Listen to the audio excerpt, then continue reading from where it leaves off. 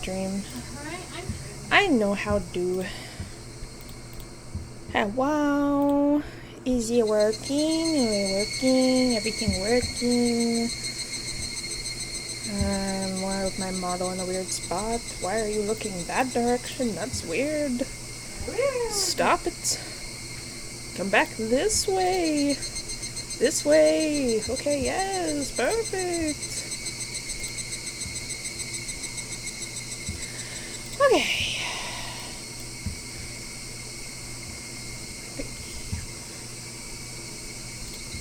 Let's move a little bit this way. Yes. We're in business, everybody. Everything seems to be working on my end. So welcome everybody. We're going to be playing some more Higurashi Chapter 8. And from what I have read on the internet, there's only 2 more chapters within this chapter. So, also I just noticed the folder file has a cicada on it. Because Higurashi means cicada. That's hilarious. Okay. So, we should hopefully be able to finish it today. And this is technically the end of the, actual main story. So we get to see how everything ends. Hopefully, maybe, possibly, perchance, perhaps. It was past midnight, almost dawn. Very quiet of the night where staying up late and getting up early melded together. It's when we're gonna make our attack. The exact thing was happening in the offices of the Okonogi gardeners. There were only 2 people on guard duty and they were playing cards. They weren't sentries, so they really didn't need to be on guard all the time. However, they weren't allowed to fall asleep either. After the TV broadcast went off the air a little past midnight, they usually ended up playing cards. Suddenly the phone rang. The phone was right nearby, so one of them answered immediately. Maida! Okonogi Zoen de gozaimasu. Hai. What? Suddenly the man taking the call stood up with a jolt. He even hit his knee against a desk, but he was too panicked to care. Ow, poor knee. Takano dashed into the underground security room in a hurry. Coffee は後よ。状況を。本当なの？はい。午前4時15分。沖宮署内で身元不明死体が R であるということが確認されたという情報が入りました。Ah, the plan is happening. We're gonna fake her death, everybody. Yes. Who, Takano? She's very pretty, but she's very much a bitch. Why do the pretty ones have to be bitches? God damn it. She's very, very pretty. Well, you see. そのサンサ。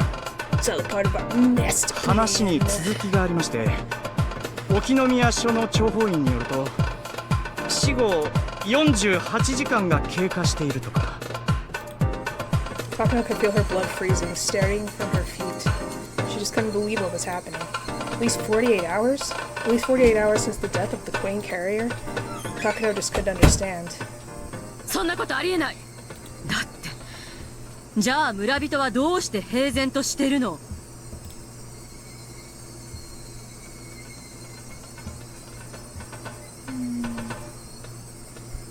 ？Refreshing my Twitch. Hold on. Okay, there we go. It's working. 早ければ36時間の段階で、つまり夕べの時点で、かなりの末期発症が出ていてもおかしくないじゃない。しかし、諜報員によると、これはかなり確実性の高い情報とのことで、村への進行上の影響を危惧して、現在署内に強い箝口令が敷かれているということです。確実性が高いって言うなら、あんたたちが見張ってたあの家のフルでリカは誰なのよ。You have to search the house now, because they don't believe you. あのさ、監視体制は完璧です。Is it perfect? Because フルでリカは Well done, 間違いなく現在あ Y'all の done 家です。 fucked up. 監視体制が敷かれて以来、彼女が外出したことはただの一度もありません。中にいたことも入江所長が確認なさっています。絶対にありえません。ならどういうことよ。警察が死体は理科で48時間前に死んだって言ってるのよ。それがデマだっていうの？そうよ、勘違いかもしれない。だって私の作戦なら今日の夜私は岐阜県警内の工作員を使って同じ手法で偽装師を装うつもりだったんじゃない？これは偽装よ。いやデマよ。何かの勘違いに違いない。 What are you gonna do about it, though? Takano wasn't confused because she was still half asleep. God damn it, mouth flaps, come back here! Fuck off, quit! Why are you not working half the times? Damn it! Takano was afraid. Her grandfather wrote in his article that within 48 hours of the Queen Carrier's death, everyone in the village would develop terminal stage symptoms. This would mean that he had been wrong. What about everyone who believed his words? What would they think? 失礼します、サンサ。 But that's only if it's true. She has to decide for herself if it's true. 東京の野村様よりお電話です。どこで鍵つけてるのよ、あの女は。私が電話をしている間に大至急沖宮署の死体を調べさせなさい。現在は非常に困難です。協力員が明朝に出勤すれば沖宮署へアプローチをかけさせ、確実に状況を確認できます。その早朝というのは何時？午前5時？6時？大至急よ。急がせなさい。おはようございます。高野です。 Not the sudden shift from hurry up! Oh, good morning! All the unit members were gathered in the office of Okonogi Gardeners, which served as a garrison for the mountain dogs in Okinomiya. ああ、わかった。わかった。沖宮署の方が分かり次第、俺とサンサに連絡しろ。それより R 宅の監視体制だが、 R の在宅確認をなぜ怠った？風邪だったということで受話器を取らなかったものと思いました。その後入江所長が訪問し在宅を確認したため、それをもって在宅確認としておりました。あめえぜ。R 宅に少なくとも誰かがいるのは間違いないんだな。はい、それは間違いなく。隊長、 R 宅に突入してはまだギリギリ可能な時間帯です。そいつはサンサの許可がなければできん。サンサも沖宮署の件が判明するまで突入許可は出すまい。突入命令に備えて R 宅監視を増員、8人体制に増やせ。隊長、今日は境内で祭りがある日です。監視はできるでしょうが突入はおそらく本日深夜まで不可能です。うまいタイミングだ。うますぎる。うますぎるんじゃねえのかこいつは。 Okonogi's rusty yet wild instincts were sounding an alarm. He sensed that someone was attacking them. He sensed that his enemy had begun to attack. He realized that the enemy had taken the initiative. People usually take a deep breath before they attack. That moment right before they strike is their most vulnerable. Okonogi assumed that whoever this enemy was, they were led by an excellent commander who knew the precise moment to strike. And that commander is like a 13-year-old girl, but you know. そういや富武に先日の診療所での会合に欠席したってな。でしたでしょうか。サンサ、俺に奴がどこに行ったか知らないかとか聞いて。 We've all turned against them, yes. 富武兄がウグイスで富武の寝床を確認しろ。 He's not in there こ anymore. いつは一杯食わされたかもしれんぜ。 He went to a different spot.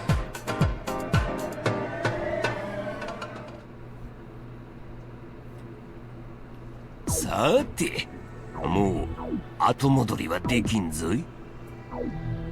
Yep, if we don't win, y'all are screwed, but, you know, you're gonna be screwed either way. さて、Might as これ well で try. 大山明堂して何がですかね。 It'll feel really good to give Takano a taste of her own medicine. Kumagai was trembling with excitement. クマちゃん、私は通信センターの方へ様子を見てきます。ここは絶対に死守してください。なっせ、死んでも誰も通さないです。後のわしの役目はかかってくる電話をごまかすことだの。わしもわしの持ち場へ戻るぞい。熊谷、ここは頼むぞ。任してください。 Kumagai closed the door quietly and stood in front of it. This was his chance to show Oishi what he was made of. Oishi was on his way to the communication center. All radio communications and phone calls passed through there first. During business hours, each section answers its own phone calls, but when they aren't open, the communication center answers them instead. どうですかこちらは。はい。 This was back when we didn't have, cell phones and stuff, so ついさっき communicating 外 had a 線経由 whole, が like, 監視課の直通 alternate 番号に一 system. 本。 It was a lot harder to navigate communication. 相手は。県警本部大高警部です。 Otaka. おお、大高くんか。へえ。 Rishi grinned. The enemy had started to move. They must have bribed someone inside the police department to be their spy. As he had started to move just as they planned, Rishi was surprised to learn that it had been Otaka. Rishi had never liked Otaka because he constantly boasted about his academic background and always opposed Oishi, who believes in relying on experience. They didn't get along at all when they worked together at the prefectural police 通 department. 話が終わったようです。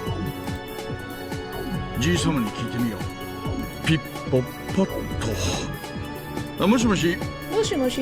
おっと、大丈夫。私いかがでした？青にさいが生きがりおってからに鼻であしらってやったわ。 You did what? いやこさん、小坂に来とる。所長の出勤を待って、朝一でこっちに直接踏み込んでくるぞ。相変わらずことを派手にしたがる性分だな。てめえの体一つで喧嘩もできないんですかね。わしもますますに面白くなってきたぜ。今の電話で眠気が飛んだわ。やはりいるな。お前の言う怪しげな連中がずるずると這い出してくるのを感じるぞい。 Things are getting interesting now. What's up next? Hey demons, over here! I don't know if you want to call the demons, but okay, come further in. Come, demons. We'll exterminate you. もしもし、富武です。 Oh, there he お is. はようございます。富武に Oh, they found out where he is. 早朝に Well, す that みま sucks. せん。山犬に動きがありましたのでご連絡します。つい先ほど山犬の Oh, no, they 前 haven't. This is a 異 different 常 guy. 招集がか Okay. けられました。目的は不明です。そうですか。 I was gonna say, that would be really bad 動 for きが him. ありましたか。 Because that means they found him. Tomitake turned on the light next to his bed and put on his glasses as he answered. Let's hope he doesn't die this そちらの time. 警察内で Jesus. 妙な情報が Dude 流 has れ been ていま killed す。 so many times, and he's always the first one to get killed. Sucks. まだ裏付けが取れませんが、女王感染者であるフルデリカの死体が発見されたというのです。 His luck is not very good. え、 Eh? 詳しい話を。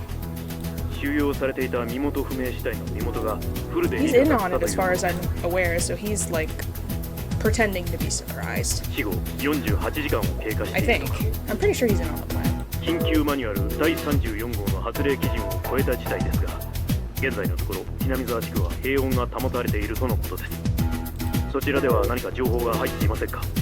いえ、私は沖宮にいますので分かりませんが、それはありえないでしょう。多分女王感染者の死亡は何かの誤報だと思います。 Is he in Okonomiya? こちらも誤報を疑っていますが、分析では情報の精度は極めて高く、ほぼ間違いないとのことです。 Almost a certainty. 未確 That 認 means で it's すが、監視課 working. 職員複数が証言していると。しかし、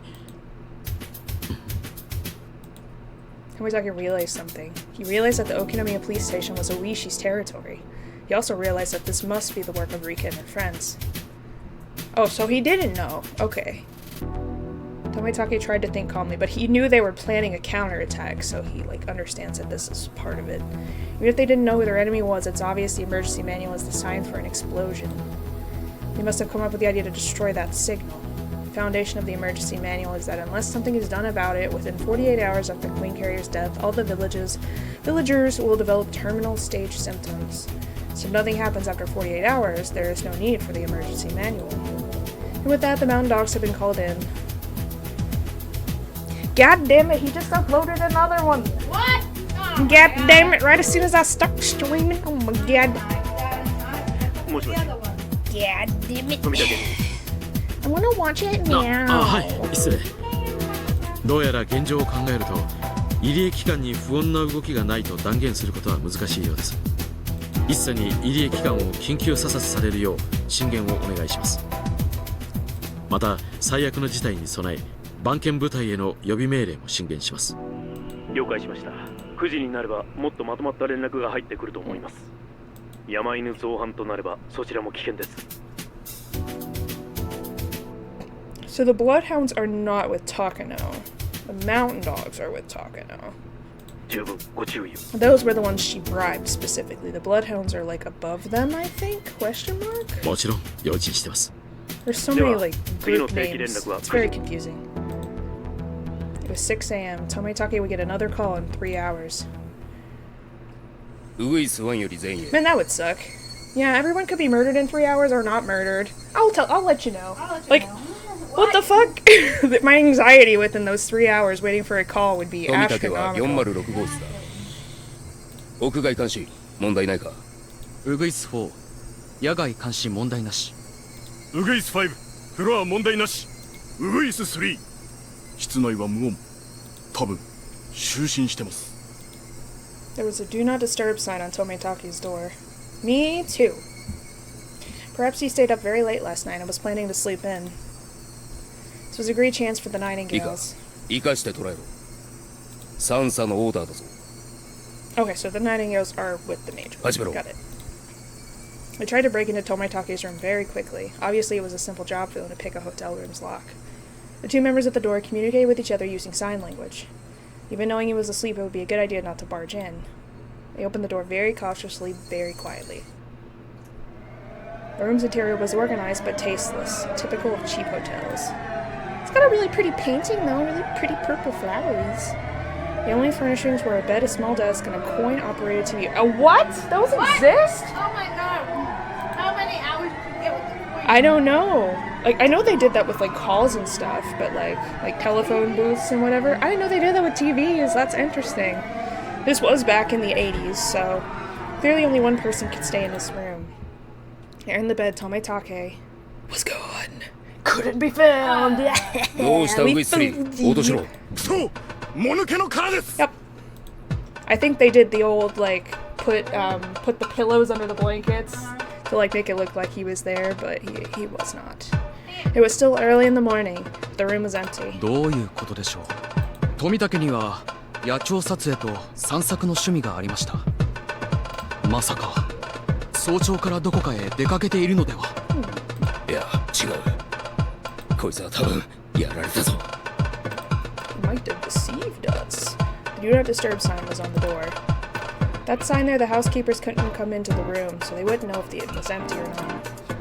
The sign had probably been on there since at least the day before. Knowing that Tomitake was planning to stay for a long period, the hotel hadn't really paid much attention. In other words, the room had been empty since then. 多分奴は襲撃を予見して宿を変えたんだ。そうか、それでしばらく姿を現さなかったのか。サンサに緊急連絡。畜生、こっちの作戦が漏れているぞ。Quickly realized he had been beaten to the punch. The foundation of the emergency manual had collapsed, and with that, the basis of the final operation was shaky. Okonogi felt that the major had panicked and rushed in, confirming what was going on too hastily. If Tomitake suspected us and went into hiding, then after caught wind of that, he was sure to come grab us by our tails. すべてができすぎだぜ。くそ、向こうの計略にきれいに決まっちまったみたいだぞ。Okonogi tried to calm himself. If he was going to investigate in secret, he could assume that Tomitake was still nearby. Children always screaming. The department in Tokyo must be the one conducting the investigation, so he must be waiting somewhere for a report from that department. Tomitake was probably at a new hotel. Probably somewhere in Okinomiya. Probably. We don't need probably. おそらく調査部が定期連絡してる相手がいるはずだ。その相手の番号を調べさせろ。そいつが獅子骨市内の番号だったらビンゴだ。Okanagi was confident about his hunch, but if what he was thinking is correct, that means his identity was about to be exposed. It also meant his operation had failed before it even started. But it wasn't a checkmate quite yet. If he could prove that the dead body at the Okinomiya Police Department wasn't R, then everything would go back to square one. All he had to do was capture Tomitake and then check the body at the station. That was all. That was all, that's it, that's normal. カラスに連絡が取れました。通話内容は確認不能ですが、電話番号だけなら何とかできると。ただし、時間が欲しいそうです。どの程度？ほんの数時間ほどだそうです。ほんのときたもんか。せかしゃしねえが、可能な限り急げと伝えろ。It was a little past 6 a.m. It's already light outside, but still too early for the cicadas to start their morning chorus. They had endured the first wave. It was now a matter of how quickly they could recover. Okinogi just hoped that the major didn't throw a fit. 隊長、カラスより連絡です。電話番号は調査中。なお調査部は9時を定時連絡時刻に定めているようです。あと3時間か。He looked up at the clock. Even the little things were beginning to bother Okanogi. Every time the second hand moved, it became more impatient, realizing the check-in time was getting closer and closer. それから、調査部長の岡一佐が番犬に対し予備命令を発令しました。任務は示されていないとのことです。ってことは、引っ込みがつくような招集ってわけだな。大事でなけりゃ訓練ってことにしてごまかそうってらしい。大丈夫だ。まだ時間があるってことだ。Are you though? 続報です。調査部長が幕僚長の自宅へ電話しています。内容は不明。大丈夫だ。大丈夫。まだギリギリ大丈夫だ。The Bloodhound's standby orders meant that they saw a very high chance of that Irie Institute revolting. The people on site must be practically certain of it. Although it's not as difficult to execute as the emergency manual, ordering out the Bloodhounds isn't that easy. They only did so because they realized that some kind of trouble is afoot. Okanogi was sure that the people who wanted to conclude matters peacefully were trying to settle things down by saying it was just a mistake. In order for the Bloodhounds to stand by without clarifying a mission is like a middle ground in that sense. The head of the research division has called the chief of staff. This was a very dangerous situation for the Mountain Dogs. In other words, the higher ranks of the SDF, or people even higher than them, had decided that the Bloodhounds could take the field. Their uniforms are hot-blooded, but the suits always push for peaceful resolutions. They still hadn't decided which way they want to go yet. Our loss wasn't certain yet. Win or tie, everything was riding on the same table. If that was the case, the call coming in at 9 a.m. from the research division didn't bode well. Okanogi couldn't say why, but he had that impression. It was just his wild instinct doing its job. He had guessed that the people in Tokyo were going to ask Tomitake about the situation in detail, then decide what to do based on that. It was possible that the head of the division, or even the chief of staff himself, might come on the phone. Then the Bloodhounds might get an order as soon as the 9 a.m. phone conversation was over, which would result in his defeat. Tokyo was still unsure. Some were still thinking it was some kind of mistake, or they wanted to think it was some kind of mistake. If Tomitake didn't answer the phone, they might send some people immediately, but they wouldn't order out the Bloodhounds. There was a chance it could end in a draw. If they found out that the body didn't actually belong to R, then, although it would corner them, they still had a good chance of winning. But they'd lose the possibility of a complete victory. Okanogi knew that Takano's clients hadn't ordered anything else but exactly that. He didn't want to admit it, but the enemy's surprise attack had succeeded. 隊長。やかましいね、落ち着けや。連中はまだ確信してない。疑っちゃいるがバレちゃいない。まだギリギリ大丈夫なんだ。とにかく先に情報を得た方が勝つ。連中が尻尾をつかむか、俺たちが尻尾をつかむか。確かに初戦の奇襲で徹底的にやられたが、まだ全滅じゃない。だから白旗を上げるんじゃねえ。とにかく待つんだ。カラスが富武の潜伏先を暴く。警察の協力員が R の死亡の真偽を暴く。とにかく今は待つんだ。耐えるんだ。失礼します。高野三佐からです。相当ご立腹の様子です。 She sounds extremely angry. She angry. She そしてチャン angry. スをまとってくれ。俺はお姫様。あ、もしもし、おこのぎです。まあそう焦らずに。まだそう決まったわけじゃありませんね。まずは落ち着いてコーヒーでも。Okunagi tried to change the subject while pretending to laugh, but all he could hear was Takano's frantic voice. He couldn't even understand what she was trying to say. I mean, half the time she talks, it's weird-ass bullshit anyways, so, I mean... Can't trust her. The second hand on the clock ticked on. Who was going to be able to smile at the end of it all? Well, hopefully Rika and her friends. That would be ideal. Today was going to be a long battle. Okunagi's instincts told him so.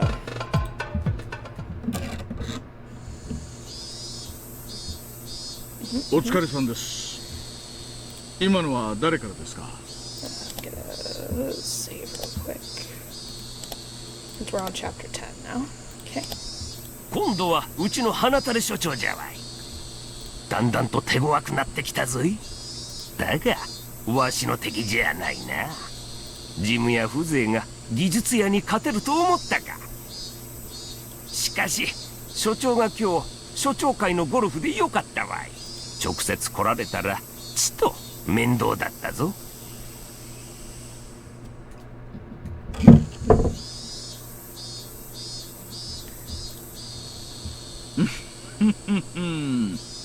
ゴルフ場から電話とは仕事してんだかしてないんだか。大高君め、所長と一緒に乗り込みたかったろうに。今頃悔しみ。間接攻撃でダメなら次は直接攻撃ですかね。乗り込んできますか、大高のやつ。所長が捕まらないんじゃ自分で乗り込むしかないと踏むでしょう。もうじき8時半か。下の窓口が開く頃だ。 Okay, so they have 30 minutes before... Morning had finally arrived. The chorus of cicadas had begun. That familiar sound would make one think it was just another day, but it was hardly going to be normal. It wasn't just an ordinary Sunday. Oh, it's on Sunday. Of course it is. Uichi and his men already realized they were grazing the tip of a huge conspiracy. 大高君の性分だと多分堂々と胸を張って正面からやってくるでしょう。自分だけが正義だと思ってるやつにありがちっすね。わしはここで電話を耐える。お前らはそいつを頼むぞ。よし、お出迎えで行きましょうかね。クマちゃんはここを頼みます。クマちゃん。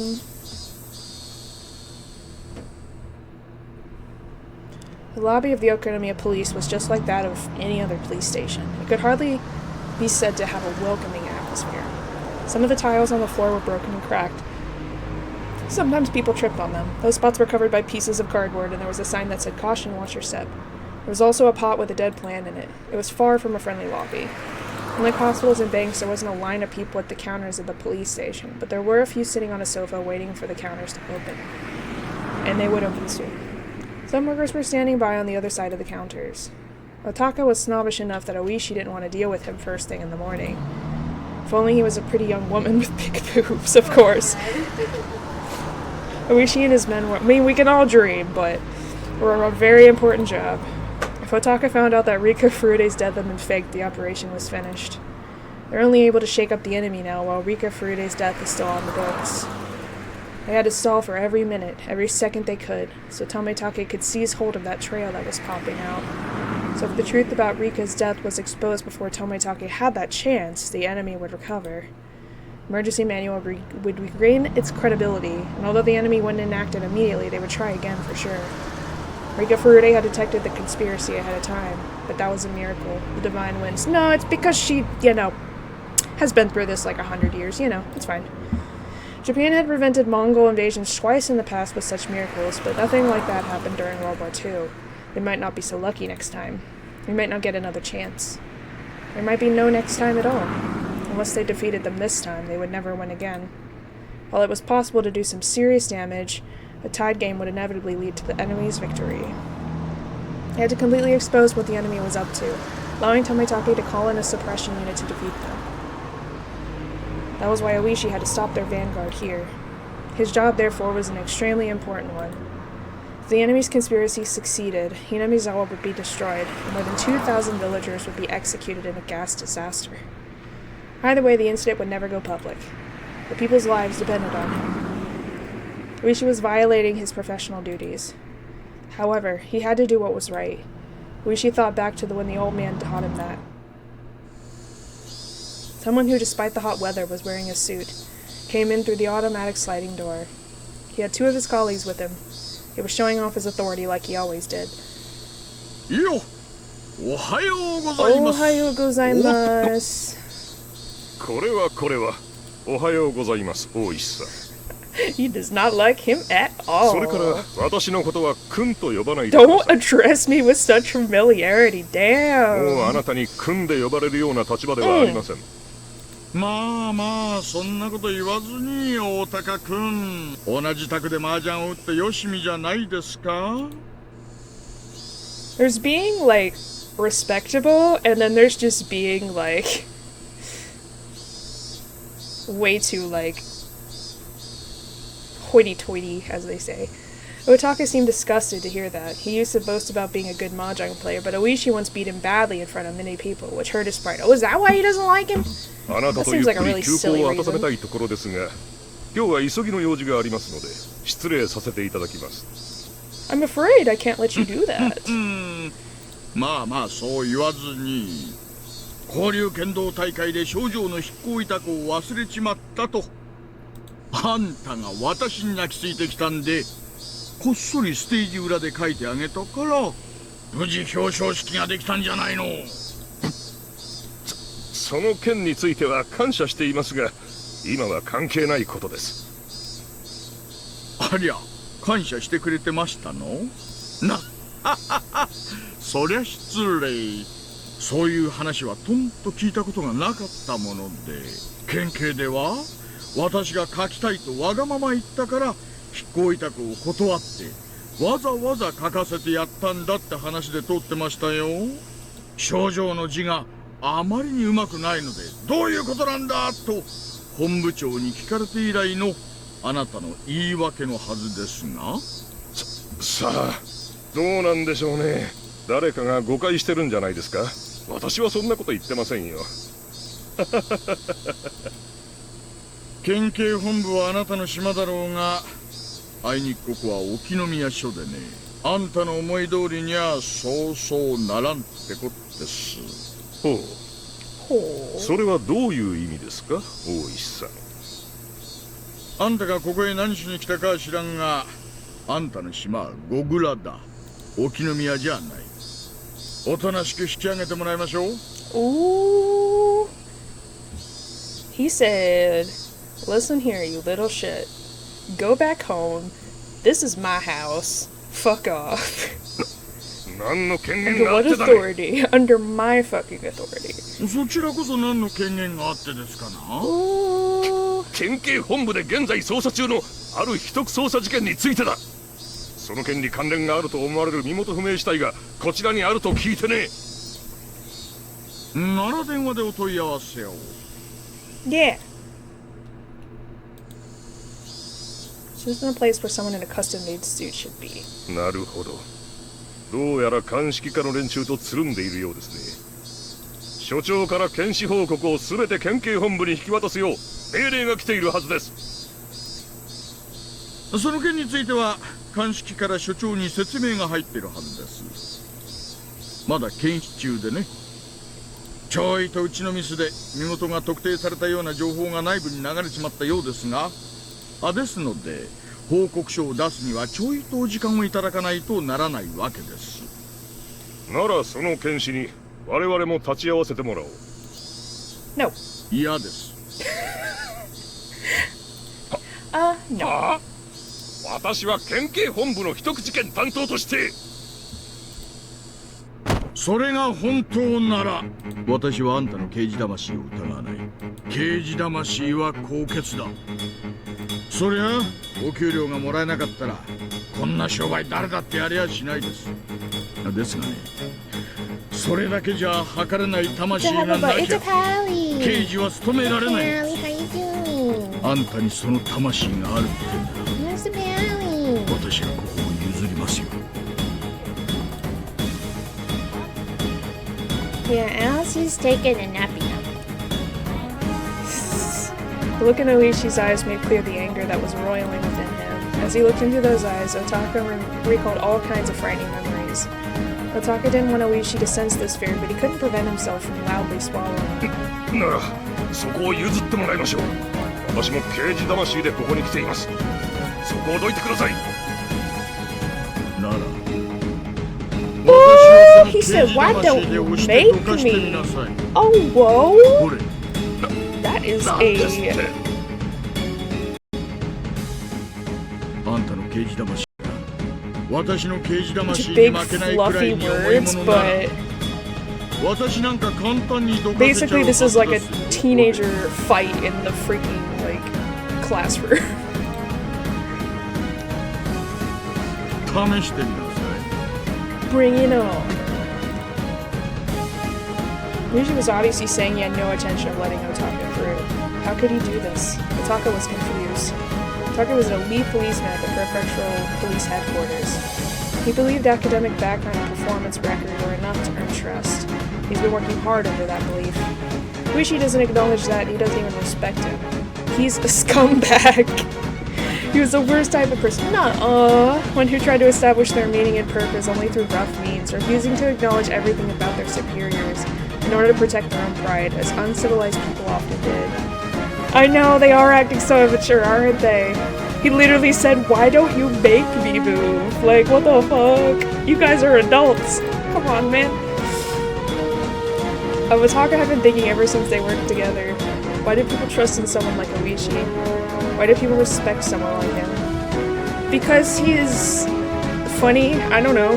Why do people appreciate someone like Oishi more than they did Otaka? Because he's personable and, like, you're really, like, mighty, holier-than-thou kind of person.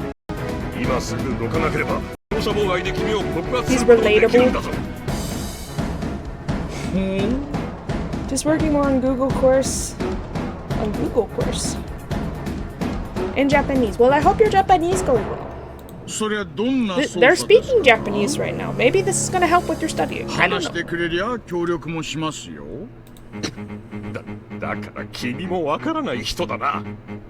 秘匿捜査だから君ごとき田舎署の刑事には話せんのだ。なるほど。全部話せないなら一部でもいい。あんたはその仕事に何を背負ってますか？背負う？ On my shoulders? What mean?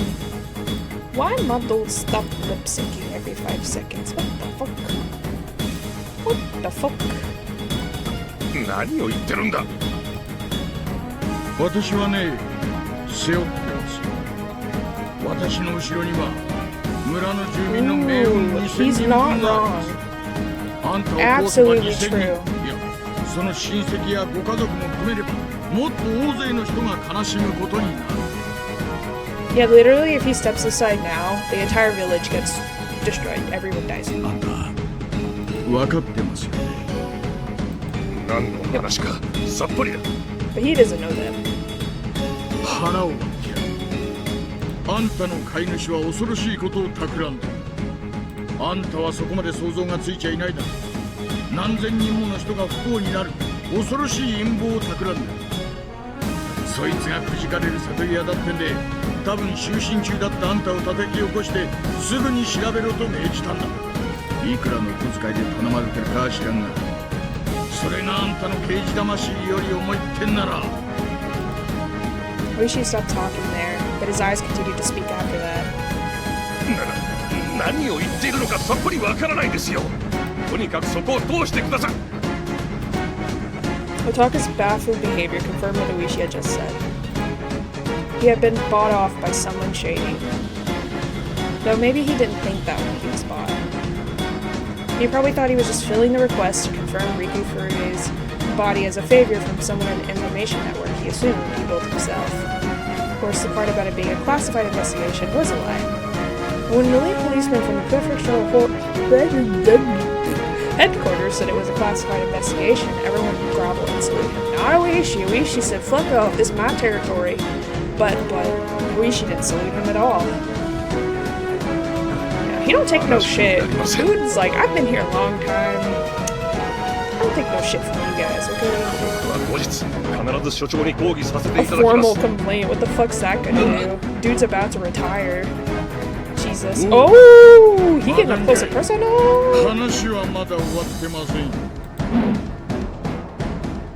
So Taka tried to walk by, Oishi grabbed him by the arm. Damn, he's serious. Taka tried to make him let go, but Oishi was just too strong. He's still really strong for an old man. ありゃ、大して力を入れてるつもりはないんですがね。あんたに真の刑事魂があったら、こんなのには屈しない。あんたの揺るぎない正義が、私なんかあっさり打ち倒して踏み越えていくでしょう。だが、あんたはこの程度の腕も剥がせない。なんでかわかりますか？離せ！てめえには刑事魂がないからだよ！ Oishi let go of his shoulder and Otaka tumbled onto the floor, sliding for more than 2 meters. これは捜査妨害だ。公務執行妨害、いや、傷害の現行犯だぞ。緊急対応しろ。 Otaka ordered his 2 colleagues around, but they didn't know what to do. Oishi was also a policeman, and obviously there was something more going on between them. Besides, they could sense one thing. Their instincts were telling them that Oishi was far stronger than them. They were no match at all. He's a strong old man. You don't mess with this guy, man. Some officers were gathering in the lobby. They all looked puzzles. 県警の青二歳が筋の通らんことを言い出したもので、ちょいと先輩として指導したまでです。 The officers alternately looked between Oishi and Otaka. They knew something was going on, but they didn't know the circumstances, so they didn't know which one to stop. Oishi was respected by the policemen in the Yokonomiya station. Everyone respected him. Oishi said that Otaka was being selfish, then he must be at fault. Oishi was generally seen as sensible. All of them thought that Oishi would only do this in a public place like the lobby. If it was something major. Otaka was feeling humiliated to get such attention. He stood up calmly, hiding his humiliation and anger. なるほど。あなたの言い分は分かりました。私も子供の使いでここに来ているわけじゃない。いい根性です。胸を貸しますよ。 Are they about to have a fist fight right now? かかってこい、青二歳が。Oh my god. そんなもんか。くそ。 Like 2 boys in the fucking schoolyard just duking it out. お前の刑事魂はそんなもんか。俺はひなみ沢2000人を背負ってる。諸葛管内2000人の命を預かってる。ならば2000人を押し退ける気迫で今回。 Damn, those big words. He doesn't have that. It was like watching a match between a sumo wrestler and a small child. No matter how many times Otaka tried to tackle Oishi, he simply crumbled against him. Oishi stood firm as if his feet were rooted to the earth. But the 3rd time Otaka tumbled to the floor, he finally realized he had been provoked. He caught his breath and fixed his hair. He said, humph. わかりました。ならばお教えしましょう。私が担当している事件は、あなたもご存知の S 号絡みです。 Oh yeah, we know the Sonozakis. That's その absolutely 経由で not とある方面から真偽を確かめてほしいと依頼されたのです。回りくどい言い方じゃわかりませんな。もうちょいわかるようにお願いします。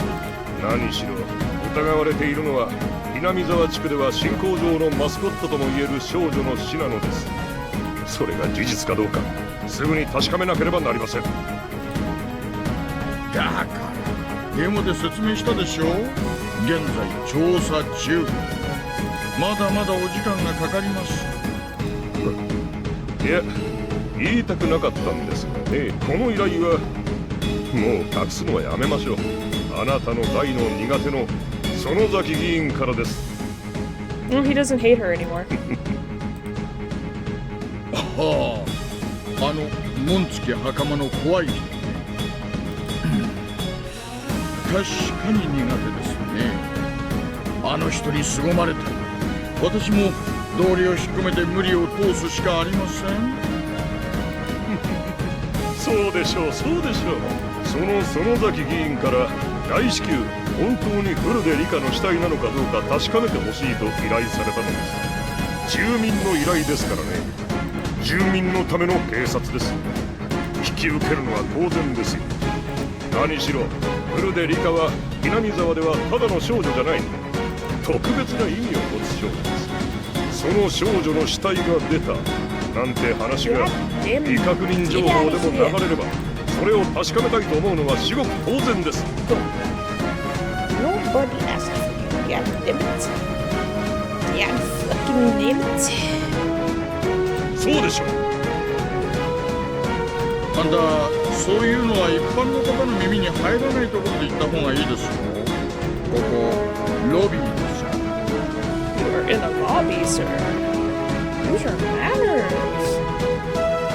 これは失礼。 Taka suddenly realized his mistake. Some people were even whispering behind him. What if they spoke to Otaka hesitantly? フルでのリカマがなくなったのは本当なのか。 ご安心を奥さん。まだそうと決まったわけではありません。それを確認するために県警から参上しました。そうです。まだそうと決まったわけではありません。現在それを確認中なのでお待ちをと申し上げているだけなのです。その確認に立ち会わせろと言っているのです。いいんですか？私は園崎議員の依頼でここに来ているんです。その私にここまでの邪魔をしてくれたというなら、それは困ったことになるのは大石さん、あなたの方なんですからね。そろそろ降参した方がいいんじゃありませんか。 Senator Sonozaki was well known in this area as an extremely tough congressman. People who knew about him continued to whisper. Otaka grinned when he heard them whispering. He realized that Inoki no Miya was far more effective than he thought it would be. あらやだ、三郎さん、そんなこと頼んだのかい？そこの県警さんや、それ園崎議員さんが本当に頼んだんですかいの？ These are actually Sonozakis. ええ、そうです。私が議員から直接依頼されたのです。どうです？大石さん、さすがに降参では。People continued to whisper. Representative Sonozaki is a big name around here, Otaka thought. Anyone gangster would give away if someone mentioned his name here in Okinomiya. さあ、議員が怖かったらそこを開けてもらいましょうか、大石さん。ああ。Oh, not the music. 反則切符の再交付は8番の窓口でご相談を。はあ？私がいつ反則切符など。 Oishi suddenly started to talk about something completely different. In fact, Oishi was looking at something behind Otaka. Huh? Who was he talking to? Otaka wondered. Oh yeah, she said she got a speeding ticket the other day, or a parking ticket. An old-fashioned elderly man and a lady in a kimono were standing behind him. When Otaka's eyes met with hers, she smiled at him. She's definitely my type, Otaka thought. Yeah, don't try it. Don't fucking try it. なあ、お前さん、本当に園崎議員に直接依頼されたんだね。秘書とかそういうのじゃなく。そうですとも。こう見えても園崎議員とは懇意な関係でしてね。直接お電話をいただくこともあるのです。The elderly man continued to listen with a puzzled expression. お前誰じゃい？あ？名乗るほどではありません。県警本部に勤める一警官に過ぎませんよ。あまりにもできすぎたシチュエーションです。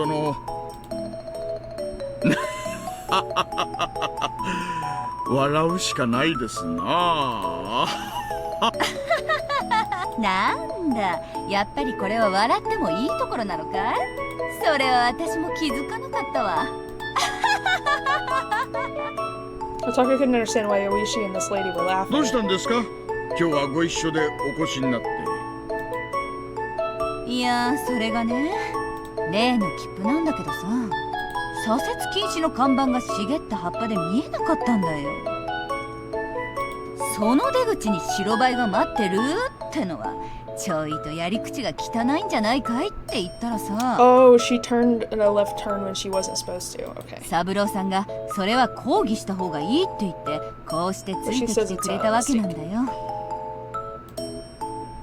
ああ、行動の樹木は市役所の管轄ですからね。よくそういうのうちに来るんですが、なんともしがたいんですよね。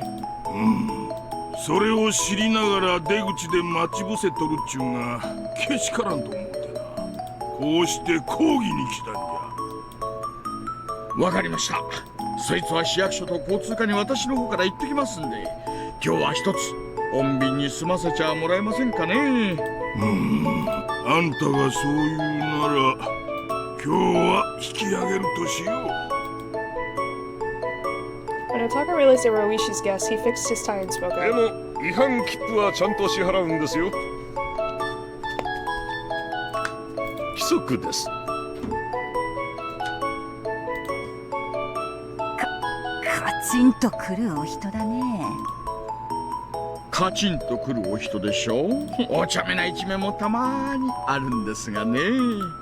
私は今そこの大石刑事と重要な話をしている最中なんです。さあ、お二人とも用が済んだらお帰りを。そして良い一日を、奥さん。良い一日をね、県警の旦那も。Grab. The two of them grabbed Otaka's shoulders from behind. The lady grabbed his right shoulder and the elderly man grabbed his left. 県警の旦那。Oh no. This is why you don't mess with the Sonozakis, bro. 私は生まれてこの方。何かわかるかい？は？ One of them is a liar, I 一つは think. 椎茸。 What is she talking? Mushrooms? I also don't like mushrooms. 生まれた時からこいつだけは苦手でね。食うのもダメだし、出汁を取ったのもダメさ。もう一つは嘘。 The second one is a liar, yep. 食わされるのもダメだし、出汁に使われるのも気に入らない。ここまでコケにされちゃいけないね。石骨の鬼姫、園崎茜。売られた喧嘩は値引かないのだけが自慢さ。園崎家のあんたが言うな。あと鬼姫って部分を一市民に置き換えれば完璧です。は？Police officers and citizens in the lobby and Otaka's colleagues didn't know what was going on. ご説明します。こちらは園崎茜さん、鹿骨市婦人権友会の副会長さんです。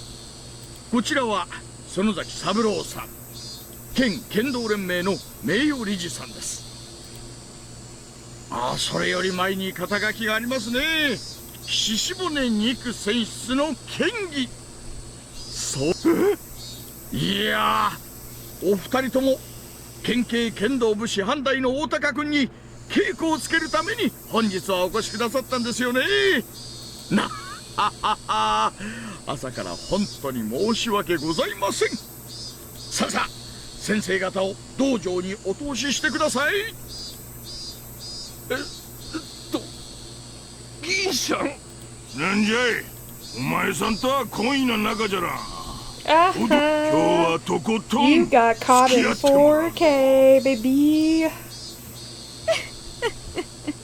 That's hilarious. 私も久々に燃えてきた。 The two of them were still clinging to his shoulders and laughing meaningfully. Otaka laughed along with them.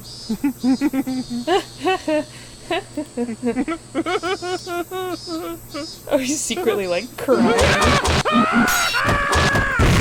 Get fucking wrecked, Otaka. Damn, dude did not have a chance. Of course, Oishi probably would have taken care of it regardless of whether they were there or not, but the fact that they were there made things a lot easier for him. 確かですわよね。確かに昨日の時点で入江所長は女王感染者が在宅しているのを確認したんですわよね。在宅を確認なんてひどい。夏風邪をひいたというので様子を見に行ったんです。ですからリカさんの死体が見つかるなんてありえるわけがないじゃないですか。そうですわよ。ありえるわけがないんですわ。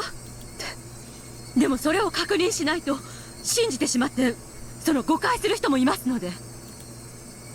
誰が何の誤解をするんですか？そのフルでリカが死んだなどと村に知れたら大変な騒ぎになりますし。I'm certain that she's lying. I don't even need to wait to hear from Tomitake. Takano's objective is the execution of the emergency manual. Its premise is about to be destroyed, and that's why she's panicking. She finally found someone who showed an interest in her research, which made her feel better about herself. Yet that someone is about to cut her off, and that's why she's panicking. She's as pitiful as can be. If it were possible, if there was a way to reach out to her, I would reach out to save her from drowning. My hand will never reach. Won't reach her unless she reaches out. She's drowning, but as long as she refuses to seek help, I'll never reach her. Till she realizes it herself, no matter how much I reach out, she'll refuse my helping hand. However, my selfish imagination will have to stop there for now. Is Rika home or not? If she goes into the details, she'll become suspicious of me, since I told her I saw Rika at home. That will put me in a very dangerous position. A man who had been on the phone for some time put down the receiver.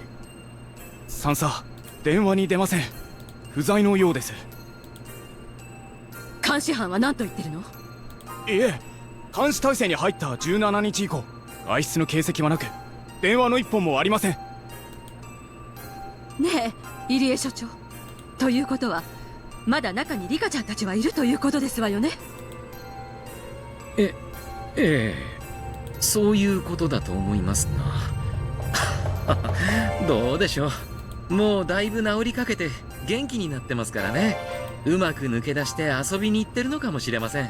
ほら、今日は綿流しのお祭りじゃありませんか。リカさんの家の近くには確か模擬店部会の水場が設けられていたはずです。人の出入りも多いですから、監視の方が見逃してしまった可能性も。どうなの？そんなことはありえるの？入江所長が出られた後には必ずシールしています。まさか窓から出たのでもない限りありえないでしょう。山犬はあくまでも R は家を出ていないとそういうのよね。そうです。間違いありません。 R は R 宅内です。そして17日以降一度たりとも外出していません。絶対に在宅しています。それを確認したのが入江所長だけで、山犬の誰一人確認していないのにそうだと言える。One of the mountain dogs looked at me. I swallowed and then nodded to him. ならどうして沖宮署で R の死体が出てきたりするの？ですからそれは誤報の可能性も。その後の情報では身元不明死体の検視はまだ終わっておらず、フルで理科であるというのは何者かの憶測に過ぎない可能性が高いと。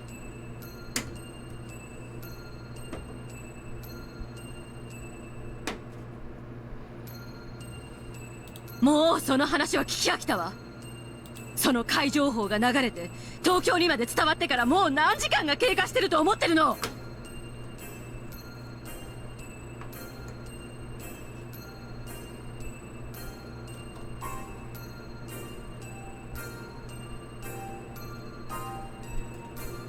このままでは東京に。Takano realized what I was standing next to her and shut her mouth. Could hardly tell what she wanted to say, though. サンサ、東京の野村様よりお電話です。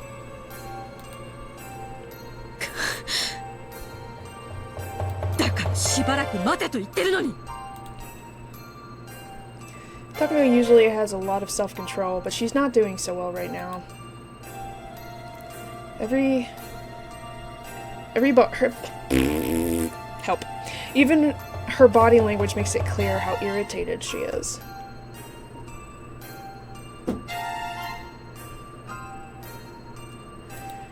She's breaking. Does she have a habit of scratching herself? She folded her arms. I could see marks where her nails touched her skin. She's clearly not doing well. 高野さんはお忙しいようですね。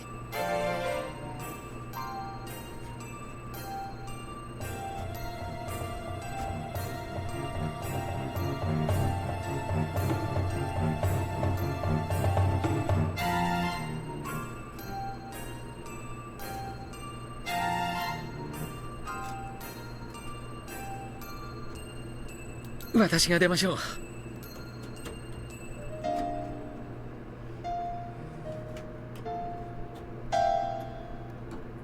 野村さんですか？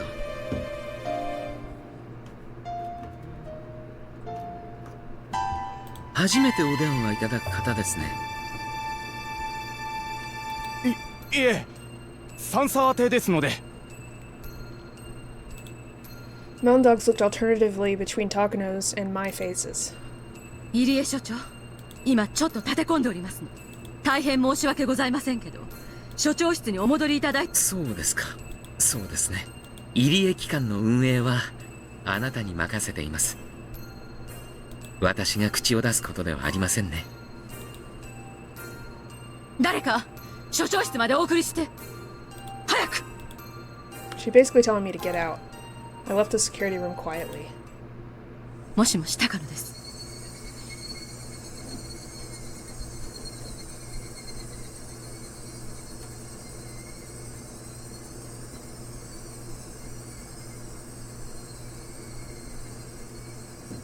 お待たせして申し訳ございません。何度もお電話して申し訳ございません。いかがですか？沖宮署の情報については確認できましたか？申し訳ございません。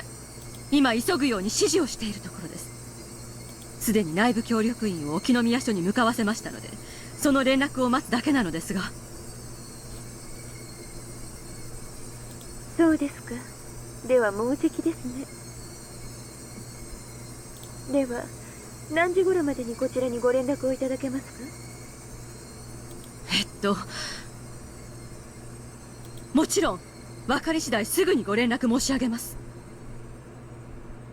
ただそれがいつになるかはお約束が難しいのですが、大至急、急がせておりますので。You're panicking. さんさん You're panicking. 飛行機に乗ったことは終わりですか？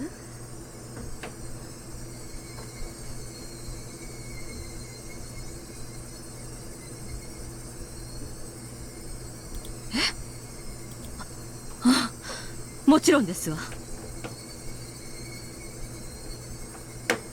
飛行機が離陸するために加速するとき、この時に大きな出力を得るためエンジントラブルを起こすことがあるのだそうです。Right. その時まだ大して速度が出ていないならブレーキをかけ離陸を断念するそうですが、もしすでに十分な速度が出ていた場合はブレーキはかえって危険なためそのまま離陸をしてしまうのだそうです。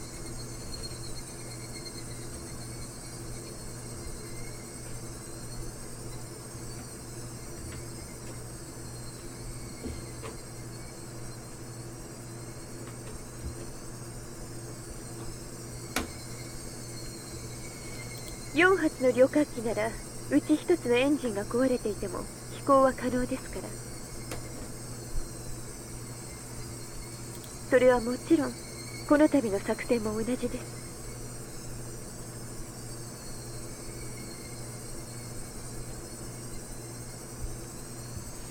エンジンは一つではありませんから、十分な速度が出ていれば離陸に踏み切るでしょう。後のことはどうとでもなります。ですがこの度の作戦という飛行機はまだ十分な速度どころかこれから離陸しようという段階です。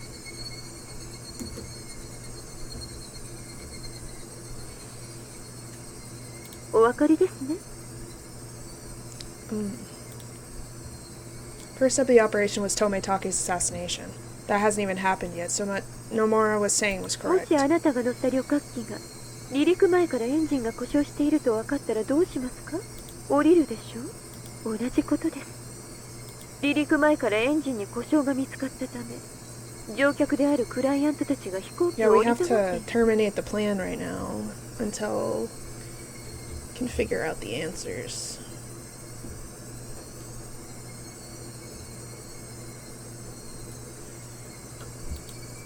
If they were already at the point of no return, then a little mistake wouldn't matter that much. Since they're still before that point, they're overly cautious about even a tiny mistake. それが本当に故障なのか、今点検させているところなのです。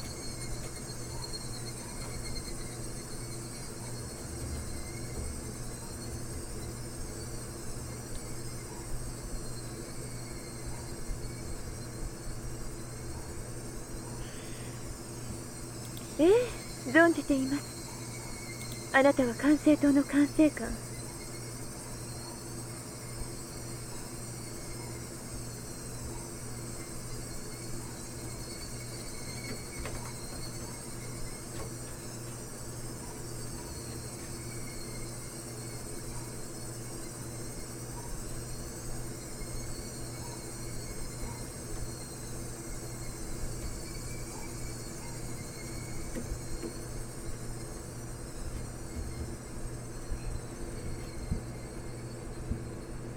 私は彼らをなだめる添乗員。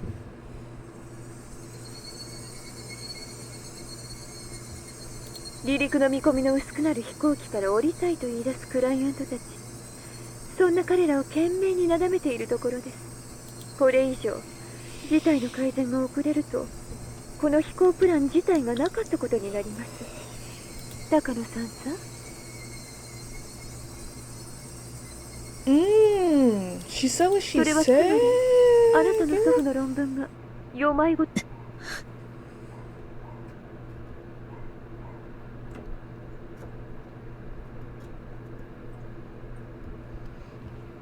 一人の少女が死ぬと村人が全員錯乱する。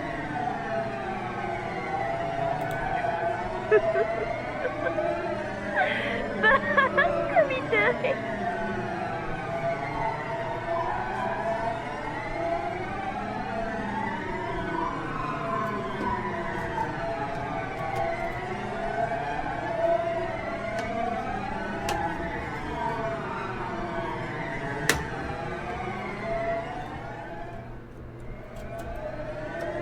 That's so silly.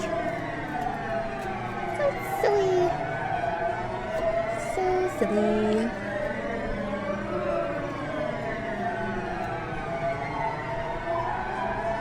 何を根拠にそんな世まいごとを。この分厚い研究結果は全てそんな空想論文だ。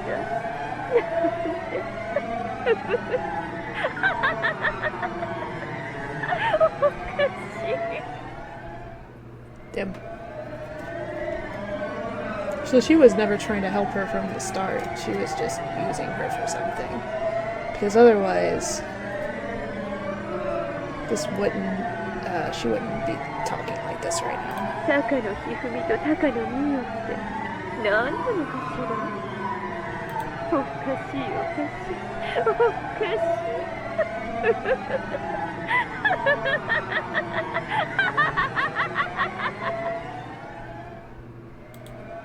Takano ground her teeth.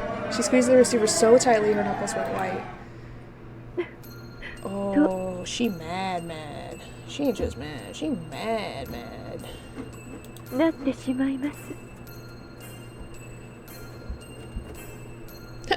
Anyway. お分かりですか？これはあなたとあなたの尊敬してやまないおじいちゃんの名誉を守るためでもあるんですよ。お気遣いをありがとうございますわ。安心してください。私はあなたの唯一の味方です。Are you あな though? たにとって You don't seem much like 一 an 番 ally 幸 right せに now. 報われる結末になるよう最後までお手伝いします。ですのでどうか私の顔も立てて沖宮署の動向を確かめてください。私も努力してますけど、機嫌を損ねるクライアントの皆さんのお相手は楽ではないもので。ご迷惑をおかけします。もうしばらくだけご猶予を。ええ、はい、失礼いたします。Takano made sure that Nomura hung up. おこのぎから連絡はまだないの？電話して。三佐、つい10分前に電話したばかりです。情報が入ればすぐに連絡してくることになっています。少しお休みになられては。Okay. I am going to have to take a quick potty break. I will be back.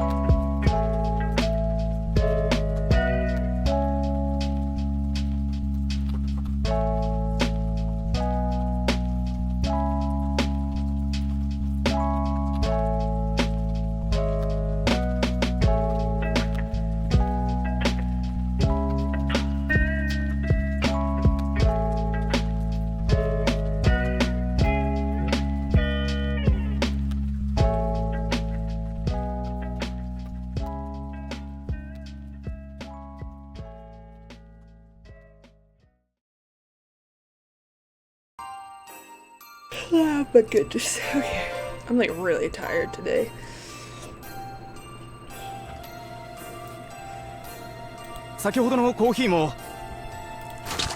Unit member tried to serve a cup of coffee to Takano, but she knocked it aside. The cup fell on the floor, making a black puddle. Everybody in the security room went silent. Nani yo? ボケっとしている暇があったら誰かモップでも持ってきな Even さ if you fucking spilled it, you clean it up. 10分前に電話してても構わない。もう一度かけて催促して。沖の宮署の死体がフルで理科ではないという裏付けと行方不明の富武の確保よ。Takano was starting to realize something. Right now she could sense there was something behind Tomitaki's disappearance. Tomitaki must know something about what's happening at the Okinomiya police station. He might look dumb, but he somehow found out about the plan and he was trying to mess with Takano. So Tomitaki was clearly behind all of it. Takano had been intending to let him enjoy the festival that night if he behaved. Ooh, she mad. The quickest way for Takano to be certain of what was happening would be to see Rika Furude's face at her house. But she couldn't leave and she couldn't trust Irie.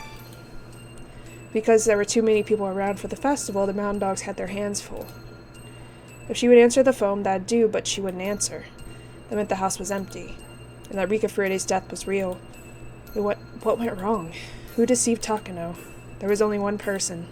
The only person who claimed that he saw her at the house. Irie was the most suspicious person around. Tomitaki had left the hotel and was nowhere to be found. Maybe Rika had left her house and was hiding somewhere else. In other words, Irie betrayed her and was in contact with Tomitake? 入江所長に監視をつけなさい。まさか所長の在宅確認が。I mean, he is the only one that saw her, so it makes sense that she would start to pick that up. どうして所長が？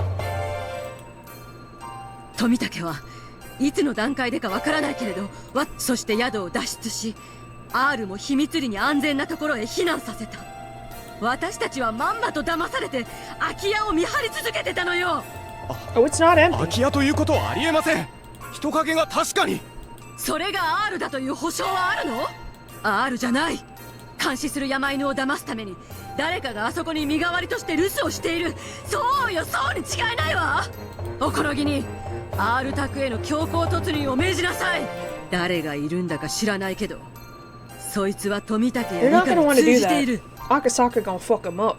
そいつを締め上げるのよ。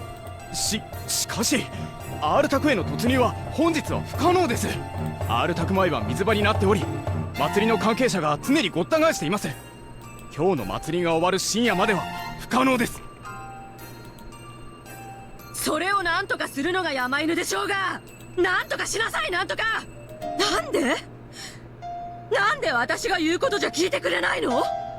私の言うことは聞けないっていうの？私の上の保護者の言うことじゃなきゃ聞けないっていうの？The unit members could only watch in silence. They knew that nothing could come for her. The noise of the phone suddenly broke the silence. Takano practically jumped. はい。さんさカラスが東京調査部の定期連絡先の電話番号特定に成功したとのことです。電話番号はししぼねしない。山犬が住所の特定作業に入りました。富武だ。間違いない。ひばり、腕利きを集めろ。奴は用心してるぞ。抜かるんじゃねえ。白崎はバックアップしろ。了解。ひばり湾より全範囲へ。突入先が特定され次第出動するぞ。全員登場しろ。くそ、電話会社の協力員はまだか。調べさせてます。5分です。It was 8:45 a.m. They didn't know where in Shishibo he was staying, but depending on where it was, it might be too far to get there before 9 a.m. They would have to depend on luck. バカ野郎、5分じゃねえ、50秒だ。何やってやがんだ。端末に番号を打つだけだろうが。来ました。住所は市内平坂1丁目のホテルモデラート。交換機を経由しているため部屋番号は不明。聞こえたな、ひばり。了解。出動。Luckily, Hirasaka Block 1 was close enough. Okonogi had been right. Tomitake was hiding nearby. The garage doors of Okonogi Gardeners opened one after another, and the white van sped off in a hurry. やら今度はこっちの番だ。まさか調査部に俺の子飼いが混じってるとは思わなかったろうよ。こっちが今度は貴様を奇襲してやるぜ。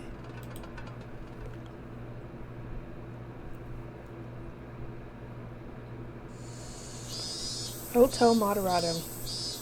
Despite its name, it had a cheap stained sign out front. A dilapidated business hotel on the outskirts of town, the perfect place for someone to lay low in. They might draw in some guests if they renovated the building into a more modern love hotel. It's clear they didn't have the capital for renovations that could go under any minute. That's the kind of hotel it was. Tomitake was staying in one of the rooms on the second floor. The interior of the room was worse than his previous hotel. It only had a bed and a phone, but that phone was what he needed most at the moment. If he didn't have to receive regular reports, he would keep changing hotels, which was safer. But he needed up-to-date information from the research division, and his course of action would change according to that information. Moving about unnecessarily might cause miscommunication in case of an emergency. Tomitake never suspected there was a spy in the research division. The ticking sound from the clock echoed through the room.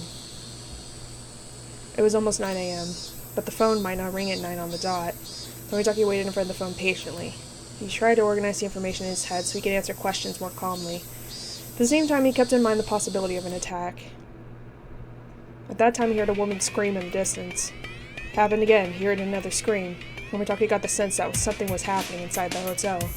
His intuition told him that someone was checking every single room with a master key. Tomitake opened the curtain a little. He saw several mountain dogs who were blocking all the ways out of the hotel. How long had they been there? Finally, they had finally found where he was. Tomitake could hear their loud footsteps. He heard voices too. His cheap hotel wouldn't have chains on the door. They had no means to pick up the master key. Tomitake could tell whether there were around 20 of them. Maybe there were more. It would be no use trying to fight with them. All he could do was hide. Under the bed, in the bathroom. At the very least, the ceiling wouldn't open up like in the movies. Should he jump out the window? It was the second floor after all. It was perfectly possible to survive a jump.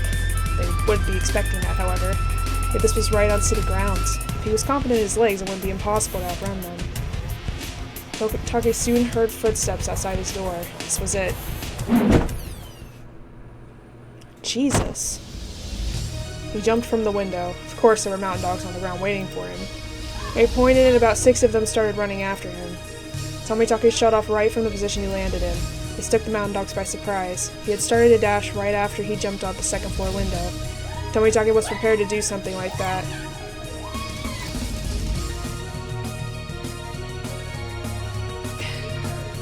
Tomitake was prepared to do something like that. He had been training in case of an emergency just like this one. ひばり店よりひばり湾標的発見追跡中応援求むひばり湾より白崎標的は裏通りを西に向かい逃走制圧しろ白崎了解白崎234そっちへ行くぞ来たぞやつだ Three members of the mountain dogs jumped out from behind the streetlight and stood in Tomitake's way. They prepared to stop him, but Tomitake kept running at full speed. They quickly realized he wasn't running towards them to knock them down. He was trying to run past them. There was no point in them taking a fighting position. They lowered themselves and tried to tackle him simultaneously. Tomitake jumped over them. He jumped over them like an Olympic athlete leaping over a hurdle. But he wasn't an Olympic athlete, and they weren't hurdles. Tomitake's heel struck one of the dogs. The two flaky Tomitake thought they'd seized hold of him. However, as he flew over them easily, he grabbed onto the two of their heads and smashed them against each other. Tomitake knew this wouldn't stop them, but at least he gained a little time to run. 標的西側都市線を突破追跡中バカ野郎何やってんだ白崎店車両で回り込め2つ先のブロックを左折で9時方向に奴を捉える大丈夫かくそー逃がすなの野郎なんてバカ力だくそ話が止まらねえ Tomitake saw a van with its door wide open ahead of him. Couldn't stop in time and it hit the wall. As soon as it stopped, several mountain dogs jumped out of the van.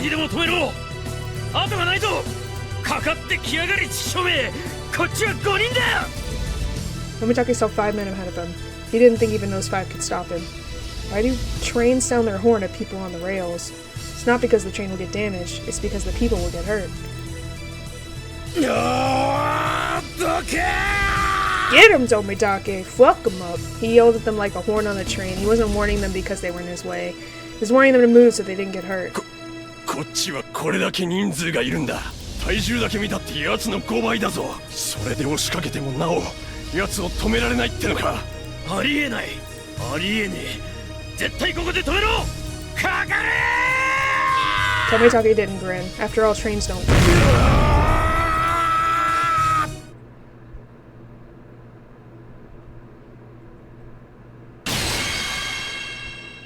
富武の確保に成功しました。Well shit. 本当？あっさりだったわね。いろいろと聞きたいことがあるわ。殺しちゃダメよ。こっちへ連行して。どうせ殺すけど。彼には似合いの死がすでに用意してあるんだからね。The phone continued to ring inside of Tomitake's empty hotel room. Within 30 minutes, Tomitake was dragged through the back door of the Irie Institute wearing a gag and handcuffs. Tomitake didn't even move as though he was sedated. The Mountain Dog members had carried him out of the van. Irie saw Tomitake from his window and came out of his office in a hurry. Takano was already there. これは何事ですか、高野さん。Mountain Dog silently glared at Irie. He realized that he shouldn't have left his room.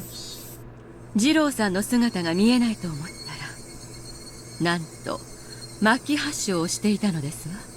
不審に思い、山犬たちに探させていて正解でした。末期発症？富武さんがですか？ Of course, Tomitake didn't reply. Irie decided not to say any more. そうですか。それはとても不幸なことです。すぐに治療薬を投与してください。もちろんですわ。投与の間に合う段階だといいのですが。Irie already knew.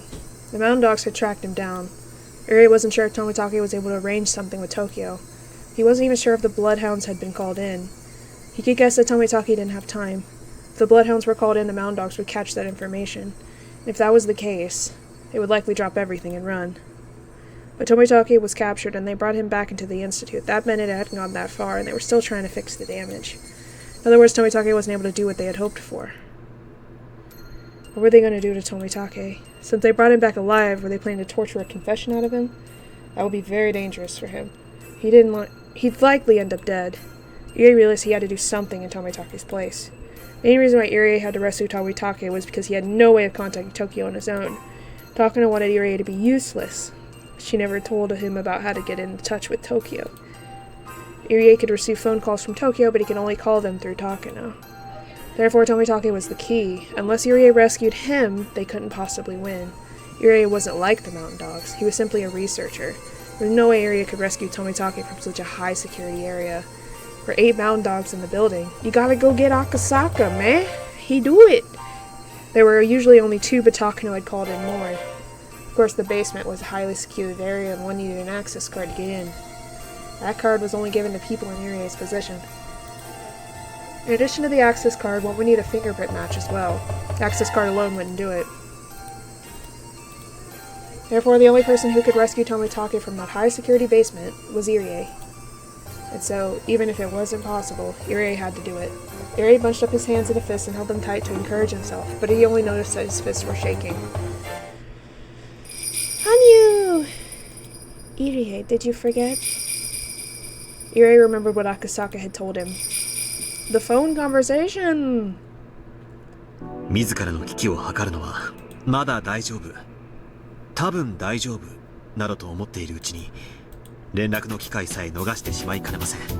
少しでも嫌な予感がしたら緊急時と判断していいでしょう。陰謀の度合いから考えて敵は私たちを生かしはしません。くれぐれもご用心を。Irie felt the cold sweat pooling on his back. Was this the emergency Akasaka was talking about? He shouldn't think that it was still okay. He might lose the chance to run. He realized that trying to do something by himself was foolish. He had his security access card, true, but that didn't mean he had to rescue Tomitake by himself. Just like how everyone else was trying to combine their efforts, he should also ask for help. Also, Tomitake was in their hands, which meant that the mountain dogs had realized they were under attack and were preparing to counter. It was very possible they were suspicious of Irie, too. Once they broke into Rika's house, Irie's lives would be exposed. Indeed. This was the emergency Akasaka was talking about. Irie had realized that. He was already in danger. He needed to leave immediately. The Sonozaki residence was their gathering spot in case of an emergency. His allies were congregating at the Sonozaki residence. He should explain the situation to them and think about how to rescue Tomitake. Takano probably wouldn't kill Tomitake immediately. She was intended killing that night as the 5th year's curse, so there was still a little time left. He had all allies, and with his security access cards, there was still a chance to rescue him. Irie had to let Akasaka know that he was escaping. If they became suspicious of Irie, they would check the house, and Akasaka would be in danger too. In other words, it could cause a chain reaction. Irie didn't miss his last chance to escape, but he still had to do his final job. Irie picked up the phone at his desk, called Rika's home number, and left. He continued to ring like that, sounding the emergency signal. Irie thought back to when he wondered how long he was going to stay in this director's room. He never knew this day would come so suddenly. He had noticed the framed picture of his parents on his desk. Irie had become a doctor so he could clear up the misunderstandings between his parents and regain his family ties. How did he get involved in something like this? He would return. He would return and continue the fight against Hanamizawa syndrome. He vowed to himself he would never abandon that responsibility. 必ず戻ってくるよ、父さん、母さん。Irie said his final goodbye and left the director's office. サンサ、所長室の内線から外線へ通話中です。電話番号は R 宅です。え？どういうことそれは？盗聴できるの？もちろんです。ここでもモニターできます。One of the members flipped a switch. There was the sound of a ringtone. 一体このタイミングで入江所長は何をあの家に電話しようというの？やはり R は在宅していて、富武を捕らえたことを連絡しようとしているのでは。ありえないことじゃないわ。聞かれてるとも知らずに。What was Irie going to talk about? Takano waited patiently to eavesdrop on a conversation. There was nothing but a ringtone. It had been over 30 seconds. There was no answer. Nobody was home. 所長も根気がありますね。必ずいるはずだという強い確信があるのでしょう。さん裏口のモニターカメラに所長の姿が。The black and white quad display monitor showed Irie running out the back door. どういうこと？じゃあ誰が所長室から電話をしているの？ Not him! Takano became utterly confused, but the ringtone continued. It couldn't be. Takano finally realized what was going on. 罠よ。奴は私たちが監視しているのを知ってて、入江は裏切り者の仲間よ。捕らえて。一回保安室。入江所長を制圧せよ。標的は裏口から職員駐車場へ。The two mountain dogs who were playing cards in the security room on the first floor jumped into action. The security room was located next to the back door, so Irie was still within reach. Irie had made a serious mistake. He could have left the clinic during the 30 seconds Takano and her men were listening to the ringtone. When he got to the parking lot, he realized he forgot his car key on his desk. No! So he had to go back and get it. It was only at this point that he realized he shouldn't have gone back. He should have escaped on foot. Irie wasn't used to emergencies, unlike Akasaka. It's a typical mistake any normal person would have never gone through anything dangerous or would make. Although he made mistakes, he didn't forget to call Akasaka. People usually become extremely clumsy when they're in a rush. All he had to do was turn the key, but he couldn't even do that smoothly. He kept turning the key. Finally, the engine started. Irie still thought that he was alright. Even if one of them questioned him, all he would have to do would be to say that he was going to go out to get something. He realized the handbrake with his... When he released the handbrake with his sweaty left hand, he saw two of the mountain dogs dashing out the back door. The two of them looked around Irie's eyes and met with one of theirs in the rearview mirror. He pointed at Irie's car and the two of them started running towards it. Two of them looked extremely serious and certainly not like they were chasing after him to return a dropped pen. Get out of there! Irie's body was soaked with sweat. Before the two of them could jump on the car, Irie stomped on the gas pedal and the car took off after spinning its wheels. Of course, the dogs didn't give up. They got into their own car and started to chase after Irie. 保安より所長は車両で逃走中。強制停車させますか？三佐高野よ。おそらく行き先は古出神社ね。神社に行かれたら今日は人だらけ。多少の怪我も構わない。行かせてはダメ。強引に停車させなさい。保安了解。これより強制停車に移る。念のためバックアップを送れ。どうぞ。本部了解。ウグイスをバックアップに送る。だがバックアップは待つな。直ちに制圧せよ。Brown dogs had Irie's car in their view as it ran away at full speed. They have to find a perfect spot and timing to stop him. It's not easy to drive a car when you're in a rush. Of course, the more you step on the gas pedal, the more speed you gain. When you're in a hurry, you can't control the steering well enough to escape quickly. Irie could see his pursuers in his rearview mirror and was completely distracted by that. He was driving carelessly. His driving was so reckless he could easily get into an accident on his own. As the fear was driving him into confusion, he made a wrong turn, and that mistake made him even more confused and panicked. 所長、そん一発で免停だぜ。Although the two guys were ordered to stop him, they were starting to think Irie was going to get into an accident without them doing anything. They'd rather not drag this into a car chase if they didn't have 追跡 to. 中の保安車両へ。こちら大鳥1。聞こえるか？隊長だ。こちら保安車両。現在追跡中。現在地は5丁目付近林道。詳細な位置は不明。本部要請につきバックアップに向かってる。到達予定は15分後。こっちは当てにするな。俺だって間に合うわけねえと思ってんだ。Okanogi grumbled. He had to leave Okonomi in a hurry to respond to Major Princess. Because of the distance, there was no way he could get there in time. Even so, he was still ordered to provide backup. He could have explained, but the princess wouldn't have listened to him anyway. Mountain dogs who were with Okanogi smiled bitterly. 追跡の方角は最悪の場合、町の方へ抜けます。そいつは許すな。山狩りはしてやる。足を破壊しろ。そこに人目は？武装は？両脇は深い森林です。人目はなし。武装は保安車両常備の短期間銃が1。The guy in the passenger seat reclined it and climbed into the back. He lifted one of the seats and took out a black machine gun. The paint on one corner was coming off and that shiny silver metal was exposed. It was a machine gun, but it didn't look as powerful as any ordinary one. However, once the dog extended a shoulder stock and set it in place, the weapon looked far more vicious. 保安常備は MP5 だ。A5 か SD3 か。The man in the back seat looked at the uniquely shaped gun barrel. It was thick and long. SD3 です。サイレンサー付き。発砲を許可する。フルバーストでタイヤを破壊しろ。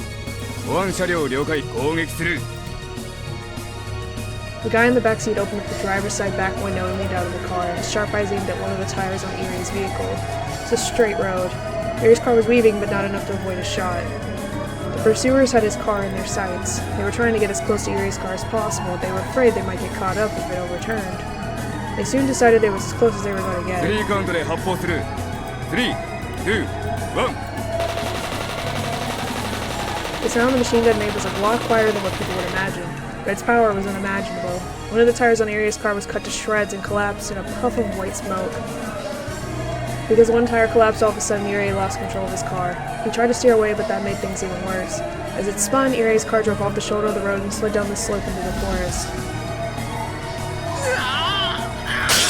The sound of trees breaking and his car being battered from every direction disappeared down the slope. The pursuers stopped their car and looked around after it, but the plants were growing so high it was impossible to check from there. 攻撃成功。標的車両は斜面を転落。死亡の可能性もあり。これより徒歩で追跡。大鳥湾了解。ウグイスが周囲を探し回ってるぞ。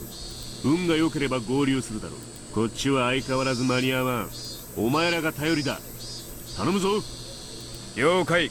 更新を終わる。行くぞ。The mountain dogs left their car and headed into the woods without hesitation.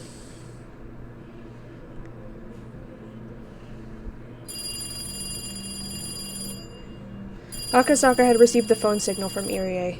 The phone rang for over 3 minutes. The signal told Akasaka that Irie was in some kind of an emergency and that Akasaka himself was in danger now. Takano made a mistake. She didn't realize the ringtone itself was the signal. She had assumed someone staying at the house would pick up the phone eventually. Her error allowed Akasaka to perceive that extremely important forewarning. Akasaka waited for exactly 3 minutes, then ran downstairs quickly. He had already put his shoes on while listening to the phone ringing. Akasaka had memorized the layout of the town from the map he'd kept near the phone. He knew the shortest route to the Sonozaki residence, as well as a number of alternative routes just in case the shortest was already blocked. People would be surprised to see a stranger coming out of the house, but Akasaka didn't care about that at the moment. He had to get to the Sonozaki residence immediately. However, the observers would see him, and that was a problem. They'd soon come after him. Finding the house empty, they'd assume the man who ran away from it knew something. Once Akasaka left Rika's house, he had to be prepared to fight. He relaxed his shoulders and reached for the doorknob. Sansa, アールタクの監視班からです。アールタクから不審な男が飛び出しました。男？何者？どうでもいいわ。追って捕らえて。監視班了解。制圧する。It was only 10 a.m. It was a lively morning. Many people were getting ready for the festival. Akasaka weaved through the people going in the opposite direction and ran down the stairs leading from the shrine. Mountain dogs were already chasing after him. There was a significant gulf between the happy faces on the villagers and the serious faces on Akasaka and his pursuers. He could hear them coming up behind him. He didn't even need to turn around to check. Akasaka held his breath, focusing all of his senses to their limits as he sprinted even faster than he usually could with all his might. The success rate of an escape depends on the distance between the pursuer and the pursued. Even a little distance makes a difference. Akasaka ran down to the bottom of the stairs like the wind, then headed into the opposite direction, away from the Sonozaki residence. Of course, this wasn't a mistake of his. He just wanted to lose them.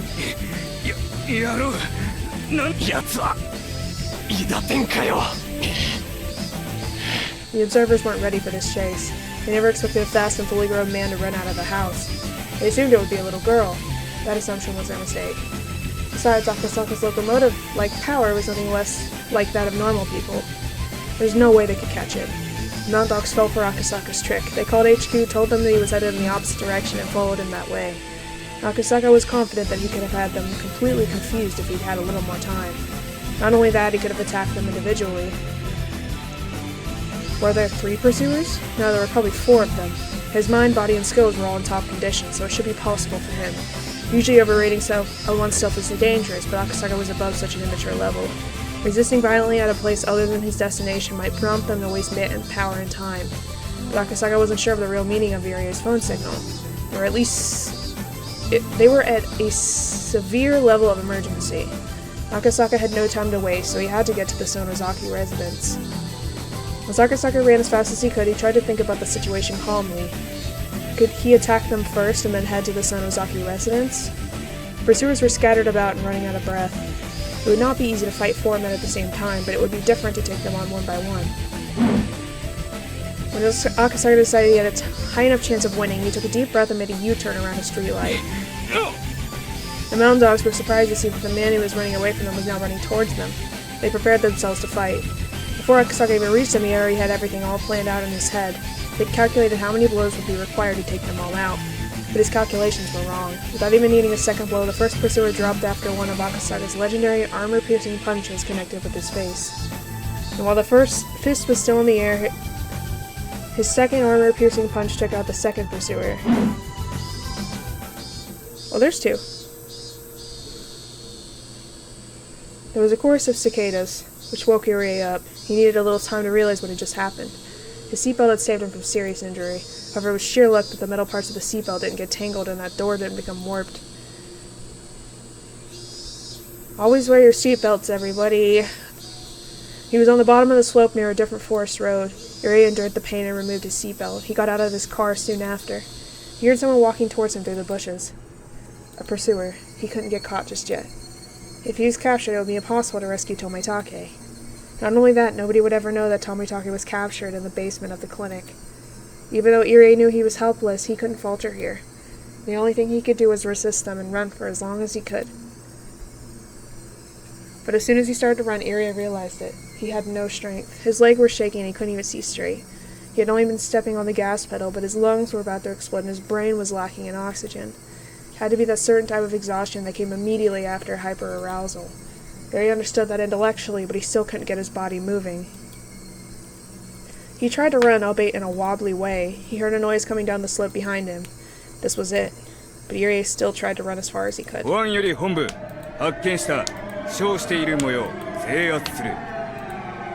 heard the voice of his pursuer. Shit, he thought. What can I do? I have to run, I have to. But running is not gonna do much. 進むと見せかけ引いては粘る What? シオンさん、さっきから歌ってるその歌は何ですか？すみません、音楽には疎いもんで。There was a wrecked car ahead. With white smoke was still visible, so the accident must have just happened. Kasai slowed down. どうしたの？ってあれ監督じゃない？ Is Kasai gonna save him? Their car stopped. The sound of the brakes startled Irie and he fell on his behind. Irie was obviously the one who had been in the accident. ハロロン監督まさかあれ監督の車ですか？シオンさん大丈夫ですか、入江先生。 No, he's not. すぐ医者へ行かれた方がいい。監督を診療所に連れてって監督が自分で診察するわけですね。さあ、立てますか。診療所までお連れしましょう。診療所は園崎家に行かな監督ちょっとどういうことよ。まずいんじゃない？ Kasai looked at Irie's car, then looked around the area. Then he whispered to Shion. シオンさん、訳ありのようです。どうしたの？入江先生の車に弾痕が、しかも拳銃とは思えません。マジ？そっち持って。ひとまず本家に連れて行こう。 The two of them loaded Irie into the back seat, got in the car, and left in a hurry. 監督に話を聞かないと状況がわかんないですね。診療所は困る。どういうことだろう。診療所の何者かに追われたと見るのが今は妥当でしょうが、話を聞くまでわか I りま guess せ they ん。 weren't close enough to Shion to tell her the plan. I ただ figured she would know. 相当のヤバいことに巻き込まれたのは間違いないようです。あれ？どこ行くの？ Shion was confused as to why Kasai suddenly made a wrong turn. 敵は先生のタイヤを狙ってました。生かして捕らえるつもりです。私たちのすぐ近くに追っ手が迫っていたかもしれません。ってことは追ってきて後方に遮影だし。この地形じゃ密着尾行以外は不可能でしょ。念のためです。もう一度だけ左折したら本気申し訳ありませんが、シオンさんは後方監視をお願いします。了解です。了解です。保安より本部、標的は民間車両に拾われた模様。車両ナンバーと車種を送る。本部了解。捜索中のウグイスは民間車両に標的を変更。至急捜索せよ。異例所長は極力生きたままで確保。接触民間人も制圧せよ。ただし生死は問わない。大丈夫なの？すぐに見つかるの？ご安心を。所長の白衣には発信機が。ウグイスの応援車両には測定器が積まれていますので、三角測定法で位置を検知できます。Irie was lying in the back seat wearing his white coat. There was a device on his collar. The security department put it there just in case. No matter how hard Shion tried to look for anyone following them, the enemy already knew exactly where they were. ウグイス3、標的車両を発見。水車小屋の前を小道に入った。There was a map of enemies on the table in the security room. Path by the watermill led to a certain private property. It belonged to the Sonozaki family, and the Sonozaki residence was the only building on it. サンサあらあら、袋のネズミね。こちら大鳥1、ウグイス、まだ突入するな。もうじき大鳥が合流する。合流してから一度に。ウグイス1、了解。クラギ、ウグイスにさっさと突入させないと相手に無駄な時間を与えるわよ。 Well, you see, that's a stupid thing to do.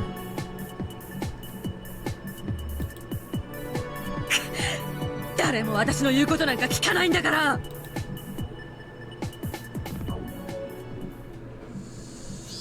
Sonozaki family's basement had a security system which displays images captured from the various security cameras on the property.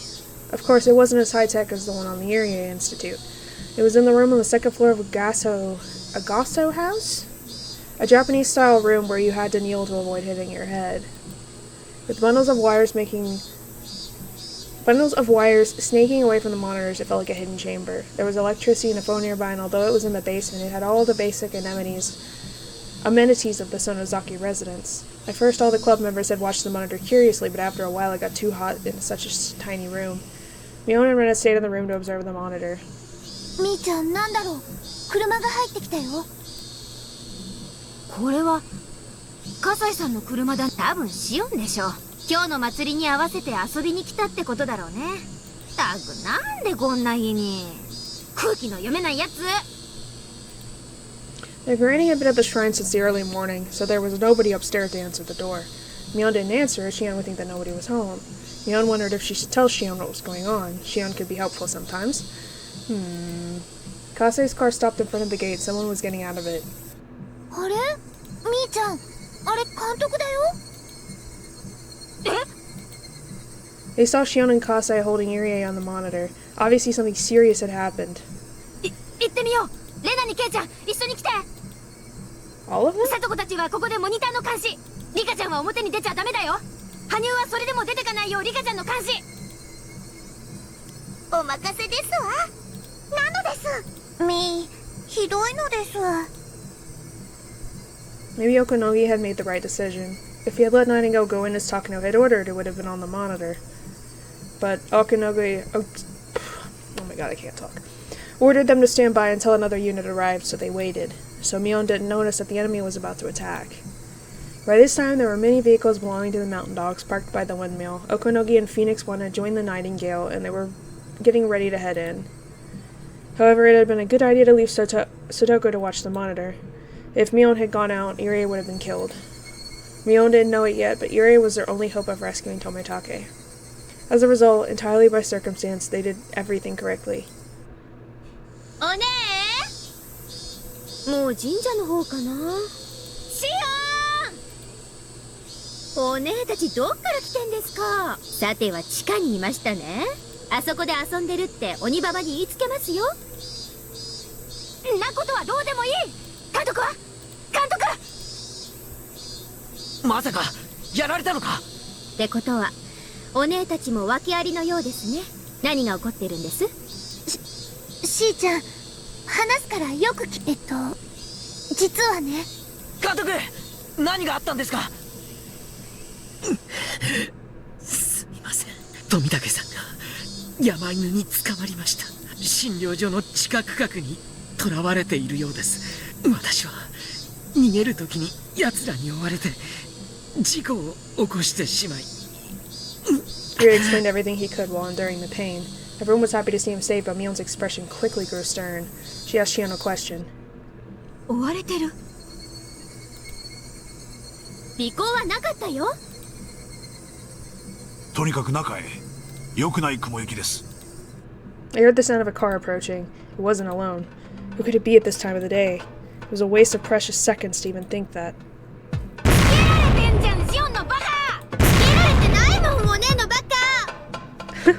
Kasei picked up both sisters and ran through the gate. 地下へ急ぎましょう。あそこなら安全です。みおさん、変な車がいっぱい来ますわよ。分かってる。地下に戻って。扉を閉めるよ。リカちゃんは？羽生さんと一緒に隠し部屋に入りましたわ。ウグイス6標的を発見。R の友人数人も一緒です。間違いないわ。あ、そうよね、ジローさん。Higurashi was lying on the floor of the security room. His hands and legs were cuffed, and there was another pair of handcuffs to connect them, leaving him bent backwards on the floor. He couldn't get up or even turn around. Takano laughed and poked Tomitake's side with the toe of her shoe. Mountain Dogs climbed over the fence easily. There was no need for anyone to explain at this point. It was obvious they were the enemy, and they were the Mountain Dogs that Rika had spoken about many times. They went through the grove of trees and headed for the entrance of the underground storehouse. The first 5 Mountain Dogs were supposed to capture them all, but they fell down, one after another. Just as one of the Mountain Dogs started to wonder why they fell, he felt something on his leg. The next moment he was flying through the air. As he stood up, his leg got pulled again. He realized then that there was a rope wrapped around his leg. Because of the way he fell, the rope was wrapped tightly around it and wouldn't come off easily. Sadoko had set up lots of traps in the bushes. After all, she wouldn't just sit around all day on an empty property. The club members headed into the underground storehouse one after another. Mountain dogs couldn't do anything, although they did see them.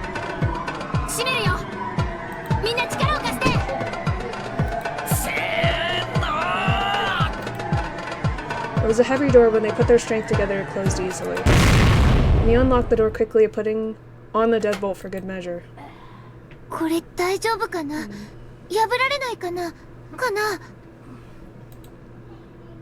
テレビには5台、6台、いえ、もっと映ってたかもしれませんわ。全部ワゴン車で、中には変な男たちがいっぱい。Oh yeah, that's her like casual outfit.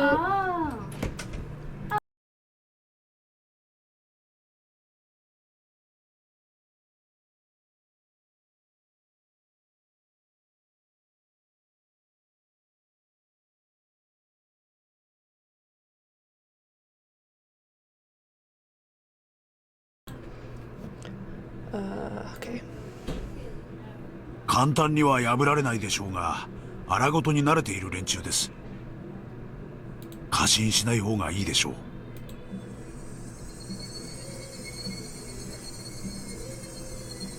Before he could even finish speaking, someone pounded on the door. The second group of mountain dogs had arrived. Although the heavy door was separating them, it wasn't at all comforting to know that the enemy was just on the other side. 私の失態すみません。監督は何も失敗してないですよ。とにかく奥へ行こう。そうだな。監視カメラの様子で敵の人数を探ろうぜ。はいはい。私はのけ者で事情もわからずいきなりクライマックスですよ。はい。もう。あんたには5分時間ができたら全部説明するから。ウグイス1より大鳥1。標的は防空壕のようなところへ。扉は鋼鉄製、突破できない。大鳥1了解。この園崎家ってやつはとんでもない金持ちだな。敷地が広すぎて包囲は不可能だ。包囲は断念。俺たちウグイスはその辺の倒木を探せ。大筒にして扉をぶち破る。大鳥7より大鳥1。インドア用のプラ爆があります。準備しますか。Plastic explosive are explosives for military use. There are various different kinds, but he was talking about the type specifically made to break down doors. Okonogi momentarily thought it was a good idea, but changed his mind right away. This was a small village. If there was an explosion, everybody would hear. It was daytime, and they were on the surface. It was the worst time and place for the mountain dogs to do their job. さすがに爆破は無理だな。いや待て。今何時だ？もうじき10時です。大鳥7、やるぞ。新刊を準備しろ。は？隊長、どうして10時だと爆破が可能なんですか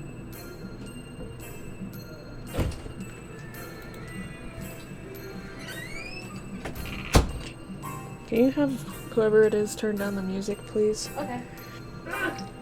I do not want to get penalized. Okunogi's mind was working sharper than ever. He was sure that this would work.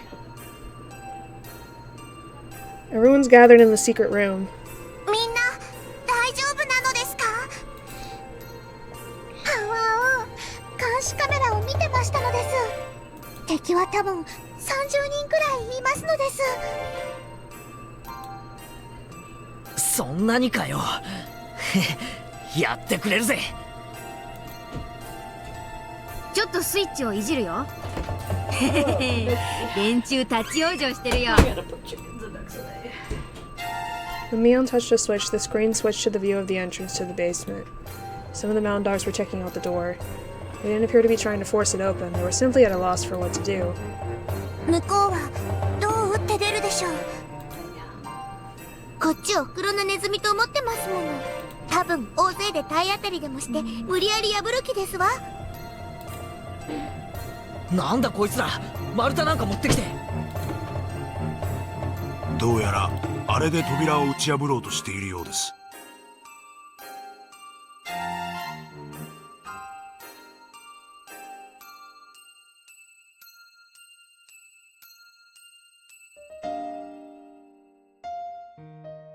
It's like an Alfredo.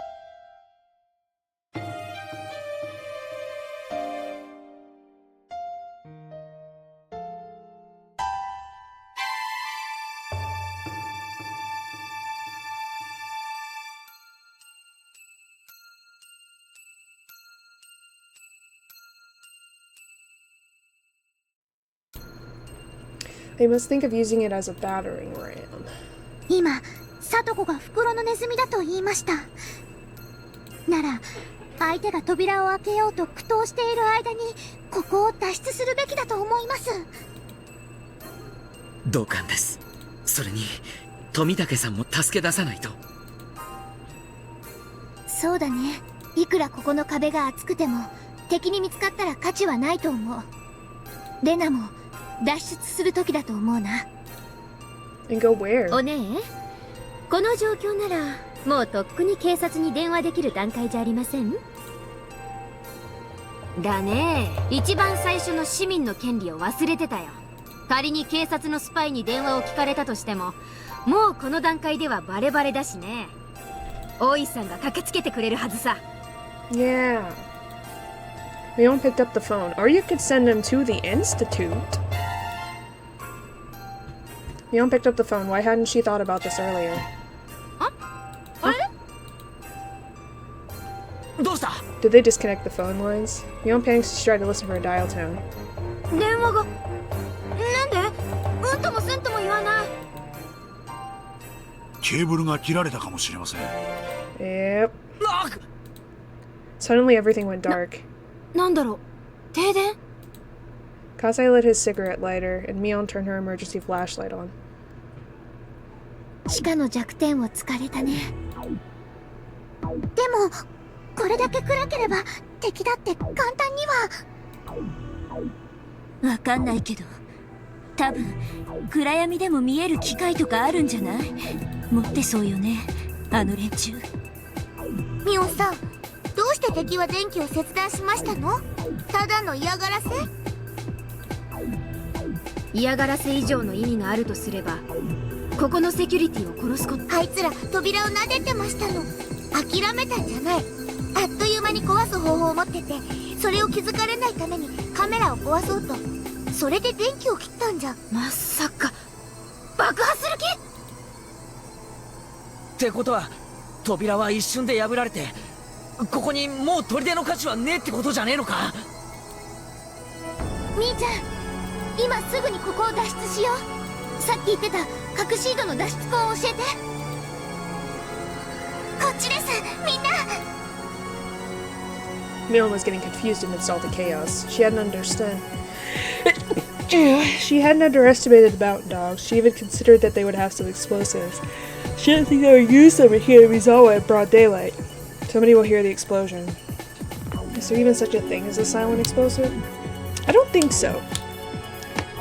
荒っぽい連中なんだろう。 You can put a silencer on a gun, but I don't think you can do the same thing with an explosive. Unless you use it on an airtight room that nobody's in, I guess. That would, you know, make the explosion less loud, but... 多少の危険は顧みないのかもしれないぜ。確かにこんな事態ですが、山犬は非常に慎重な奴らです。こんな真っ昼間に爆弾なんて、高野さんならともかく、あのお好みさんが許可するはずがない。それでもぶち抜こうってのかい。いい度胸だよ。ルナはわかんないんだけど、音がしない鉄砲があるように音がしない爆弾ってあるの？ I don't know how they do that though. ないです。どんな爆弾もみんな似たような音がします。そうか、わかりましたわ。監督は綿流しの本部役員ですわよね。今日の祭り雨天延期の判断は？確か今日の10時に決まって。あ、まさか運動会と同じで。木を隠すには森ってことね。Rika knew Okonogi well. He would always complain about how he had to guard her like she was a princess. Rika had never expected Okonogi to be this sharp. That was why she was more frustrated than anyone else.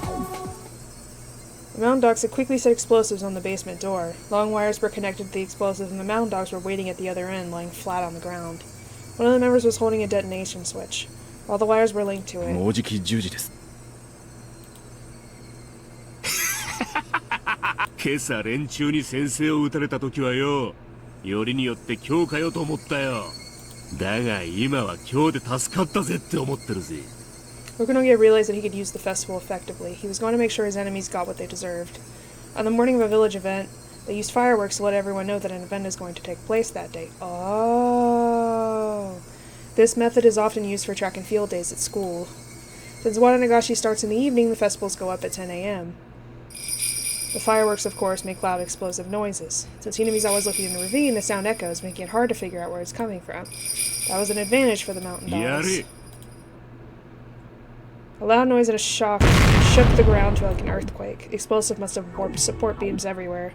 There was a discomforting squeaky noise and dust fell from the ceiling. It certainly was powerful. The explosion must have blown the door wide open. An explosion that took place without anyone noticing it. Neil led everyone into one of the rocky caves. There was a well-hidden shaft in there. They called it a hidden well, but it was actually a very eerie vertical tunnel. They didn't have enough flashlights for everyone, so there was no way for them to see the entirety of this ominous hidden well. こいつを降りろってのか。どこまで続いてるんだ。だいぶ降りると途中に横穴があるの。そこを抜ければ山中の古井戸に抜けられるようになってる。ってことはそれについて一番詳しいお姉がお先にどうぞ。私がトップ？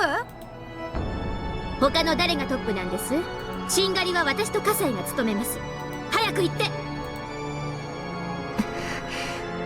わかった。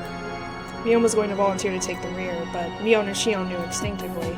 There were so many of them, the rear might not make it in time. Like the iron door at the entrance, once the enemies were inside, all they'd have to do was go through the inner doors, which was easily breakable.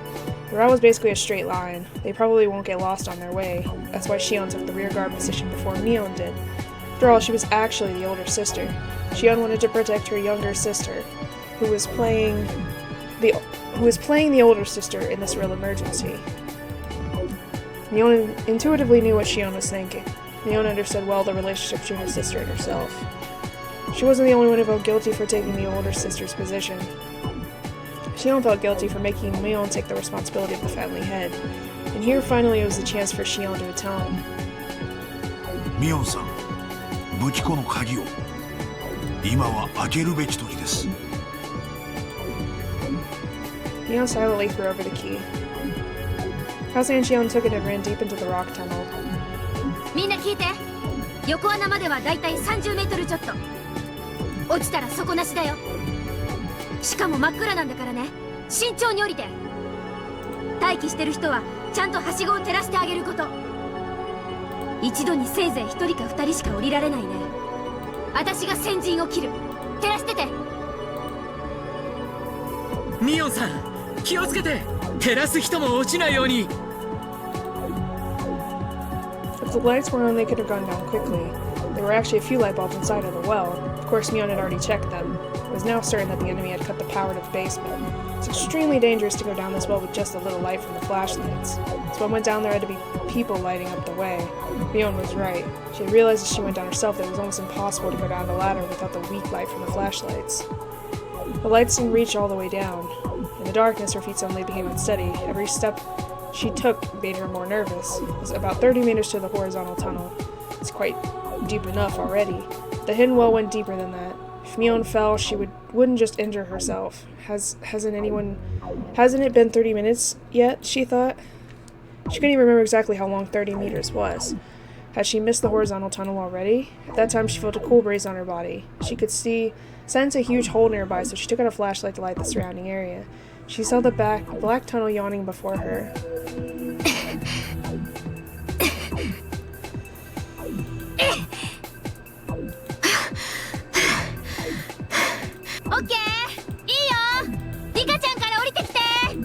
Mion lit up the way from below. よっしゃ、次はリカちゃんだ。その次が監督で、次が羽生。どんどん降りろよ。Irie wanted to say that he would go last, but Rena gave the order first. They couldn't get into the basement of the clinic without Irie. Without him, they couldn't rescue Tomitake. Their lives would all be equally important, but at least for this moment, his was the second most vital after Rika. 気をつけてください。照らしています。分かってる。みんなも急いで。リカ Rika was much shorter than Mion. She couldn't go down the ladder as easily. Her legs were too short and her left foot slipped. 大丈夫。くそ。いつまで経っても成長できない人生なんてごめんよ。私は昭和58年6月を超える。そしてね、もっともっと身長が伸びるのよ。胸だってもっと大きくなる。It's not the thing to be thinking about right now. いつまでもこんな子供の体なんて絶対にごめんなんだから。Though she had been living for over 100 years, Rika was still afraid of heights. She fought that fear. She tried to climb down as quickly as possible. After a while, the light from the top didn't raise her anymore, and Mion's light from below led her away. Mion's light was enough. The next person could come down. 僕はもう大丈夫です。次、降りてきて。さあ、次は監督なのです。大人なら響きに降り遊ばせ。He is injured though. わかりました。先に行きます。The mountain dogs moved forward carefully, wearing special goggles so they could see in the dark. The one in front noticed the Toko's trap and stopped the rest of the ウグイス7よりウグイス1へワイヤー観音のトラップを発見。突入は慎重を要す。ウグイス1了解。 Go for dehydrate. 大鳥1トラップの痕跡少なからず通電を検討されては。バカ野郎、そんなことしたら連中が逃げやすくなっちまうじゃないか。向こうはこの暗闇で逃げるのもままならねえはずだ。俺たちに有利なフィールドを最大限に使おう。この暗闇で追い詰めて捕らえる。これほどのでかい方が別に出口がきっとある。連中は隠れたりしないぞ。必ずそこから逃れようとする。突入班に火器と砲弾とスタングレネードを与える。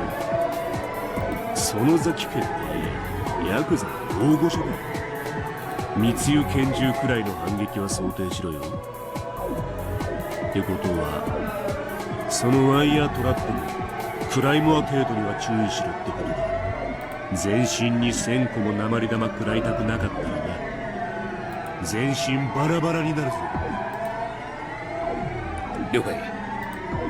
Sotoko's traps were effective only because they were professionals. Sotoko had assumed to be professionals would misinterpret her traps as more dangerous ones. That's why she ran wires everywhere. Sotoko was right. Though the mountain dogs were successful at breaking down the iron door, they hadn't even reached the torture room. However, the huge cave with the wind well was just on the other side of the door to the torture room. It was just a matter of time before the enemy caught them. よっしゃ、次はレナだ。ケイチ君も急いでね。ケイちゃん、どんな感じですか？ああ、今レナが降りてる。割とキリキリ降りられるみたいだぞ。はいはい、焦って落ちないようにね。その井戸、歴代園崎家に逆らった連中の死体を捨てるのに使ったって噂もある底なしの井戸だそうですから。シオン、お前なんだよ、その持ってるの。Shion had returned with a— oh my god! She got a big machine gun? What the fuck? With a big machine gun in her hands. What the heck, Keiichi thought it's one of those machine guns they use in war movies. It's definitely defining characteristic in the way the magazine's bent forward. That— what's it called again? Kaze had one in his hands too. He appeared used to handing machine guns. It almost didn't look real, but it seemed like a natural fit for this surreal world lit only by flashlights. Keiichi felt like the odd one out here since he didn't know how to use a gun. I mean, normal kids do not. Shion and Kasai hid on opposite sides of the cave so they could see the entrance to the torture room. Not only Kasai, but Shion also seemed to be doing things like that. シオン、その役は俺だから次はシオンが降りろ。ケイちゃんの男のプライドでもケイちゃんにカラシニコフの説明をするより、ケイちゃんの番になったらキリキリ降りてくれる方がロスタイムは少ないです。Interesting. 気にしないで。いい女は死なないから。I don't think that matters when it comes to dying, but okay. As Shion winked at Keiichi, they heard a door being knocked down nearby. Immediately, Shion and Kase's looks turned stern, and they took cover behind the rocks, aiming their guns into the darkness. The enemies had entered the torture room. There was a flashlight next to the door. Kase had left it there. Mountain dogs seemed to be able to see in the darkness, even though they couldn't move. So it was an improvised solution. The footsteps of the mountain dogs were growing closer. They were passing through the torture room. In other words, the door was the only thing separating them from their enemies. Don't yell! They'll hear us, goddammit! Shion-san. I mean, I would trust Kasai with my life. ケイちゃんに譲って私だけ生き残ったら、私はお姉に一生恨まれますって。私の思い人はもういないけど、お姉にはいるもん。は？お前、この忙しい時に何の？死ぬ気はないけど、シオンに伝えて。私たち、また次の時も双子がいいね。行け！ Shion yelled telling Keiichi to move on. He didn't understand why Shion said to tell Shion. Oh, is that Mion disguised as Shion again? But she asked him, so he had to convey that message. Otherwise, if something terrible really happened, Shion's message would never reach Mion. Or Shion, depending on... I don't know. Maybe it's a hidden meaning other than that. An explosion shook the air. Oh my god, they're firing the machine guns. Something was thrown in from the torture room. The explosion from that and the noise from Kase's machine guns sounded at the same time. The clamor echoed in the cave. All I can do with those violent flashes of light burned the series of our mind into my eyes. I shed tears over my intolerable powerlessness and climbed down the ladder. Mion quickly screamed from below. I descended and screamed up the top too. ウグイス1、攻撃を受けた。敵は隠し部屋奥の大空洞内で阻止線を展開。マズルフラッシュは2。おそらく AK だ。集団がうまいぞ、プロだ。大鳥1、指示を行う。That he is. Not him laughing. 相手はプロだぞ。キリングハウスの卒業生以外は突入するな。ウグイス1、What the fuck is the killing 大鳥 house? 7、What? 8、突入準備。What? He says don't go in unless you graduated from the killing house. What the fuck is the killing house? 火器はいくつある？ Why is there a house called the killing house? MP5 が4、insane, 各種 bro. グレネード多数。防弾盾は突撃銃には信用できない。放棄する。入ってすぐ脇に発光した懐中電灯が落ちている。おそらく向こうは暗視装備がないものと推定。ウグイス1だ。突入は俺たちでやる。合図と同時にスタングレネードを放り込み、突入3回。While the enemies were quiet, Kase changed his magazine. シオンさん、もう十分です。言ってください。私が抜けたら、葛西がダンスを変えている間に誰が弾幕張るんです？ツーマンセルの基本でしょ。There was a contradiction in what Shion just said. According to her theory, the last two can never escape. Shion kept shouting from the tunnel below. シオンのバカ！早く降りて！ Everyone knows it wasn't safe to stay, but nobody could stop Mion from screaming. 俺とミオンはここでシオンを待つ。レナはみんなを連れて裏山に逃げてくれ。わかった。 But she doesn't know the way, does she? 嫌よ、誰が欠けても嫌。リカ、これが最後の世界なのよ。ここで一つ後悔が残ったからもう一度やり直そうというのはもうない。私は嫌よ。シオンが死んだり葛西が死んだりする未来はごめんよ。もうやり直せないって知ってるから。嫌よ、いやいや、絶対嫌。だからシオン、早く降りてきて。 As they looked up to the top of the well, they saw a violent flash and heard a roar. Oh, God. Gunfire, very loud. Then they heard explosive sounds, different from the sounds of the machine guns that Shion and Kasai were using. They also heard a tinkling sound, which could have been the sound of bullet shells. They couldn't see anything other than the flashing lights. Only the noise reached them.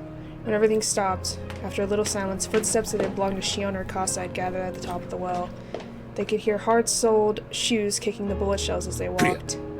ウグイス1より大鳥1、銃眼を制圧。 That voice echoed down the well, and Mion and the others heard it too.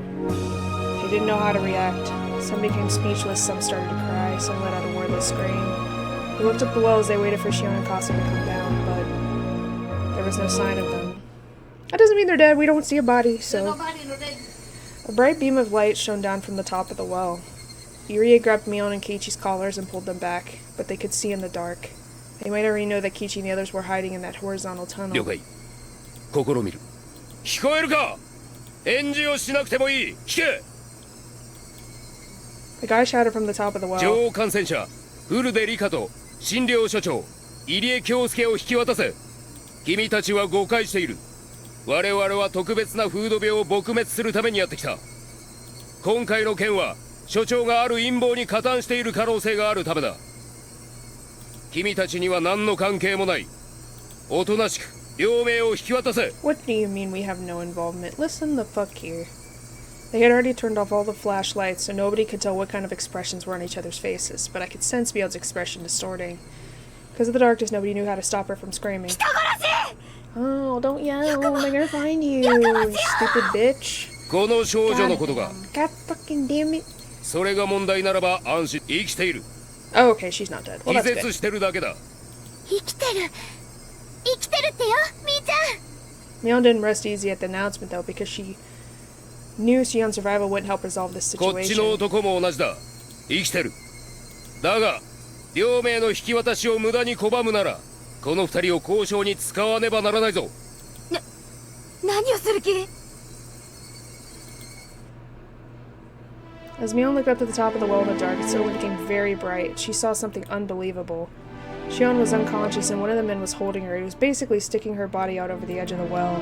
If the man let go of Shion, she would fall to the bottom. They had no idea how far down it went. There was no way she'd survive.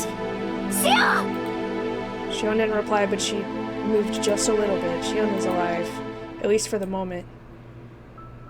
はったりだ。落とすわけね。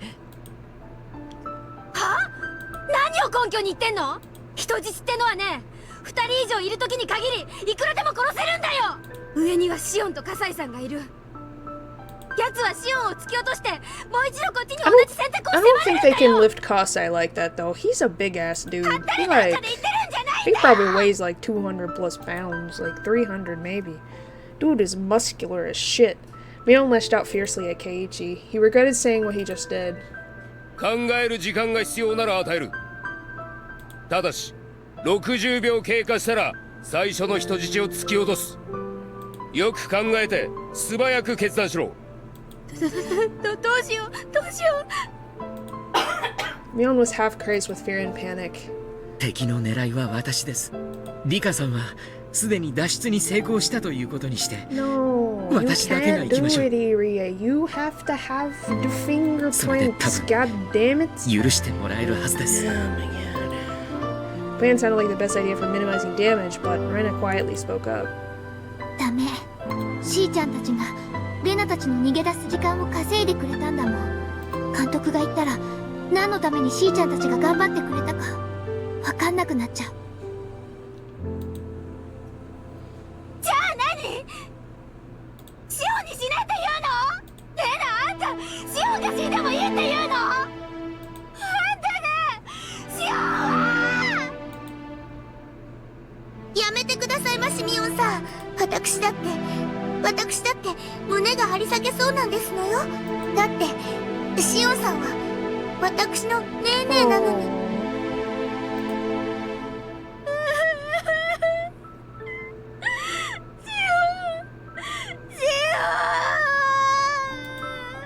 Mion started to cry as she held Satoko's head. The mountain dog's beam of light shone into the horizontal tunnel. Their eyes had grown used to the darkness, so even with a little light they could sort of see one another. But so what? This was a desperate situation, and Mion and Satoko continued to cry. Rena bit her lower lip, trying to hold her feelings in. Irie simply looked down. As for Rika and Hanyu, they were restless. どうすればいいの？羽生、どうすればいいのかわからない。僕にもどうすればいいか I have a わかり feeling ませんです。 they're all gonna like lose all of their hope. And then at the last fucking second, Akasaka is gonna come running down that fucking basement, kill all of them, and be like, What? What was the problem? What's going on? Huh? Or something. I don't know. 神様でしょ。なんとかしてよ。 Because he なんとか said し he てよ。 was escaping. 実力とかで敵 And I をやっつけ believe て he took down 死 the をも ones 助け that てよ。 were chasing him. So. 奇跡でも起こらなきゃ救えない。なら起こしてよ。神様のあなたが起こしてよ。 Slap. They all heard a strange sound. Everyone was surprised to see what caused it. Ponyo just slapped Rika in the face. Oh, damn. Damn. Bitch slap. Okay. Whoa, her eyes. What the fuck? What the fuck? 聞きなさい。羽生。私たちは共にあまたの世界を渡り、人の身では知り得ないことを I've never いくつ seen her も look 知ってき that, ました。 like, intense. ある時はあなたが教えられ、ある時は私が教えられ、いくつもの大切なことを学び、 It's been well more than 60ようや seconds, くこの世 guys. 界で最も大切なことを学び取り He ま said した。 60 seconds and he'd throw down the hostage. It's been... We're having big old long ass speeches right now. 私たちが求めてやまず、そしてようやく得たもの、それが何かわかりますか？ It was how to make a miracle happen. A miracle is like a number you get on a die. People think the result of the world depends on God's mood. God holds the key to miracles. Humans don't have the right to control them. But although humans don't have the right, they can perceive. They can perceive how to improve their odds and how they can make a miracle 奇 happen. 跡の起こし方。リカ、あなたはもう知っているはずです。私よりも先に知ったはずです。あなたが本当に大事にしたこの最後の世界で。 Rika's mouth hung open. That's right, she thought. I had forgotten again how to make a miracle happen. みんなは逃げてください。 What? We're not gonna leave without you. Rika stood up. Everyone was surprised to hear what she said. 入江、みんなを頼みますです。 You're the one they want. 高野は入江も僕も殺すでしょうが。 That's true. She's probably gonna wait for her. 高野だから多分しばらくは殺されないでしょう。冗談じゃねえ。でも必ず殺されるってことじゃねえか。僕が出て行かなければ今すぐシーたちは殺されます。なら僕が捕まっても僕が殺されるまでの時間はきっと反撃のチャンスにもなりますです。リカちゃん、 They don't really have much 考 of an えてみ option. たらとっても簡単なことだったのです。 As she spoke, Rika stepped out of the horizontal tunnel and reached the ladder. The beam of light shone down upon her. In this dark world, her figure seemed almost holy, like someone receiving a divine revelation. I mean, she is a descendant of the gods, so... 僕たちは絶対に勝てるって僕もみんなも、そして神様までも信じてるから。ニパーニパー。 Rika's smile told them that she trusted them. 100%. She believed someone would come rescue her before she got killed. That was why she didn't mind letting the enemy capture her. It would save Shion and Kosai's lives. It was nothing. 今上がります。シーを引っ込めるのですよ。 The mountain dogs pulled Shion's body away from the edge of the well. 僕の仲間に指一本触れてみろ。 Yo! 舌を噛んで死んでやりますです。 Yo! What the fuck, Rika? 高野は自分の手で僕を殺したがってますから。お前と分かった。上がってこい。僕の仲間をこのまま見逃すのです。どうせお前たちの計画でやがては全員死ぬのです。その条件は飲めない。命は保証するが拘束する。じゃあお気の毒さようなら。 Oh my god, she's such a little what? 舌を噛むよりここで手を離した方が早いわね。ここの底は深いわよ。私の死体が出てこないと、それもまたお前たちが計画に困るの。 Damn, she got some. As long as they captured Rika, the Mound Dogs didn't really care about the others. They were ready to kill the rest if they resisted once they had Rika. That's why they wouldn't agree to Rika's request. They started to think that maybe they should just lie to Rika. But that was when they heard something. Hanyu started to speak in a clear voice. It was a voice with a very mysterious tone. It sounded like it was coming from below the surface of the earth, but it also sounded like it was coming from heaven. Hanyu この spoke. 私が取引に応じると言っている。ぐずぐず言わずに言う通りにせよ、ゲロ。フルでリカは上がる。それに対し求めた小さな約束を履行せよ。天は自ら与えるものに与えることはない。人の身に過ぎた考えは不身に過ぎた偽りの罪も身の程を知れ。Starting at 1, the member who had been demanding their surrender was suddenly overcome by a strong sensation. He had been in such an advantageous position, but somehow it didn't seem that way anymore. And that girl's voice, there was something strange about it. That voice belonged to someone both holy and sacred. He instinctively sensed her. Humans can only negotiate with other humans. It's impossible to negotiate with a being greater than all humans. 待て、隊長に相談する。そのままで待て。ウグイスワンより大鳥は。It had been very threatening until just a minute previous, but he had grown completely perplexed. Everyone was stunned by Rika and Hanyu's mysterious auras.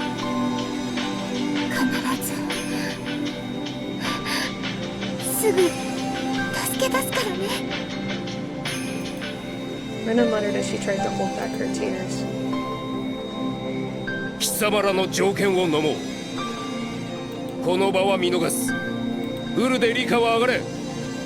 タカのサンサがお前に用があると言っている。では行ってきますですよ。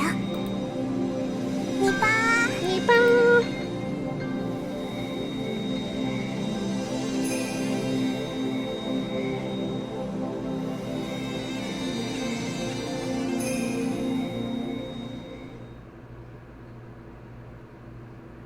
探しましたんで、リカさん。あなたは大事な身なんですから、急に姿を消されちゃたまりませんね。こいつはルール違反です。That's against the rules. What do you mean that's against the rules? What rules are you talking about? Me. では、 How do you respond リ to カさ that? んは診療所に来てもらいましょう。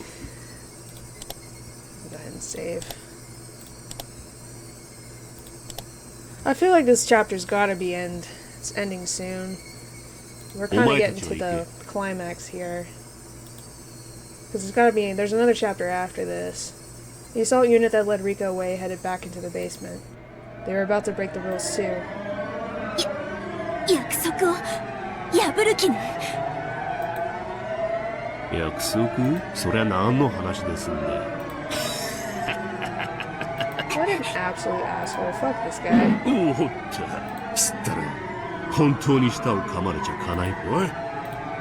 As Rika tried to run, Okonogi grabbed her fragile arm. She fought back, but her resistance meant nothing against him. One of the Mound Dogs took out a syringe from a case. It shouldn't kill her, but it would probably put Rika to sleep. Takano, after all, didn't need a chatty Rika. She just needed a live queen carrier. If Rika got that shot, that would mean the end of this world.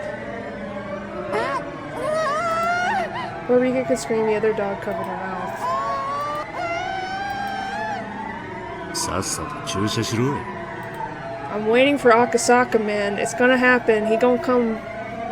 He already knows that there's an emergency. The dog with the syringe drew closer to Rika's arm. Rika was being grabbed from behind. Her mouth was covered. There was no way for her to fight. I believe. Even if I'm asleep. I believe. Rika kept repeating that in her mind. She believed that someone would wake her up. And that the first thing she'd see when she opened her eyes would be her beloved friends.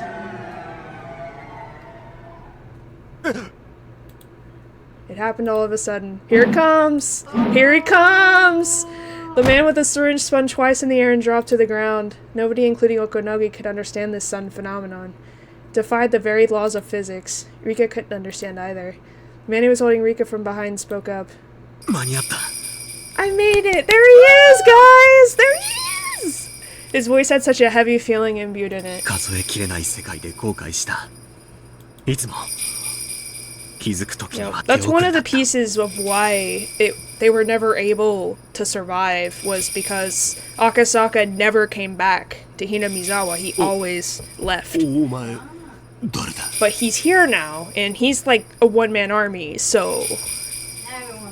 Yeah, everybody done. They done fucked up. They didn't catch him. The others took a few steps back away from Rika and the man holding her. There are many units within the Mountain Dog, so often its members don't remember each other's faces. There were just too many units, so nobody really paid attention. All of the Mountain Dogs were more or less well built. Oh, did he disguise himself as a Mountain Dog? Whoa! This dude good. But this man had an excellent physique. Even Okonogi noticed that he'd never seen anyone like that in one of his units before. Rather, he actually wanted to recruit him, but... 私がずっとリカちゃん君を助けに来た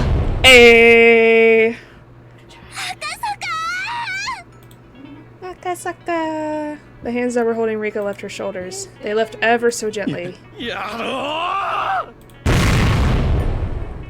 And as soon as they did, they transformed into a pair of furious fists, I can't talk, oh my god, which implanted themselves in the faces of the men attacking him from behind.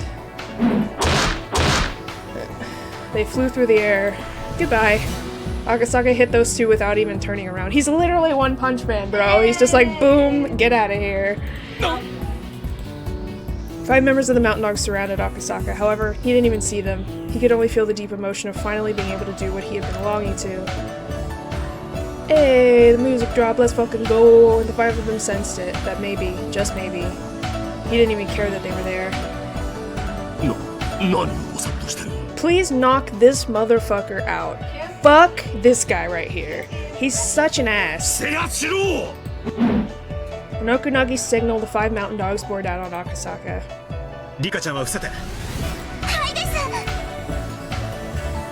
Rika dropped to the ground and Akasaka was left standing. Get him, Akasaka! Fuck him up! Akasaka, who came back to keep a promise he made with a girl 5 years ago, but his promise was worth more than 5 years. Rika knew that. Akasaka probably understood it too. The promise went back 100 years. For 100 years, he regretted not being able to save her from the conspiracy. He believed that one day there would be a miracle and he could travel back to this day. That was why he continued to train himself. His strong will and Rika's wish made that miracle happen. That one and only miracle allowed Akasaka to be there in Hinamizawa in June 1983. The first one went down in the time it took Okonogi to blink. Lowering himself to grapple, Akasaka had proven fatal. He wasn't so soft as let such perfect openings go by. Akasaka's hand smashed into the back of the man's head. His blow was powerful enough to smash a pillar of ice or shatter a mountain of tiles. Jesus Christ. As it happened, Akasaka was holding back a little so that his target was... He was holding back a little? Hold on! What do you mean? His target wasn't too injured. Akasaka goes all out with the power of friendship in anime. Only one shot! What did I say? One Punch Man! Oh, my mic fell! God damn it! I was too excited, my mic fell. Trained fists continued to knock down the Mountain Dogs, one member for every time Okonogi blinked. One hit per opponent was all Akasaka needed. One Punch Man, I'm telling you, man. The true essence of karate. Akasaka's colleagues praised and feared his power. His power is like armor-piercing ammunition. All he needs is his fists, baby. Weapons were useless against him. No matter how hard his victim tried to protect himself, it meant nothing to Akasaka. God damn it, mouth flaps again. Fuck off. Stop it. Come back. Come back to me. Thank you. But he was too strong for the Mountain Dogs to even understand that. It was as if he was a giant. They had to crane their necks up to see. Akasaka didn't even give them time to think. Someone from the Mountain Dogs must have called for backup. But a dozen more members had arrived. Not gonna matter. I'll take them all. 君には指一本触れさせ。Me. 僕はお絵描きして待ってますです。 I'll draw some pictures while I wait. She's so cute. As Rika stayed low to the ground, she picked up a stick and started to carve into the dirt. She's so cute. Oh my god. That made Okonogi even angrier, but he calmed himself down. Then the warrior's intuition resting in Okonogi's blood came to a realization. Numbers didn't matter. Even the full force of the mountain dogs wouldn't be able to defeat this monster. All the combat units were still down in the basement. There was no way they could take him. You're the one that wanted a challenge, though. He said it himself. He said, I wanted a challenge. He's the only one strong enough that could potentially do it, but he's not very strong enough either. Oh, you know it. こいつは懐かしい顔だ。たくましくなったじゃねえか。貴様、まさか。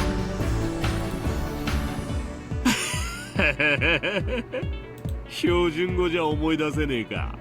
なら鉛で話してやるぜ。すったら懐かしか。あん時の青二歳がよくもここまで立派になったもんよ。It had been 5 years. This was the man Akasaka fought when he was investigating the kidnapping of the minister's grandson. Oh yeah! Akasaka had still been inexperienced then.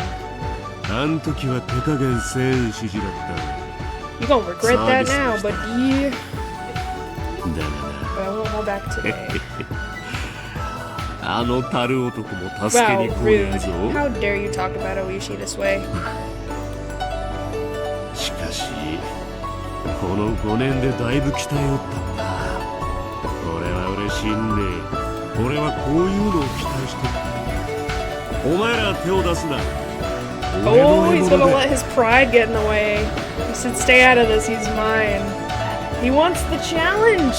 That's what he said this whole time. He kept taking missions and stuff, and like, he always ended up being bored because they were never like interesting enough for him. He wanted a fight that was actually interesting, that he actually had to work for.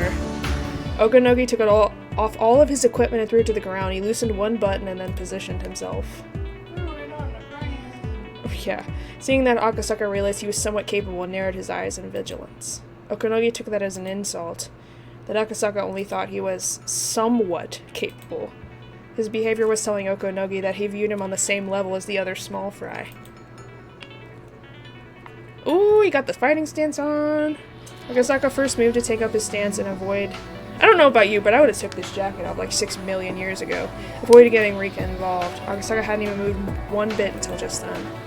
Okonogi could easily see that Akasaka was extremely strong, but at the same time he thought he would be fairly simple to take down. Karate may be a martial art, but nowadays it was just a sport.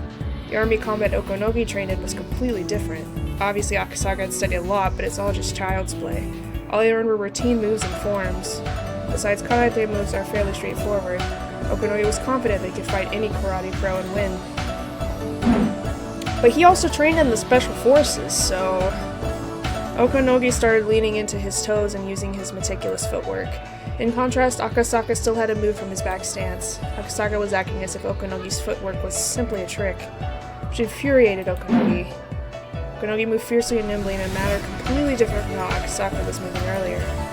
Akasaka remained calm, but Okonogi saw it differently. He can't react to my movements, so he's prepared to take damage in order to deal more.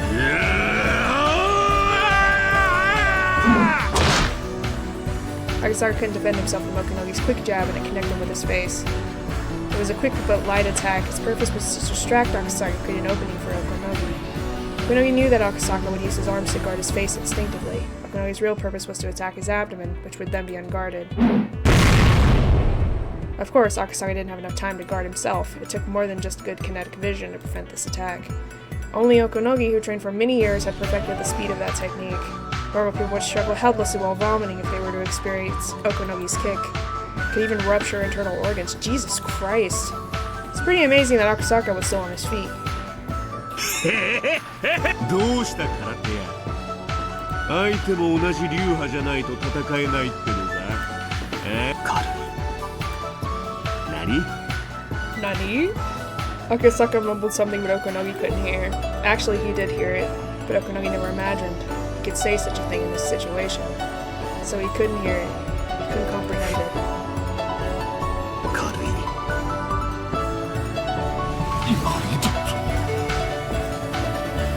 貴様の一撃は相手を打ち倒すことしか考えている。だから重さが宿らない。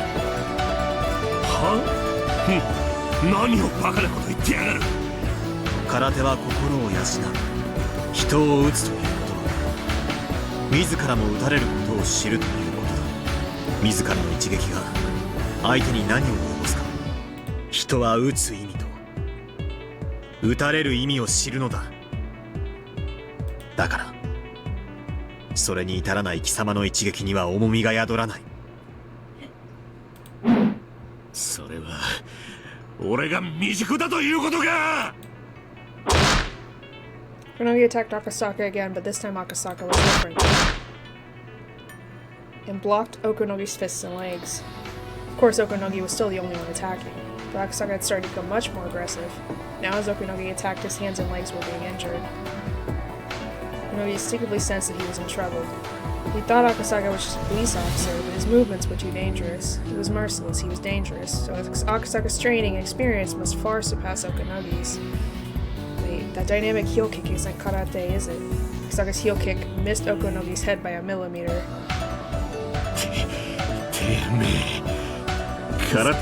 He's copying him, I think. いや、私は空手しかやっていない。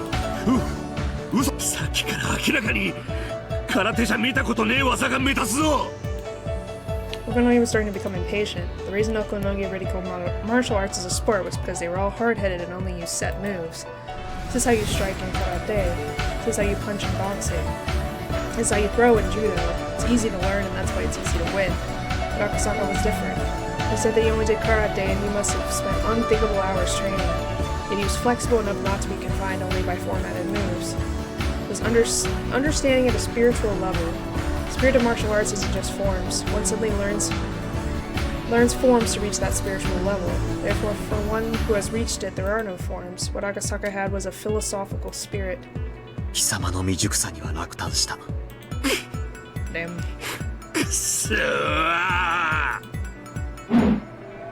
Akasaka stepped away from his original spot for the first time and moved forward. He filled the space between Okonogi and himself with his inescapable conviction. As Akasaka walked closer to Okonogi, Akasaka's exalt radius tried to swallow him whole. To be within that radius meant death. Get dead. Okonogi walked backwards to avoid being in that radius. That was just the result of his clearing of the judgment. Not because he was scared. Sure.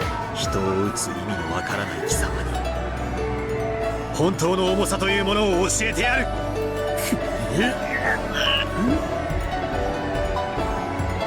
As Okonogi moved backwards, his back hit the van he came in earlier. He was cornered.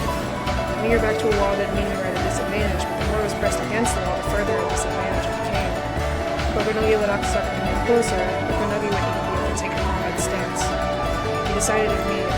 The last chance he had was the movement before Akasaka took his next step. Akasaka's foot left the ground. He was taking another step. Now.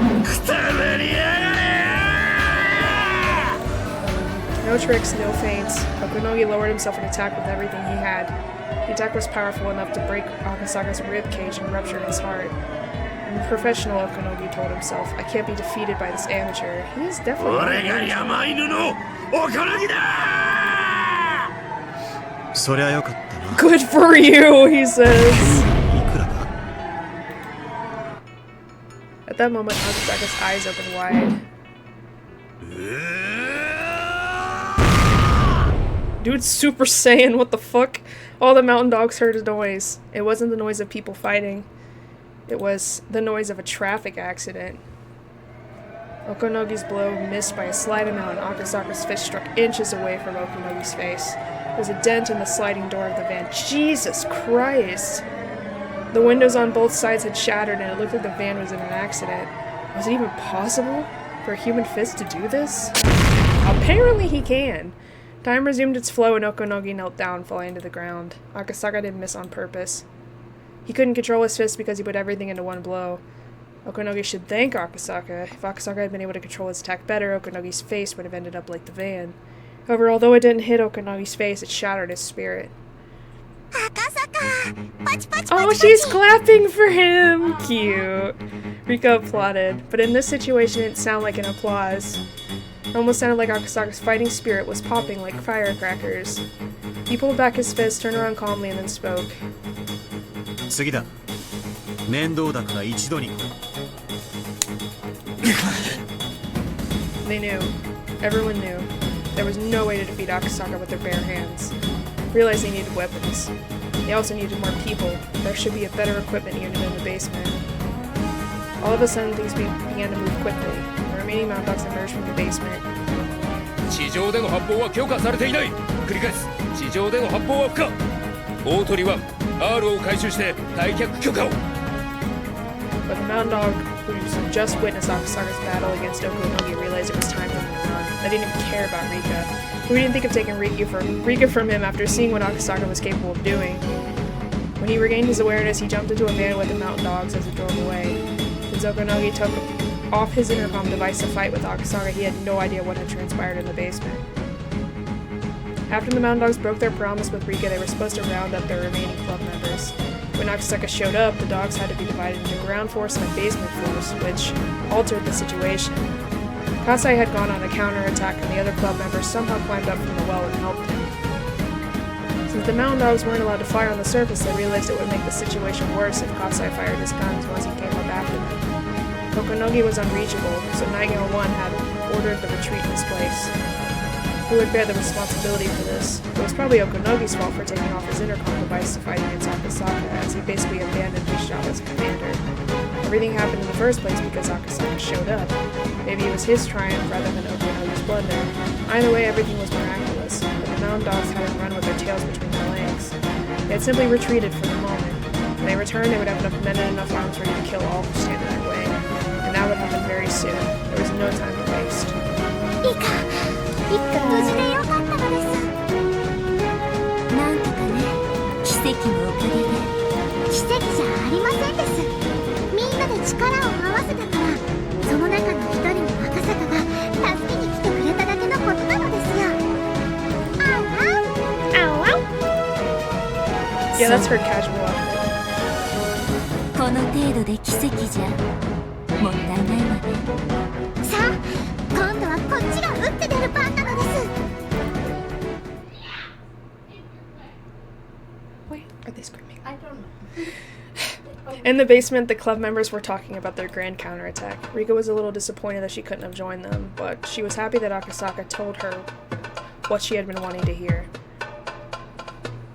Rika told them about how heroic he had been, and he'd gotten a little embarrassed. Kasai was doing alright, but Shion wasn't doing too well. Of course, it wasn't life-threatening, but she couldn't hear well in her left ear, possibly due to being so close to an explosion. To test her hearing, Mion went around to Shion's left side and whispered some dirty words. She seemed to be able to hear them fairly well. Of course, she might have been hearing through her right ear, though. Shion decided to lie down on a tatami mattress in the torture room while Irie kept an eye on her. Mion was very worried, but Shion told her she was okay and forced her to go ahead with the next operation. Mion complained that Shion didn't understand her feelings. Now they would have to come up with an idea to rescue Tomitaku from the clinic. They had Akasaka and Kasai on their side, both of whom were used to battles. Also, they had Irie, who knew about the secret basement of the clinic. They would have to get moving quickly, but they had to at least have a plan. It was almost 10:30 a.m. Because of what they had gone through, they were exhausted. It felt like it was almost evening. If they were at school, it would only be the second or third period. They had to pull themselves together. They had to regain their fighting spirit. Oh my god, this chapter's fucking long. Jesus Christ. Okay, let me save again. Irie checked Shion's left ear with a pen light.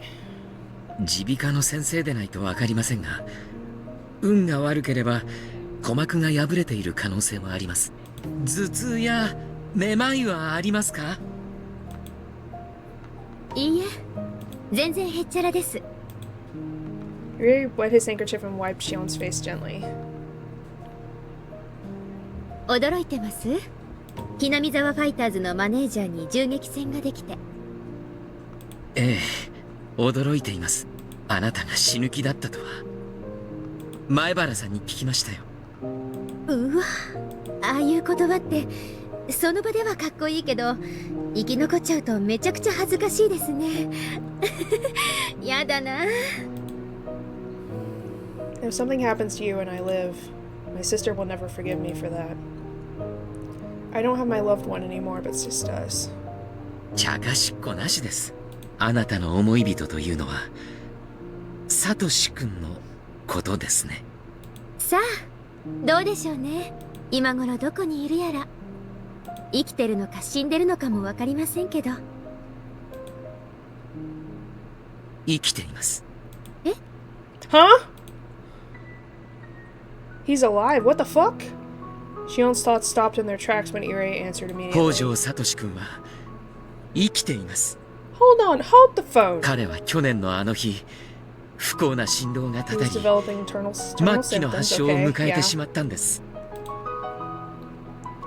Miona and the other club members had already told Shion about the current situation, so she kind of understood what he meant. 私はサトコちゃんと同じ薬で治療できると思いました。ですが、サトコちゃんが治療できたのは極めて幸運なケースだったようで、サトシ君の治療は困難を極めました。そしてその治療は今も続いているのです。Oh, so he's still dealing with it. サトシ君生きてるの？今まで話せなく Where て is he すみ then? ません。サトシ君は What? 近く角にいま He's す。 been here this whole time? We thought he was fucking dead. What the shit, Irie? How could you keep this from us? Shion and Irie returned from the torture room. Shion looked very serious, as if she had gained the determination to fight. Kiichi and the others were just talking about how the enemy found where they were. 入江先生の着衣に発信機か How 何 did か you がつけ not られていることは tell 考えられませんか？ her, or at least Satoko? Dude, do you know how much sadness Satoko went through? Jesus Christ. 先生の私服ではなく Sheesh. 診療所で持たされるものや着せられるものにです。だとするとこの白衣くらいですが。監督、ちょっとボディチェックします。 Shion checked Irie over like an inspector at an airport. Then she found a little button on the backside of his collar. It was a little round button. There was no reason why a button like this would be on the back of the collar. こいつが発信機でしょう。連中はこいつを信頼してるから、直接 Ah, 尾 they 行しなく tracked ても him. ここを突き止められたんです。 Gotcha. やられたわ。となりゃ、このボタンがある限り陽動作戦が可能になるってことだね。ボタンを持った踊り隊が敵をおびき寄せ、その隙に手薄の診療所を襲い、富武さんを助け出す。それが最善でしょう。となればそのおとり隊が陽動するには私の裏山が一番でございますわね。そうだな。あそこなら敵を引っ張り回せるぜ。しかもあれだけの山だからな。敵も相当の手勢を集めるだろう。その分診療所がガラ空きになる。読み切れないのはどの程度敵が診療所に残るかだ。診療所には敵にとっても重要な富武相応の守備を残すだろう。となれば富武より美味しい餌をおとりと一緒にするのがいいのです。大丈夫ですか、リカ？はいです。みんなと一緒で貞子の裏山なら絶対に捕まりませんです。裏山に精通してるのはこの中では部活メンバーだけだね。おとりは部活メンバーが引き受けるといいかもしれない。そうだね。その間に大人部隊は診療所を奇襲。翔さんは大丈夫？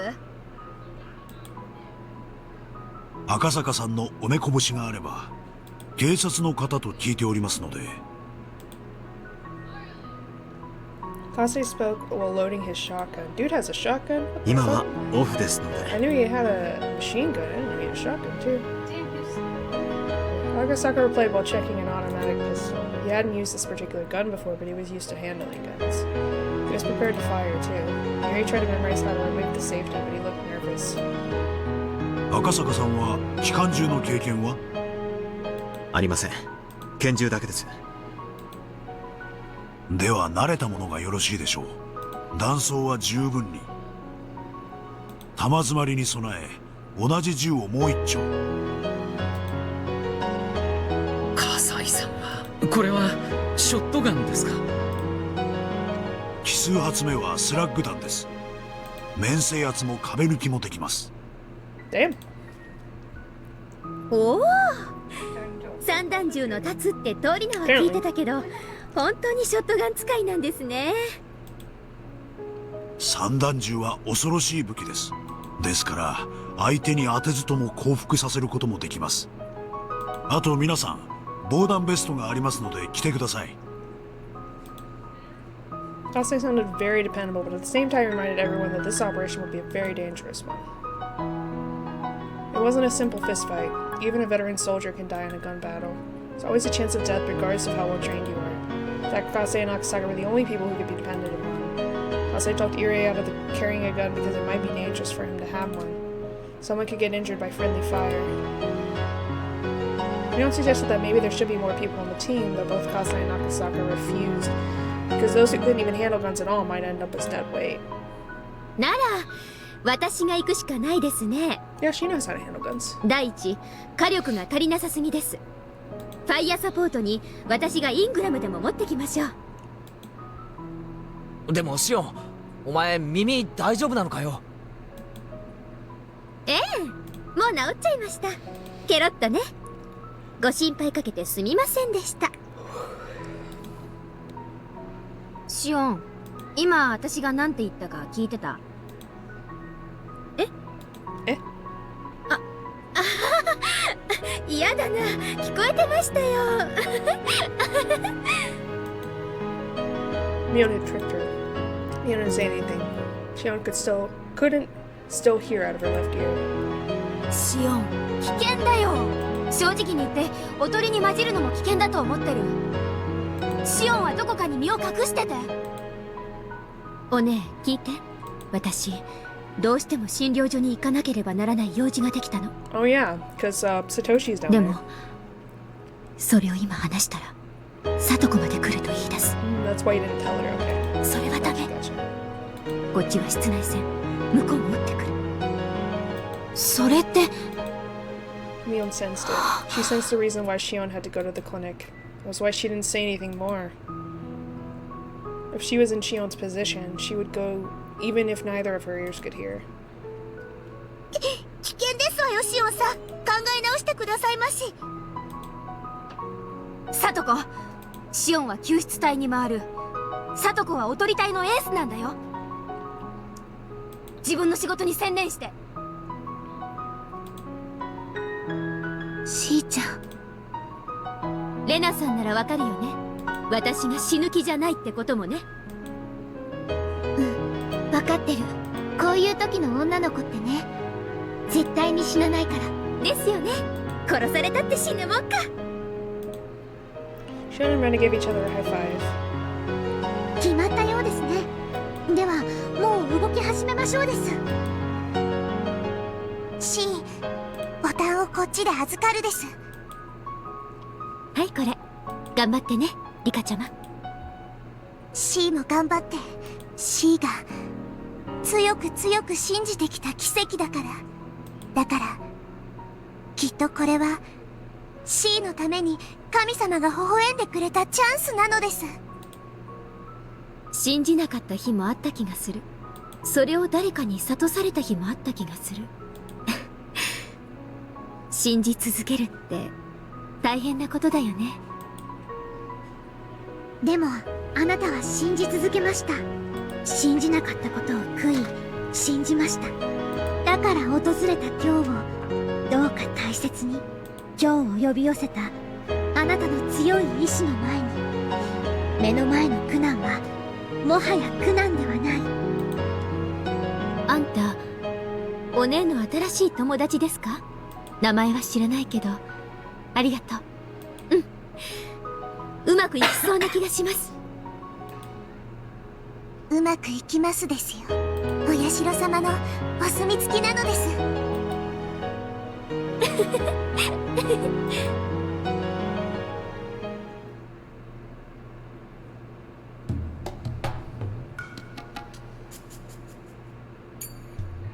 Oh my god, these freaking chapters are so long now. Jesus Christ. You want to take a dinner break? Is dinner ready? Yes. Fuck yes, let's go. Yes, I am taking a dinner break. I am tired and I need food. So The sustenance. yes, the sustenance. See you guys in a little bit.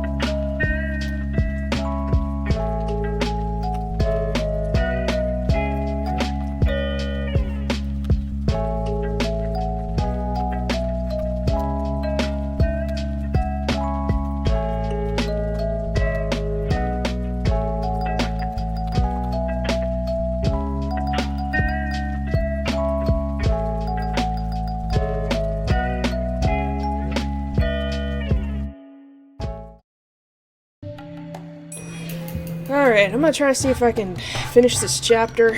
We're gonna do our best. So much reading. Mountain Dogs had retreated and reorganized their units. They were now ready to attack again. Takano was furious at them for not being able to bring R back to the clinic, even though they had her in their hands. She gave an order to capture her with all the Mountain Dogs' forces put together. The vehicles were at the clinic and they were all standing by for the order to attack. Takano wasn't the only one who was furious. Okonogi was angry at her. The rookie policeman from 5 years ago had grown. He even made Okonogi yield.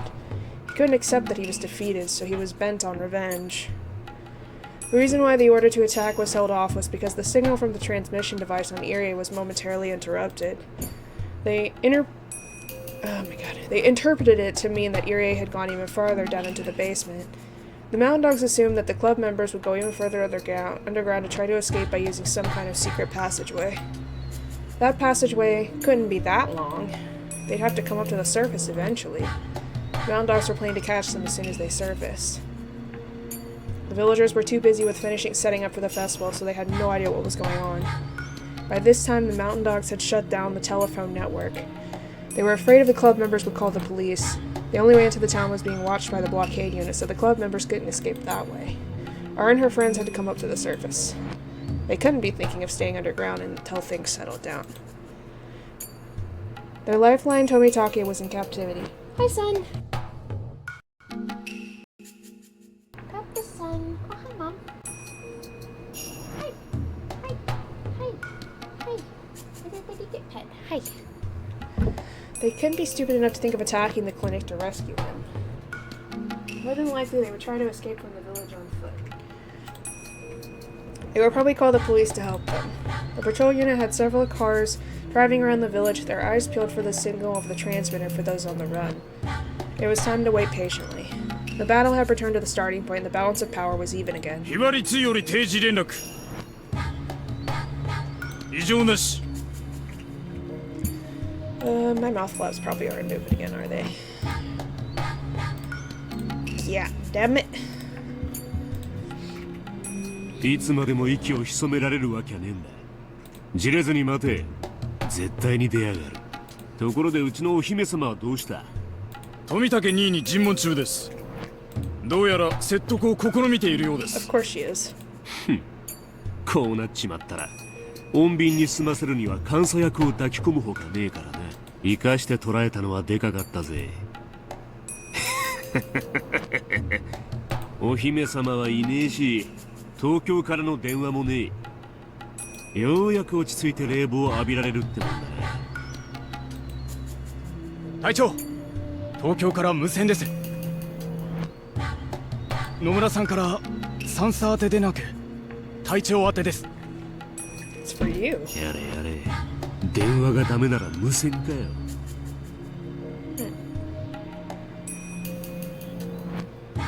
さて、東京の女王様がこの後に及んで俺に何のお話ですかね。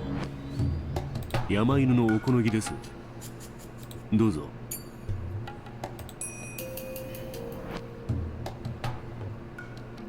I kind of want to know more about this Nomura lady because, like, she's here, but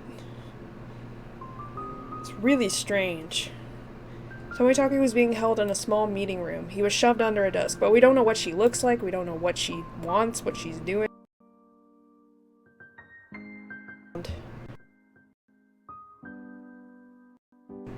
It outlined the research plan that was to be shut down. Hotakano wasn't really reading it, she was just staring. Neither of them said a thing. Silence filled the meeting room. もうすぐ11時ね。本当に今日は長い日。あんなにも早朝に起こされてからまだ半日も経たないのね。Tomitake didn't reply. 今からでも私に協力してはくださらない。How about... 山犬なんかいらない。あなたさえいてくれればいいわ。山犬には私の心を慰めることなんかできない。あなたの一見無神経な心遣いでしか慰められないって二郎さんは分かってて私に無神経に接してくれてたのよね。変に同情しても何の役にも立たないならせめて私の心を気分転換で楽にさせてあげようと思って、そう思ってあんなに無神経を装ってでも私を楽しませてくれたのよね。高野三等陸佐として話してるんじゃない。高野美代として二郎さんに話してるの。それでも返事をしてはくれないの。捕虜は名前と階級と認識番号しか喋っちゃいけないことになってるんでね。その手錠の鍵もごめんなさい。いいよ。それを求めたわけじゃないさ。コーヒー飲む？遠慮するよ。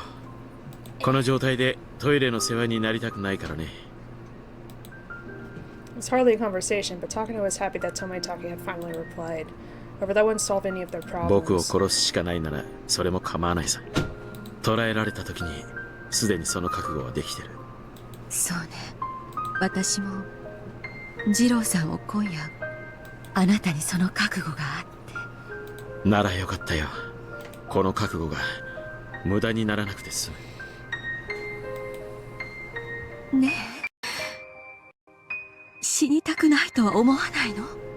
あなたが私の味方になると誓ってくれれば、上はあなたを生かす価値はないって言ってるけど、そこは私が何とかするから。上は誰だい？知らないわ。私と接触するエージェントは野村と名乗ってるけど、私も素性はよく知らないわ。でも手を組む相手に足ると思う程度には話をしたんだろう。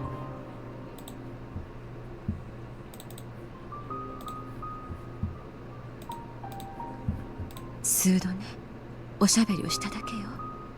今にして思うと私を利用したいという魂胆が見え見えだった。 What does she want, though? That's what I'm confused about.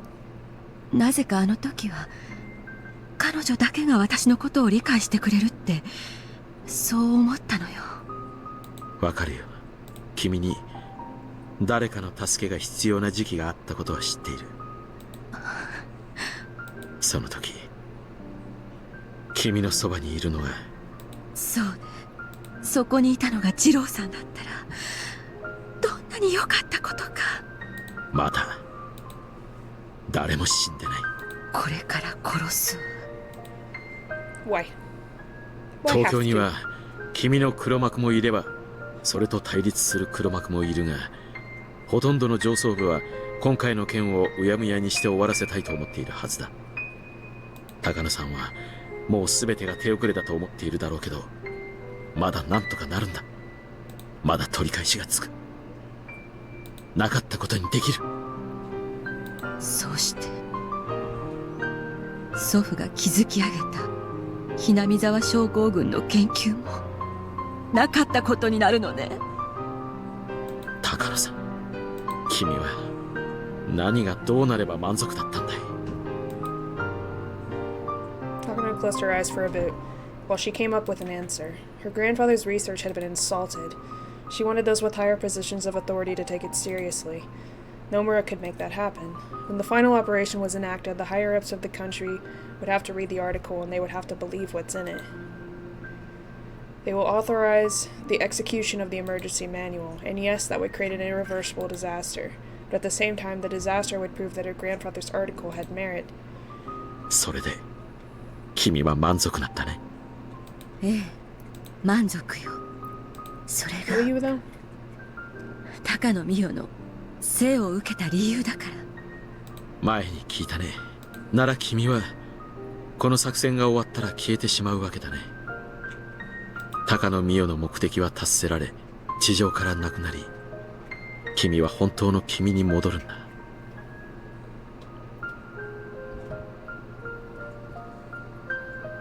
田無美代子、それが本当の君の名前のはず。 How long had it been since she heard that name? Takano closed her eyes slightly. そうね。私はもうすぐ田無美代子に帰るのね。田無美代子という少女は両親を失って施設に送られた。そしてそこで虐待されて死んだ。君はそう言ったね。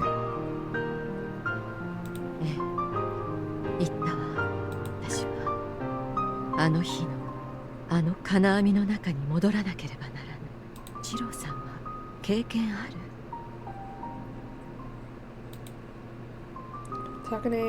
Takano told Tomitake about her horrible experiences, which were simply unimaginable for normal people. もう一度あそこに戻って。Why would you have to go back there, though? You're an adult now. 今度はおじいちゃんに助けられずに死ぬの。そうすれば私はここにいない。私がいなければ入江期間もなく、こんな妙な運命の行き止まりに迷い込むこともなかった。君は死ぬ気だね。作戦が終わったらいろいろとご褒美があることになってるけど、あまり信じてない。ある日突然ホームでドンと突き落とされるんじゃないかしら。君には心を許せる味方はいないのか？クライアントは所詮クライアント、味方じゃないわね。でも山犬は味方よ。彼らが私の靴を舐めたくなるくらいの金を弾んでやったからね。でも心は許せないだろう。As soon as you stop paying them, they're gone. They sit by. 味方はあなたを捕らえ、今からアールたちも捕らえようとしている。私の役に立ってくれてるわ。それは今の君に必要な味方じゃない。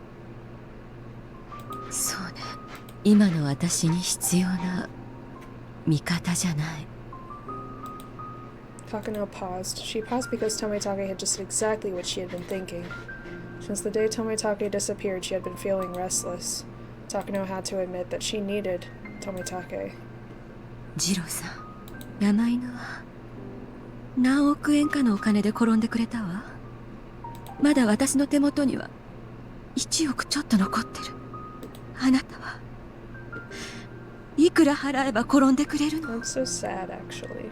君が一番欲しいものがいくらで買えるかを考えてみるといい。こんな時にキザな例えだこと。お金では買えないって言わせたいのね。 No, come back, son. God damn it. 諦めるんだ。山犬は飼いならせても僕は飼いならせない。それを転ばせたいと言ってるの？ Well, maybe you shouldn't try to be committing freaking murder on the entire village then. あなたが望むなら If you want him to お金だけじゃない。 be with you. 何でも与えるわ。私の髪の毛一本からつま先の先端まであなたのものにしていい。 Not like that. Come on now. 靴を舐めろと言うなら今この場で舐めてもいいわ。それでもまだ足りない。 Tomitake didn't reply. It was an affirmation by silence, but a signal to Takano they had already told her everything he meant to say, in the most saddening form of silence for her. あなたより毎朝早く起きて朝食を作るわ。待ち合わせ場所には必ずあなたより先に来る。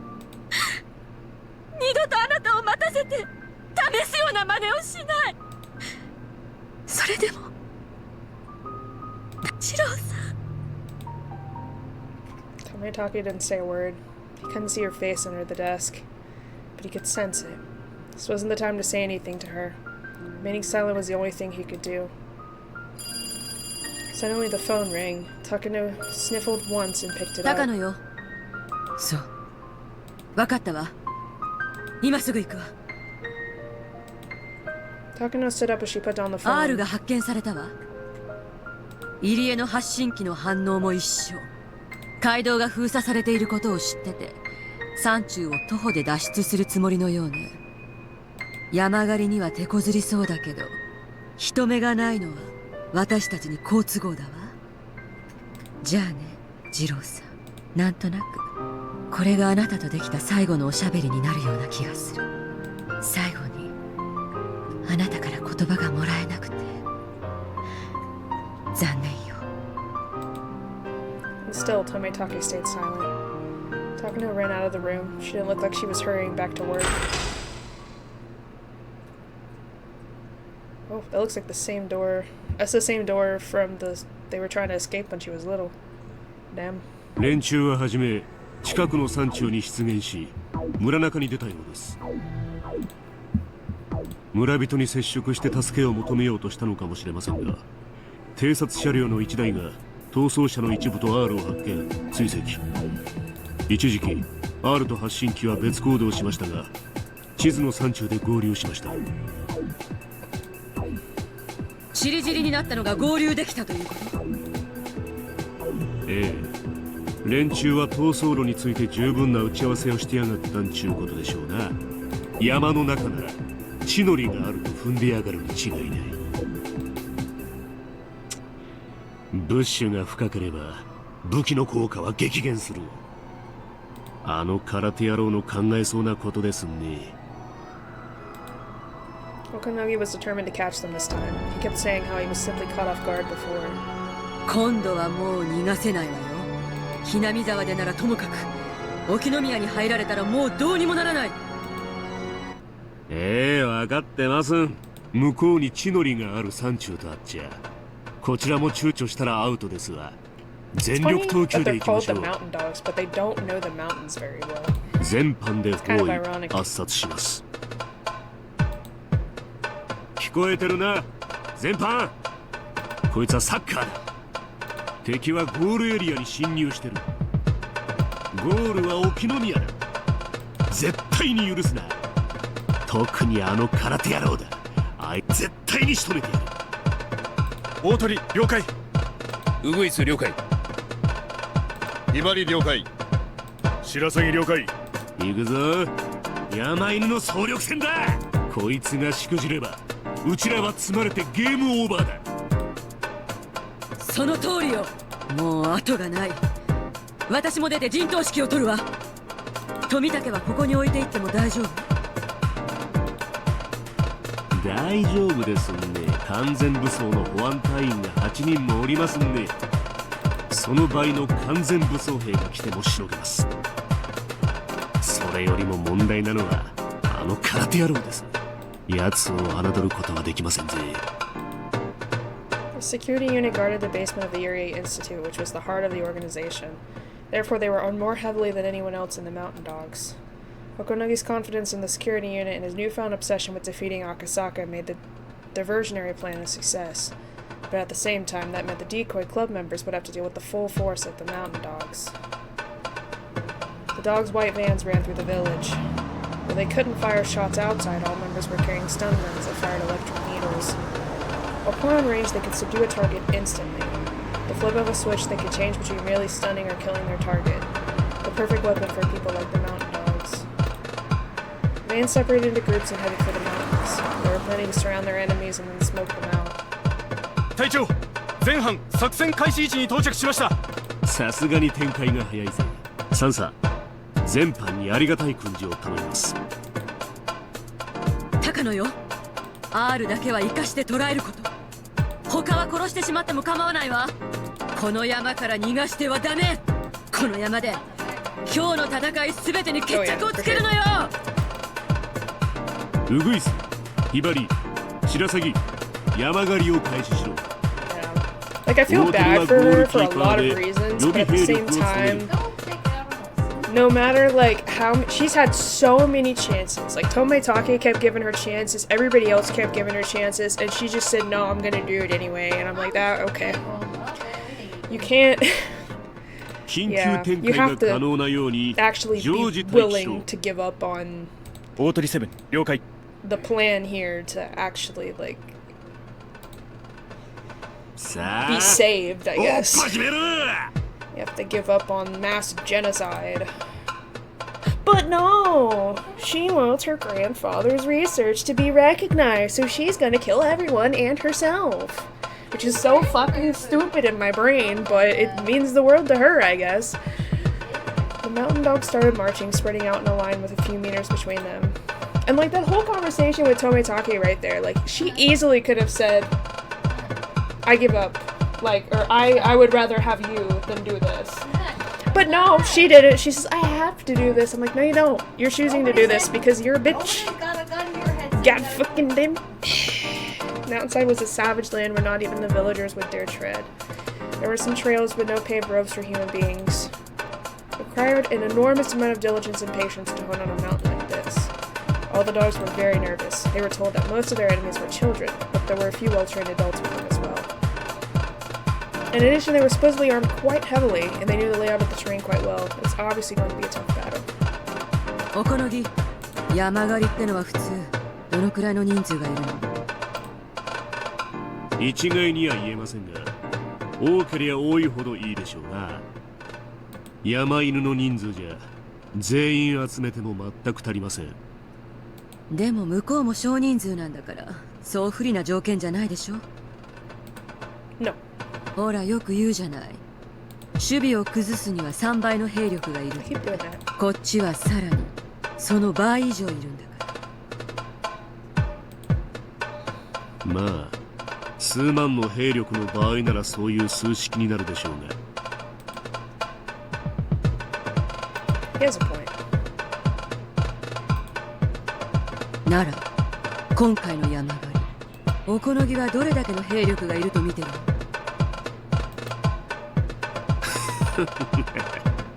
何でもありってことでですか？何でもありって意味がわからないけど、どのくらいが適正な兵力なの？今朝の政治的奇襲も含めて向こうの指揮官は相当優秀です。そして火器取り扱いのベテランが最低2、近接格闘のベテランが最低1。そこまでは認めるけど、あとは所詮子供でしょ。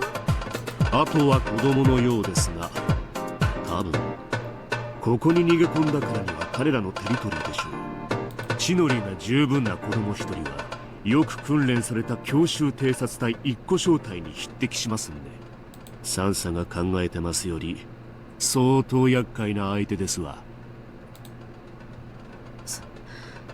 それを制圧するのにどの程度の兵力が必要だっていうの？山岳歩兵が1個師団。ああ、師団ってのは山犬が3つ4つくっついて大隊、そいつがさらに3つ4つくっついて連隊、そいつがさらに3つ4つで師団ですね。3 or 4 mountain dogs make a battalion. 3 or 4 battalions, so that's like 9 to 12 battalions. 9 to 12 people. And then, or 9 to 15, I guess. That's a regiment. And then 3 or 4 of those make a division. So like, almost, God, like 60 people or something. 30倍の兵力が必要だというの？60, yeah. 60. もちろんそれだけじゃ足りません。60 to 70, give or take. 砲兵陣地に要請して山ほどの事前砲撃が必要ですわ。航空支援が得られるならファントムにナパームもばらまかせたいところですね。冗談じゃないわ。そんな兵力ここにはないわ。じゃあそれにはるかに満たない山犬で山狩りをしたらどうなるっていうの？まあ楽じゃないでしょうな。He doesn't want it to be easy. He's a weirdo. He's a masochist. He wants it to be hard. Okonogi left boldly. He said it wouldn't be easy, but he also seemed to be implying that he was the only one capable of doing it. 連中のテリトリーでしょうが、逃げ込んだのはついさっきです。陣地もなけりゃトラップ設置の暇もないはずだ。Oh yeah, they did. 地の利を生かすには時間が足りないはずです。Don't underestimate Satoko's traps, man. That's literally her best thing. Talking to listen to Okonogi's explanation, she felt a little anxious. And she pretended to be friendly with Satoko a long time ago. She used to tell Takano all about her mountain. Takano remembered how Satoko told her about all kinds of traps she'd set up, but she couldn't recall which mountain Satoko was talking about. 威張りより本部、標的の一部を発見。R は死認できない。現在追跡中。人質にできれば十分よ。R がいなくても捕らえて。ウグイス、聞こえるか？近隣の班を応援に回して退路を立て。ウグイス了解。バックアップする。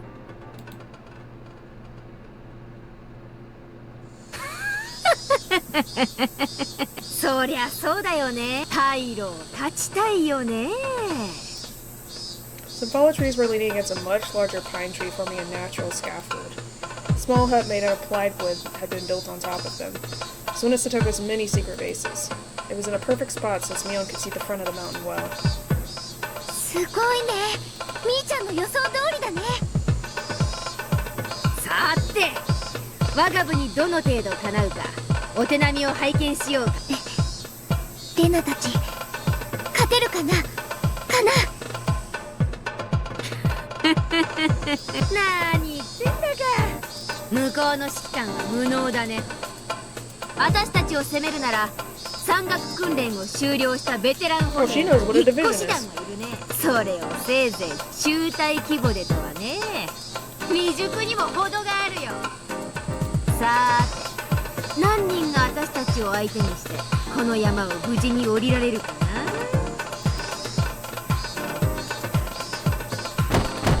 そったれひばり砲攻撃を受けた。クソ逃がすな。丸太を山ほど転がしてきやがった。ひばり6が捻挫で追撃不能。残りで追撃する。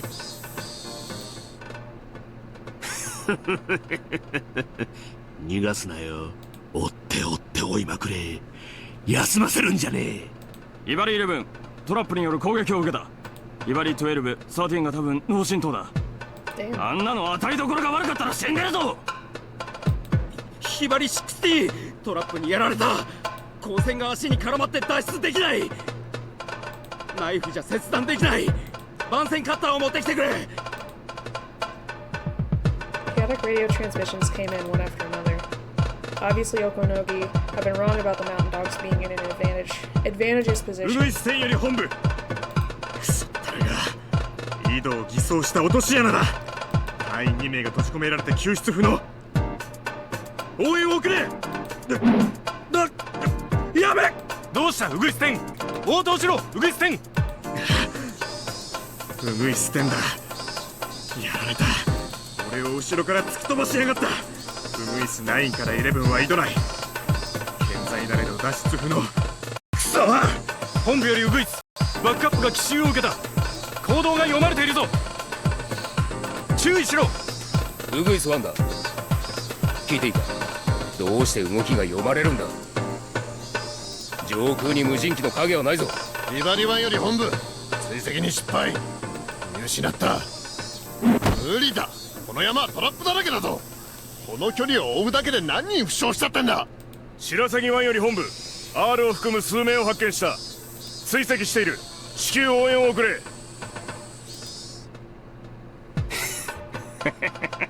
連中めかく乱してトラップで絡め取ろってんだな。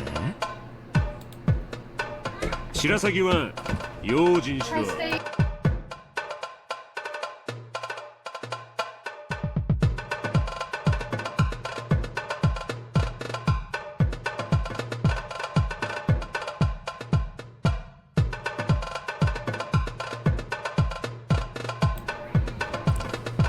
向こうはお前らをトラップ地帯におびき寄せるつもりだ。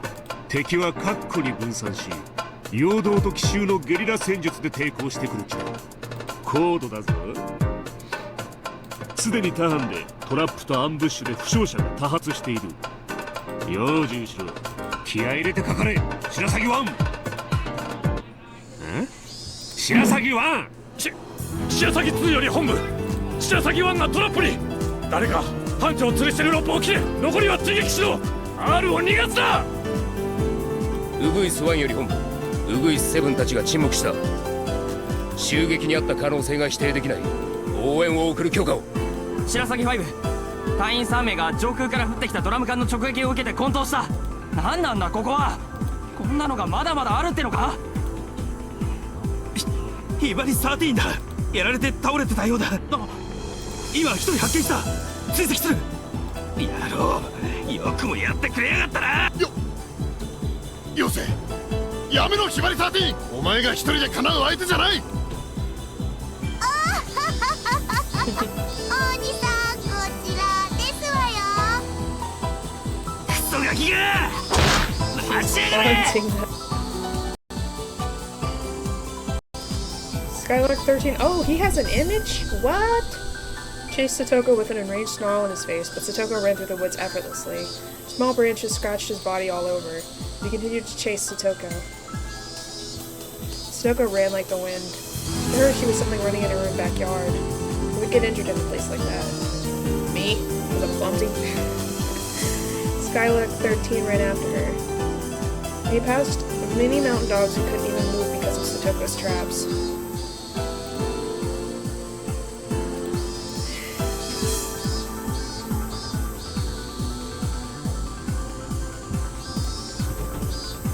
The more of his trapped fellows he saw, the more he wasn't sure if the girl he was after was really a girl. She was just something that looked like one.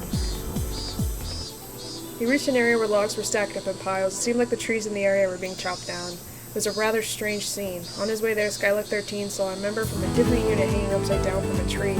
He saw feet sticking out of a pitfall. There was a member whose foot was tied to the rope of the tree with a device that looked like a pair of handcuffs. He reached the area after seeing all. He suddenly started sweating all over his body. For Skylark 13 realized he had been lured into a trap. He had been caught in a snare. She had tricked him. The girl was standing in the middle of the open area, calmly balancing on a stump. She was simply looking at him. Shit, she's trying to lure me in. ヒバリ13だ。一人を広場みたいなところで追い詰めた。捕まえてやる。捕まえてやる。こちら、ウグイス7。お前の後ろで吊るされてる男だ。そいつは少女じゃない。そいつの後を追えば地獄まで誘い込まれるぞ。本部よりヒバリ13、それで十分だ。応援を待て。今そこに最寄りの隊員を向かわせている。どうなさいましたの？私を捕まえたければあともう10メートルくらいは歩く必要がございますわよ。It was only 10 meters. If he walked about 10 meters, he could catch that bratty little girl. How many steps did he have to take to walk 10 meters? If he took 10 steps to walk 10 meters, then there would be 10 more chances of stepping in the trap. It was only 10 steps. He can catch her after taking just 10 steps. そう思いなら、まずは最初の一歩を踏み出してみればいいではございませんか。ほらほら。くっそー。 How was he going to take his first step? The area of weeds looked suspicious. The bare ground looked suspicious too. What if he jumped onto a tree stump? No, that was what she wanted him to do. Cold sweat was dripping off of Skylark 13's body. He only needed to take 10 steps. Why was he so nervous about taking the first one? ヒバリ13。切り株だ。よせヒバリ13。さっき根っこで足を縛られてたウグイスへ。切り株はきっと罠だ。辺りまで切り株だらけというのがうさんくさい。聞こえるかヒバリ13。ブッシュは危険だ。草むらは踏むな。むき出しの土もやばい。くそ誰じゃ。どこを踏めばいいんだよ。空を飛んでけってのかよ。まだいらっしゃいませんの？私退屈ですからそろそろ失礼しますわよ。こちらつまきにされて転がっているウグイス。今標的の一人に頭。そこはトラップフィールドだと言ってるぞ。その待ち構えてる小娘の最高傑作が設置されているらしい。油断するな。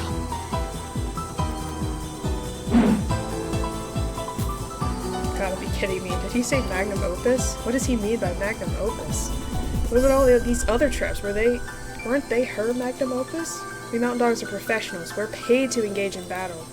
This little girl is playing with us like fools. Can we not beat her? Can't we beat that brat?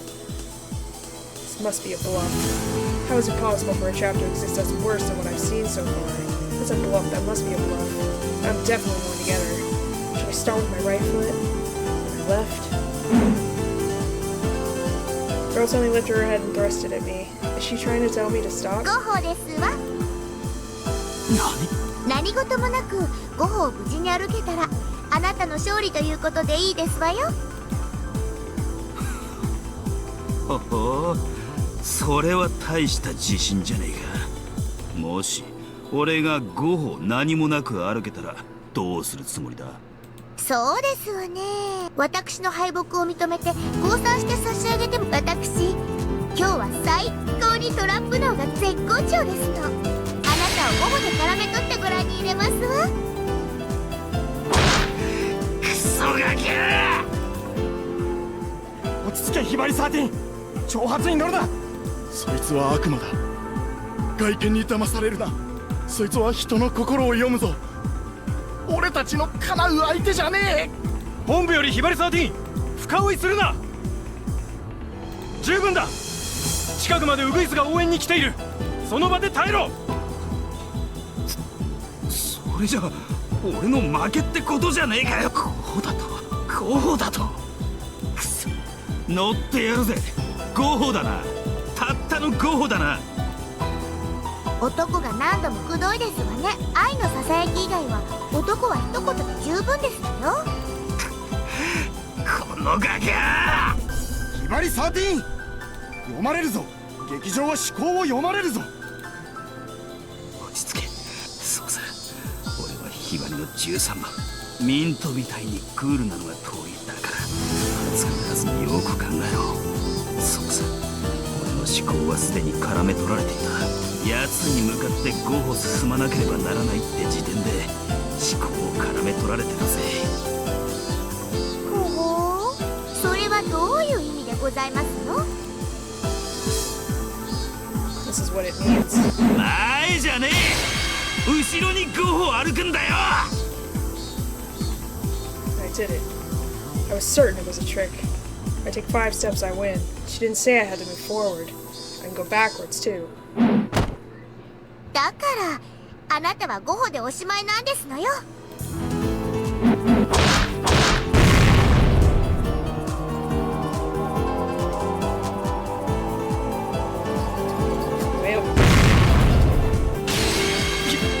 ひばり13、沈黙。あのバカ、すっかり乗せられやがって。Stoko's remarkable performance wasn't just her own effort alone. Mion had mastered the geography in the enemy's formations while instructing Satoko. Satoko marked all of her traps on the map. When that map and Mion's ability to command combined, the club was simply unbeatable. Rika and Hanyu, who knew about the mountain almost as well as Satoko, relayed orders from Mion to Keiichi or Rena, then they prepped for the ambush. Traps didn't always activate when they were stepped on. Sometimes Keiichi and the others were setting them off at the right moment. Keiichi and Rena continued to fight everywhere according to Mion's orders. Sometimes they'd hide, and sometimes they'd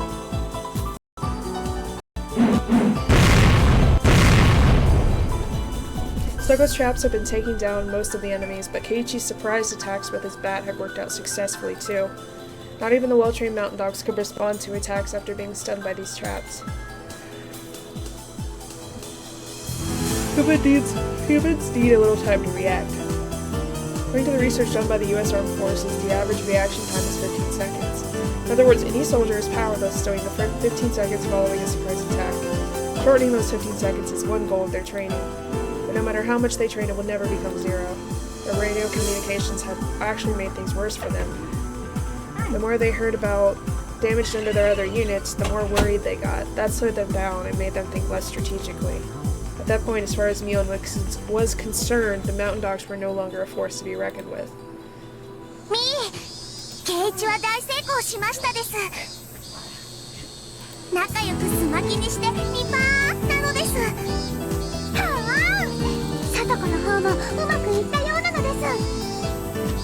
みんなやっつけてしまいましたです。了解。確認するけど、この攻撃での戦果は5だね。どうするよ敵さん。南部方面軍はこれで戦力の3割は脱落だよ。負傷者の対応に通常1人から2人ってことは、手の空いた兵士はほとんどいないってわけだ。まっとうな指揮官なら本部に撤退を申し入れるね。こちらひばり湾、隊員に負傷者多数。負傷者への対応で追撃に手が回らない。これ以上の追撃は断念せざるを得ない。ひばり湾、損害は大きいが我が方は確実に敵の行動権を狭めているぞ。撤退は認めない。現状兵力で戦線を維持せよ。くそ、ひばり湾より全員本部から死ねと命令だ。装備を再点検しろ。進軍を再開するぞ。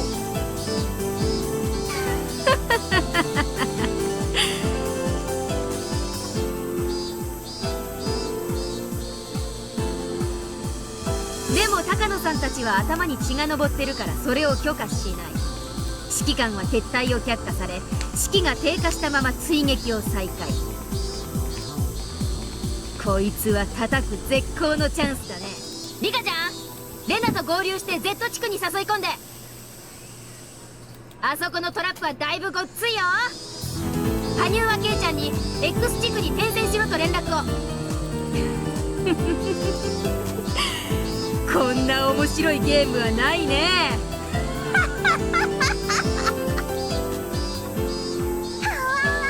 ミオンが絶好調なのです。今のミーが生まれる時代を間違えていたら歴史に名を残しかねないのです。私に言わしゃ、ネルソンも東郷もまあまあってとこだね。もう裏山全体が手に取るようだよ。Yon was the type to display exponential ability. When she's down, she's at rock bottom. When she's in perfect form, it's just terrifying. It was the blood of the head of one of the three families of Hinamizawa. If Mion had been around for a historical battle, she would have changed history. If she were to join Napoleon, Siberia would be French territory. If she were to join Hitler, Europe would belong to the Third Reich. Even with all of that, the battle in the mountains were simply a diversion. Just as Mion had expected, everything had collapsed into chaos. If the Mountain Dogs could think calmly, they could have realized they hadn't seen any adults. But they didn't notice, confused as they were by all the attacks they were suffering. Of course, that too was part of Mion's plan. To scale up the diversions would hide the fact that there was a rescue unit going to get Tomitake. Therefore, the more chaotic the battle grew on the mountain, the better it was for the rescue unit. That's why she chose such an ostentatious method of fighting, but at the same time, that was exactly the kind of fight Mion preferred. She didn't intend to let it just be a diversion. She was planning to destroy the dog's main forces on those mountains. Yet most frightening of all was our home advantage.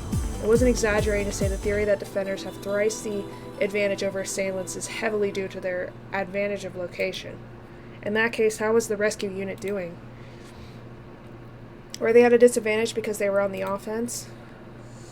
The 4 rescue unit members led by Irie were hiding in a bush next to the clinic. 行きましょう。こちら側をフォローするカメラは故障中ですから大丈夫です。こんなとこから堂々と？うわ、怖いね。敵は監視をセキュリティに依存しきっているようです。問題ないでしょう。行きましょう。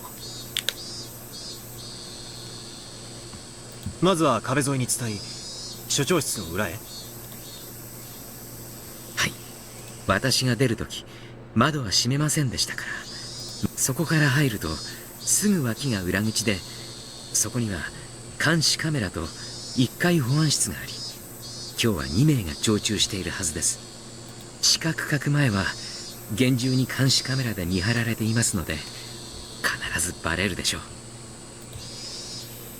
地下に行く前に、その1階の2人を制圧しないとね。退路確保は基本でしょ。まずは所長室から入って1階保安室。 They moved forward, walking against the wall so that they remained in the blind spot of the security cameras. They soon reached the window of the director's office. If any village kids saw them, they'd assume they were playing around, pretending to be spies. Irie was glad that the clinic was closed on Sundays. Irie peeked into the room. It was exactly the same as how he left it. The window was open too. The 4 of them snuck into the room through that window. Akasaka put his ear against the door to the hallway. Then he signaled the others to let them know there was nobody on the other side. Since the clinic was closed, the Mountain Dogs were the only people around. It being Sunday really was fortunate. It was very quiet in the clinic. The chorus of the cicadas was the only thing that could be heard. There was a clock on the director's desk. It was almost 11:30. Shion was surprised to find herself getting hungry, given all that was going on. Kasei and Akasaka checked over their weapons. Irie brought out a book of blueprints from a locked bookcase. The title said Construction Plan for the Irie Clinic. ここが所長室です。ここが1階保安室。出てすぐそこです。監視カメラはこの赤鉛筆がそうです。1階保安室の制圧自体は問題は地下ですね。これが地下の研究区画です。ここが入り口。図面では表向きは職員用の2階への階段になっていますが、実際は地下下区画への入り口が隠されています。そして階段で地下へ。よくもこんな大きな地下を作ったものです。地上部分よりもよっぽど広いですね。それは地下こそがこの診療所の真の姿である証拠です。で、これが監督の認証カードでないと入れない扉と。認証カードが封印されて使えなくなってるなんてことは？万一認証カードが使えない場合にゲートの物理的突破は可能？非常に厳重な扉で、証拠隠滅時にはそれを閉じてから内部に注水して封鎖する決まりになっています。ということは機密扉か。この容積を満たす水圧に耐えるということは相当に頑丈だ。ってことは認証カード以外の方法では不可能ってことだね。一般用の認証カードは個別の登録抹消が可能なはずですが、私と高野さんの認証カードは商工用の特別カードと聞いています。登録抹消には各個に設定した8桁のパスワードが必要ですから、事実上彼らには抹消できません。将校自らが不法使用することは想定していないということですね。それでもダメな時は一回保安室の人間に開けさせましょう。保安要員のカードなら将校の次に強力なはずです。素直に協力してくれるとは思えませんが協力しないんならカードと指紋認証用に指を1本ちょんと拝借するまでです。そうしたくはないですね。私のカードで開くことを祈るばかりです。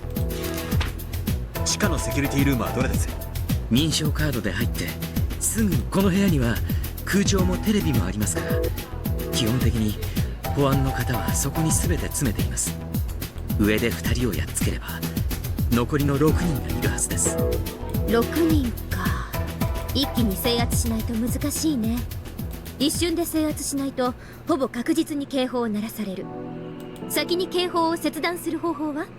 ちょっと分かりませんが、予備電源や予備回線があるはずです。現実的じゃないか。セキュリティルームを制圧する方が現実的ですね。保安の連中の武装は？1階の保安は非武装ですが、1階保安室には一応銃が置かれているという話です。地下の保安は全員が拳銃を携帯しています。あとセキュリティルームにはもっと強力な連発式の銃が何丁か置かれていたはずです。屋内での用途から考えて多分口径の短い機関拳銃のようなものでしょう。長距離での命中率はひどく落ちますが、小回りが利き近距離では十分な火力を持つ危険なものです。地下で撃ってきた連中 MP5 でしたし、そいつが何丁持ってのはちょいと厄介ですね。でもここを制圧できれば地下は私たちの手に落ちる。監督、サトシ君は？本当は動かしたくないところですが、敵の巣の中に放置はできません。サトシ君を安全なところに移しましょう。私の付き添いも必要です。サトシ君はどの部屋にいるんです？この奥の病室に監禁されています。そこは去年から彼専用の部屋になっています。 That's wild that he's been down there this whole time.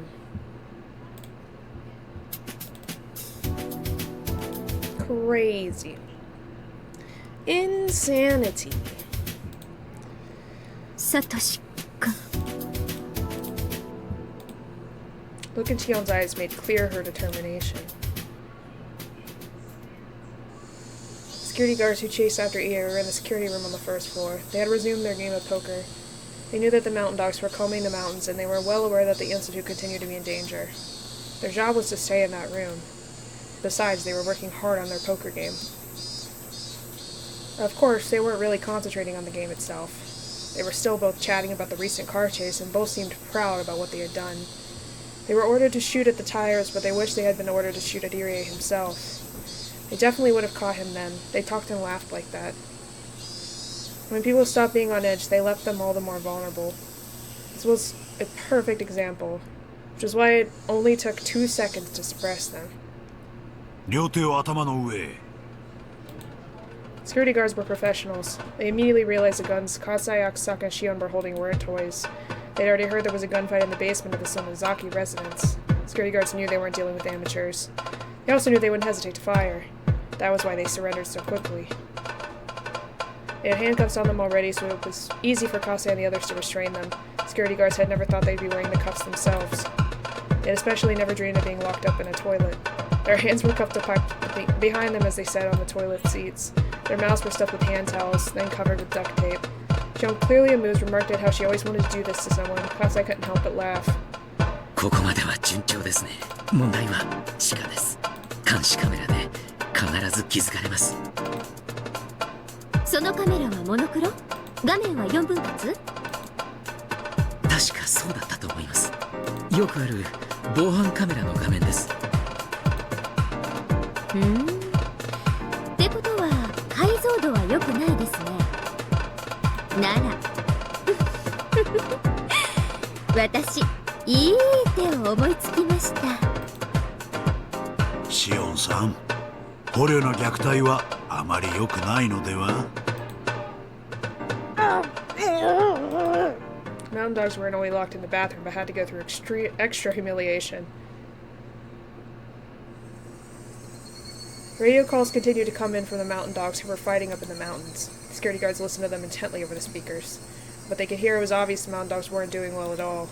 They kept falling into traps, suffering heavy losses, all of which they never expected. It was clear that the mountain dogs were trapped, but they even started to think they were being lured into something bigger than a simple military maneuver. The mountain dogs had made a mistake. They assumed the club members went to the mountains to escape from Hinamizawa, but they were wrong. They were simply being lured into their enemy's carefully prepared territory. The panic voices of the mountain dogs, Takano's yelling, Okanogi's reprimands could be heard through the speaker. It certainly sounded like a war zone. 大鳥湾より大鳥、休憩時間は終わりだぞ。俺たちも出撃する。壊滅した白鷺のポジションを埋めるんだ。味方の損害率はすでに致命的状況だが、敵は確実に後退を重ねてすでに包囲されつつある。もう一息だ。温存した大鳥で一気に圧殺する。陣頭指揮はサンサが直接取られるそうだ。俺も出るぞ。これで決着させる。おい、隊長が出るぞ。大鳥も上がる。総力戦だ。なんて奴らだ。ってことはすでに被害は小隊規模にもなるってのか。俺たちは何者を相手にしてるんだよ。相手はどこの特殊部隊だってんだ。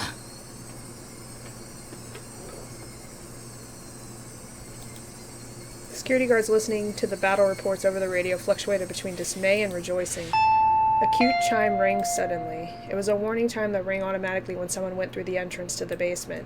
When the chime rang, the guards were supposed to check the screen to see who was coming through. The one who looked at the screen needed a moment to comprehend what he was seeing. おい、入江所長だぞ。何?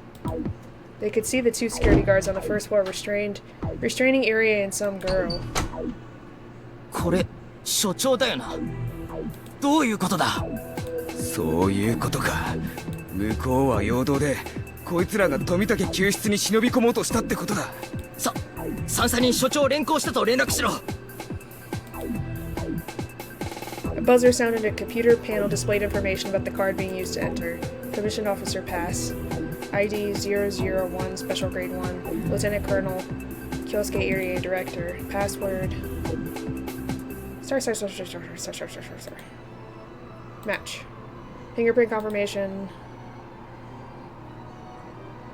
Match. Huh? How strange. Security guards brought Irie down. That made sense. Why were they using the director's security access card? They were even using his fingerprint. Why were they having him do that? Wouldn't it be quicker for the guards to do that themselves? One of the guards figured it out, but it was too late. The door to the basement was open and the four newcomers forced their way inside. They ran through the security camera screen and were headed straight for the security room. They had them. Oh, not all the firing. Jesus Christ. As soon as the door opened, the security guard started firing. Akasaka realized that it had taken him a second longer to pull back, and he would have been riddled with hundreds of bullets. One of the guards pushed the desk onto its side. Paper cups on the desk fell to the floor, spilling coffee everywhere. They used the desk as a barricade. The other two guards started to shoot at random. As long as the guards were shooting at the rescue unit, they couldn't counterattack. One of the guards activated the emergency alarm, and another picked up the submachine gun on the wall. The other one picked up a gas mask. It was impressive they got their act together so quickly. A situation like this would result in a fierce gun battle, meaning that it would take quite a while for the rescue team to suppress the guards. The emergency alarm sounded in the basement, reminding them that their surprise attack had failed. 一気に制圧し損ねた。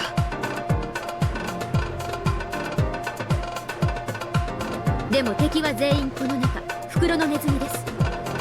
この部屋に釘付けにしているうちに、サトシ君と富武さんを救出しちゃいましょう。Non-dogs outside would definitely hear that alarm. If they took too long, the enemy would come to block their escape route. Then they'd be trapped inside. そうだ。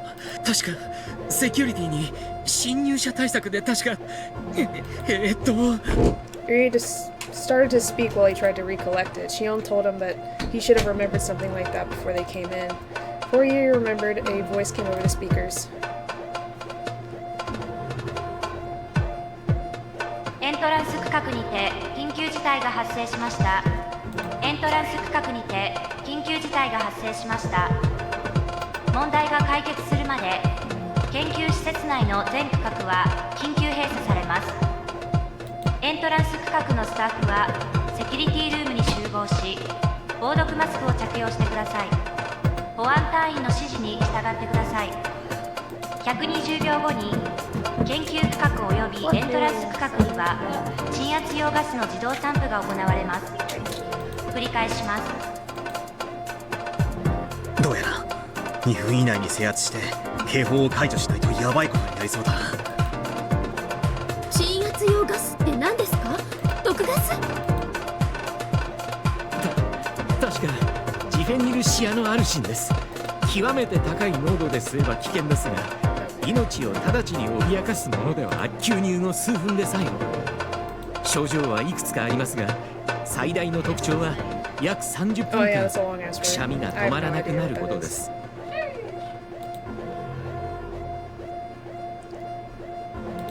Red agent.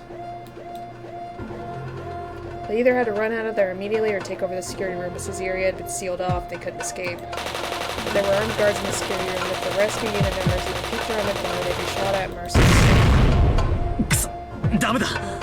これでは狙って撃つなんて到底できない。インドアの基本はグレネードか。くそ、そんなのないって。焦って飛び込めば蜂の巣です。どうすればいいんだ。サトシ君は目前だというのに悔しい。 Sean pressed her forehead against her gun, gritting her teeth in frustration. As Kasai analyzed the situation, he stood up and spoke. 皆さん、私に任せてもらいましょう。You got it, bro. I believe in you. The guards in the security room were on edge too. Once the gas was flowing, everything would come to an end, but the guards knew their enemy wouldn't just sit and wait for that to happen. They'd come rushing in regardless of the counterattack they'd face. Although the guards would still have the upper hand, it'd be a point-blank gunfight. They wouldn't come out of it unscathed. Therefore, as the deadline approached, their tension increased. The guards never even considered. The door they opened would be shut again. Fired at the door, leaving many small holes in it. After that, it all went quiet. What were they thinking? There was nowhere to hide. The gas was about to be released. Why did they close the door? For what reason did they do that? That was when a loud explosion punched a hole in the door the size of a fist. Not only the door, but the wall in the security room had a similar hole. Magnum! Calm voice echoed from the other side of the door. ご名答です。こいつは人間を撃つ弾じゃありません。威力は皆さんほどならすでにご存知でしょう。The power of a slug bullet is limited to extremely close-range battles, but it is also incredibly powerful. After all, it's fired from a shotgun, but it doesn't scatter. Shotgun is meant to fire scatter shots, but it can be used to fire only one huge, incredible, powerful bullet. That's the slug. It's usually used for hunting. It's used to shoot at animals, not humans. If it was to be used on a human, their arms and legs would be shattered and nothing would be left of the head. Jesus Christ. Shouldn't even be called a bullet, it should be called a cannon. It easily pierced through the door, the desk they were using as a barricade, any guards hiding behind the desk before slamming into the wall. The guards understood very well just how powerful it was. The kind of guns they had shot out many small bullets, therefore they didn't work as well through a door. Their enemies didn't care about the door at all. Their weapon could easily pierce through anything. Hiding behind a desk didn't mean a あな thing. た方を粉々にできることがご理解できたはずです。死にたくなかったら警報を切っていただきましょう。落ち着け。もうじきガスが出る。それまでの辛抱だ。その前に皆さんが内臓をぶちまけることになるとはお考えが至りませんか。 Kazui's voice was extremely intimidating. Only one who truly understood the power of the shotgun could talk 時 that 間があ way. りません。5秒でケツを取ります。5つ数えて警報が切れなければ覚悟していただきます。どうする？ガスまでまだ60秒くらいあるぞ。畜生。焦るな。向こうだってビビってるんだ。飲まれるんじゃねえ。 It just keeps going. That was when a deep voice rang out, reverberating through the pit of their stomachs. おい、人が親切に話してるのに聞いてねえのか。 Must have been coming from the same person. But it changed so much so こ quickly. の葛西達義がてめえらを生かしてやると言ってんだ。ありがてえとは思わねえのか、ガキどもが。お前ら俺を舐めてんのか。ああ、演じせっかガキどもが。 A roar and an explosion sounded at the same time. The upper half of the door disappeared. Numerous lead balls bounced around in the room, breaking the lights and ricocheting off the walls. Shattered glass fell onto the floor. Shotgun had turned the security room into hell. A hurricane of lead balls blew violently through the room as it shattered, scattered, and destroyed everything. The guards could only cover their heads and pray. They prayed the lead balls wouldn't hit them and endured the falling glass. Before they had a chance to recover, Kasai jumped in through what was left of the door and kicked the desk aside. He stepped onto the guard's head and yelled at the others. 最初にミンチになりてえのは誰だ。てめえがこら。さっき上等決めやがったのはてめえがこら。違う。降伏する。撃つな。何いつまで茶化ひけらかしてんだこら。 I mean, 殺されてえか青リサイ。てめえとは築いてきた屍の山の高さが Well, 違うん he's じゃボ like ケ。 one of the Sonozaki's like head hitmen, I guess. No, he's I would say soldiers. He's not, but he's mostly his job is to like be Shion's personal bodyguard. But he's been trained like as a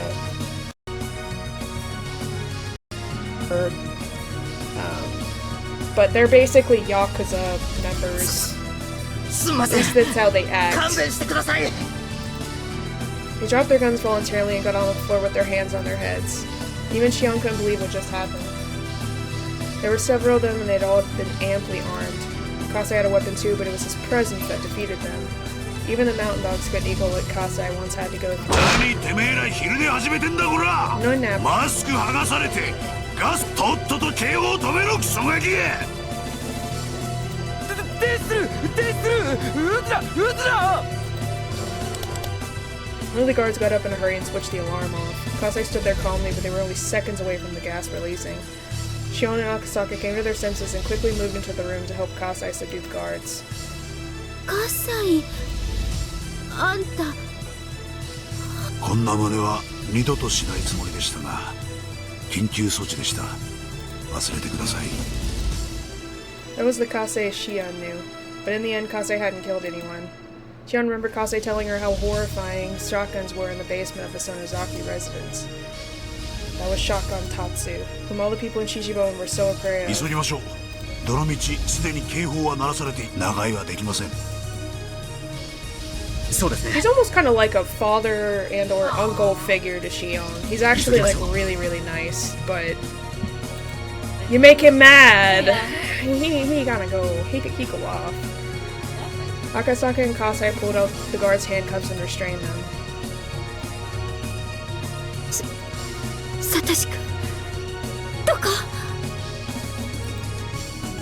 Now that the security room was under their control, Shion realized there was nothing keeping her from seeing Satoshi. She was getting anxious.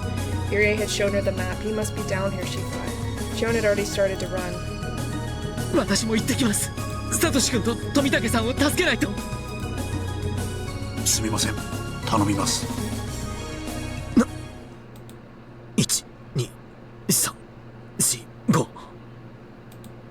Akasaka felt a chill running down his spine. Yuri said there were 6 security guards. Where's the other one? Shion wasn't paying attention to anything else. She was only thinking about her reunion with Satoshi. She still can't hear in her left ear. Make things worse, the security guard is waiting on the left side of Shion. Shion had to regret letting her guard down just a bit too early. The mountain dog jumped out and grabbed Shion. He choked her neck with his thick arm. There was no way Shion could get out of this situation alone. Yuri saw what had happened. Fortunately, their backs were turned towards him. Here was Yuri's chance to attack the enemy. But today, Yuri had lost a lot of confidence in himself. Felt he hadn't done anything right all day. Fighting wasn't his expertise, so there wasn't really anything he could have done. But he was disappointed in himself for not being able to help just the same. But in that moment, he was the only one who could do anything. If possible, he wanted to go get Kasai or Akasaka. They were both very reliable. They could take out this man in an instant. But there was no time for that. Only in this moment was his back facing Irie. And if Irie didn't do anything, the dog was sure to take Shion hostage, creating a deadlock. Enemy backup could arrive at any moment, so being in a deadlock would mean death. Therefore, Irie couldn't depend on anyone else. He had to resolve the situation himself. He only had one chance. Once the unit member turned around, the deadlock would begin. Was there even a way for Irie to knock him down in one shot?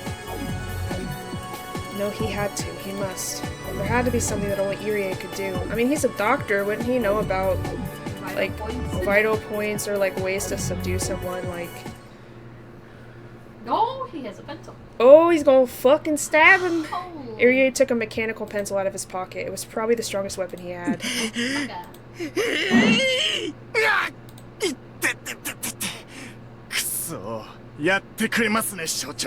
stabbed the man's neck and said, he did it! He done stabbed him!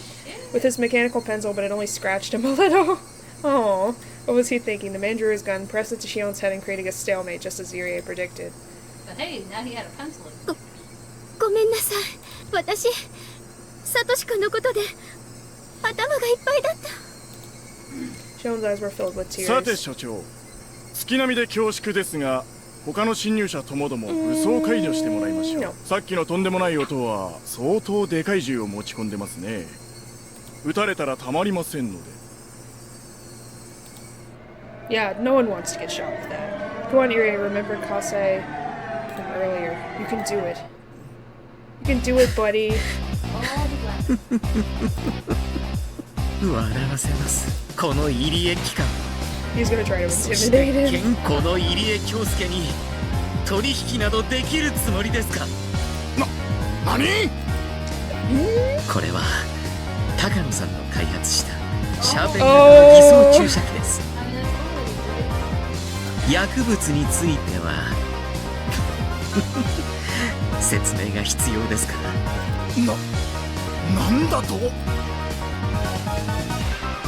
A regular person had said that it wouldn't have worked. But Irie was wearing his white coat and the basement was his territory. What he just said sounded very believable. He wanted to believe that Irie was lying, but he started to feel an itch on the back of his neck. H178 は高野さんが生み出した170 I 番 think 台の that's 最 the 高 one 傑作 he です。 used to kill, they used to kill Tometake in the other worlds. いかなる治療手段もなく、わずか数分で桜は妄想、No, 頭 that's 痛、 not 鼻 what 水、 happens. 鼻詰まり、That's not. 数の激症を引き起こし、最後には自らの爪でお尻をかき破って死んでしま Basically, う。 what happens is you itch yourself to death. Like you will crawl out, you'll tear out your own throat and stuff. 治療法はただ一つ。1分以内、この解毒剤のお注射を受けることのみです。嘘だ。そんなのあるはずね。すでに30秒経過ですね。そろそろ心臓を経由して全身に回り始めてくるところです。全身のリンパ腺にかゆみは出ませんが、It causes your lymph nodes, that's what it is. The lymph nodes will get inflamed, and once they get inflamed so far, you can't control yourself, like, itching them. What? That's so silly. Shion could only watch this pathetic act in silence, but the mountain dog who worked at such a shady research center, what he already said sounded totally believable. わかった。降参する。早くその治療薬を打ってくれ。はて、言葉遣いがなっていませんね。わかりました。降参します。早く注射をしてください。ダメです。ご主人様への言葉遣いがなっています。一度だけ指導しましょう。いいですか。この注射はお尻に注射しなくてはなりません。まず四つん這いになってズボンをずらし、お尻を出します。その際お尻は突き出す。両肩はぺったり床につくようにします。右手の親指の爪を噛みながら振り返りそしてあなたはご主人様、私にお注射を入れませんか。嘆かわしい。そもそも古来メイドはご主人様への絶対忠誠を誓い、滅私暴行によって美徳と文化を築き上げてきたのです。そんな素晴らしい社会を作った近年の日本はどうですか。メイドの心を忘れた若者はガン色、ルーズソックス、派手派手なハワイ装束。 What's wrong with Hawaiian fashion? What do you mean? 大和なでしこが情けない。お肌をスベスベにお手入れして過剰な日焼けには要注意。ソックスはもちろんニーズです。黒のストッキングも素晴らしい。いやでもたまにはハイソックスも素敵です。そして培われるメイドの心。思えば日本はわびさびとメイドを忘れました。 You're kind of losing your intimidating aura there, buddy. 超高齢化社会。今や熟年人口は増え続け、萌えメディアもその層をターゲットにするのは時間の問題。やがてはストライクゾーン春が真上とされてきたおばさんにもスポットライトが浴びせられ、いつしかそれが主流。おばさんとメイドの組み合わせはまさにトイレ用洗剤。混ぜるな危険。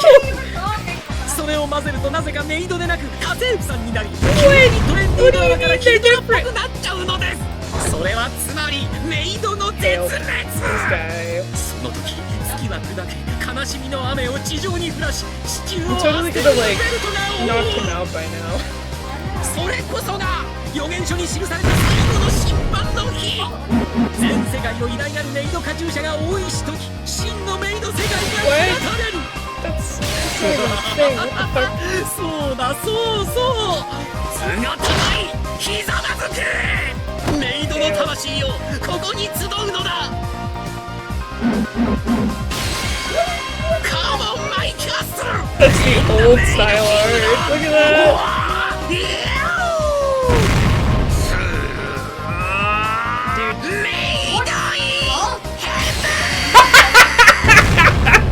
大丈夫かい、シオンちゃん。Yakasaka's like, what the fuck? What is wrong with this あり dude? がとうです。監督、赤坂さんたち来てやっつけてくれましたよ。 They got him. まだメイド教育が終わっていないというのに。先生、そいつは後ほどに。サトシ君。 There really was nobody left to stop her. Shion ran down the hallway at full speed. It was right there. There was a huge window in front of Shion that allowed her to look inside. Shion threw herself at the window. Satoshi was there lying on the bed. He was sleeping with an IV connected to his arm. Damn! I still can't believe he's been here this whole fucking time! Oh my god. He's been missing for a year now. And they thought he was dead. Like, they really, really thought he was dead. He never came back. Yeah, he's been in there this whole time. Like, what the fuck? There were some wires attached to his forehead and chest to observe his brain waves. The waves of light displayed on the machine, they are connected to prove that he was still alive. But he might be sleeping very deeply. His face was pale and he looked like there was barely any life left in him. I don't know if he's in a coma. サトシ君、生きてるんだよね。落ち着いてく We ださ weren't い。 even aware that he was alive, so even the fact that he's alive 入江 is 先生、 crazy. 早く彼を。 Irie brought in a stretcher to load Satoshi onto. Kasai opened it up. 早くサトシ君をサトシ君をシオンさん、彼を出す前に一つだけどうしても約束してほしいことがあります。 Irie gives Shion a condition. What is he saying now? Shion angrily thought. 今から彼を担架に移しますが、決して起こそうとしてはいけません。いいですね。絶対約束してください。どうして起こしちゃいけないんですか？ I think because he has terminal symptoms of the Hinamizawa syndrome, so if she wakes him up, he could wake up in a panic and go crazy and try to kill them. Yeah. That was the first thing Shion wanted to do. She wanted to tell him personally that he was free. Irie was telling her that she couldn't do that. 辛いことですが、真実だけを手短に話します。サトシ君はあの日、末期発症により脳と心に深刻なダメージを受けました。幸いなことに命に異常はありませんが、サトシ君は目に入る It's ものの basically 敵 an 味方 extremely heightened form of paranoia that makes people hallucinate and go psychotic. 過度の被害妄想と They 恐怖に call 取り it, つかれ、 they call そ it れ the から逃れる Hinamizawa ために syndrome. 急祖が猫を噛むように And when you get to the point where you like cannot tell fact from fiction and like 昨年 everything is insane, that's when 整 you're 形 like 手 at the 術を必要 terminal とするほど stage の where you 大 like 怪我をし cannot まし come た。 back. Damn! One of the clinic staff was seriously injured so much that she had to go through facial reconstruction surgery. What? 彼はたとえあなたであって Yeah, も dude is fucked up. 例外としません。 John finally noticed it. While Satoshi was covered up in a blanket on the bed, there were two belts over that blanket, holding him down onto the bed. But he also had leather straps around his arms. He was restrained to the bed.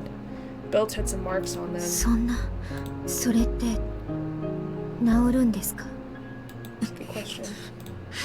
The silence that followed was cruel. Irie wanted to tell her that he would be cured, but he was a doctor.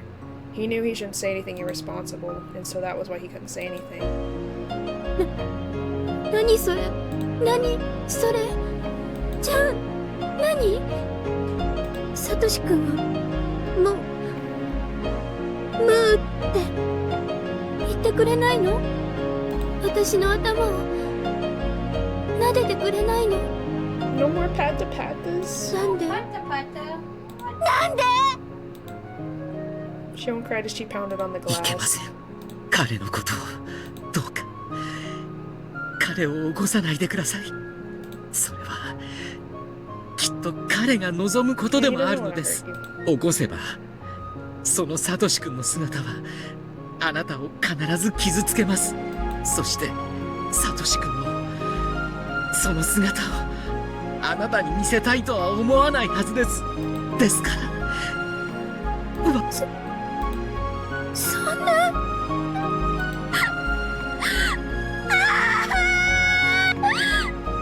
She thought he was dead this whole fucking time, and now she finds him and she can't even talk to him. Damn. Shion slid down the window and hit the floor, crying uncontrollably. She scratched at the floor. The sad reunion in her anger made her claw at the tiles. Satoshi's smile was there under the floor. Shion would scratch until all of her nails were gone. But Satoshi wasn't under the floor, he was right there. He was sleeping on the bed, and he wasn't supposed to be woken up. ですが決して悪い話だけではないのです。微弱ですがこの1年脳波の傾向に回復の兆しが見られるんです。 So he's responding to whatever 人 treatment 間 they're の体は using. 弱くありません。それは脳も同じです。脳に致命的損傷を負った人が奇跡的に回復を遂げたという報告は世界中にあります。サトシ君は帰ってこようとしています。必死に戦っています。そして私も負けない。帰ろうと戦うサトシ君をこちら側に連れ戻そうと私は今後もそして必ずサトシ君をひなみ沢に連れて帰ってみせます。 The brain is what moves people, but the brain is only a part of the body. Something happens to the brain, the person will end up changing. The change hurts the person himself as well as the people around him. Hurting others hurts the person even more. Irie recalled his parents. The abnormal change in his father, his mother was not able to understand that it was caused by a brain disorder. That was enough. That was sad enough. That was the reason why Irie became a neurologist. Right now there was a young boy before him and a young girl. Before him was a fragment of the sadness from that day. A fragment of that day's regret. After his father's death, Irie had learned that he was misunderstood, and that it was due to a brain disorder. But it was all too late by then. He regretted not getting into the study of brains 5 years earlier, but it was too late. Damn. But now he had studied and experienced so much. He had achieved things, and he had confidence. He still had regrets about that day. Irie holds his fist tightly and spoke without hiding his tears. 絶対です。命をかけてもいい。私は絶対にサトシ君をひなみ沢へ連れ帰ります。この入江京介が絶対というのです。そしてサトシ君も帰ってこようとしている。互いが手を伸ばし合って届かぬわけがない。だからシオンさん、私を信じてその日まで待ってください。絶対この入江京介が彼を連れ帰ります。Irie vowed this from the bottom of his heart. He realized something. He realized that everything he had done was in preparation for this day. The two people in front of him weren't his parents, but he was going to rid himself of his regrets and devote himself to that promise. 本当に? If you can't tell, she was in love with him. Satoshi, yeah. Yeah. 本当ですね。 He would give her pata-patas and treat her kindly when everyone else, like, kind of treated her, you know, not so great. Because she was a Sonozaki. 絶対です。私の人生のすべてを捧げてでも彼をひなみ沢へ連れ帰ります。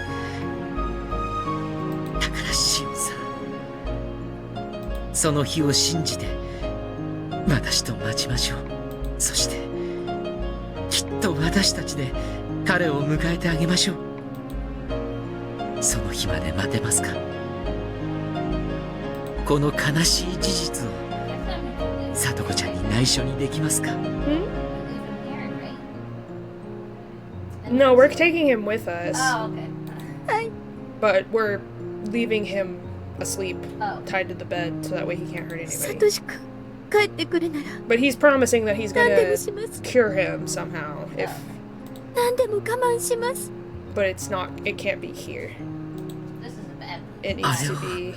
見てください。 It is and it isn't. Ah, confusing begin.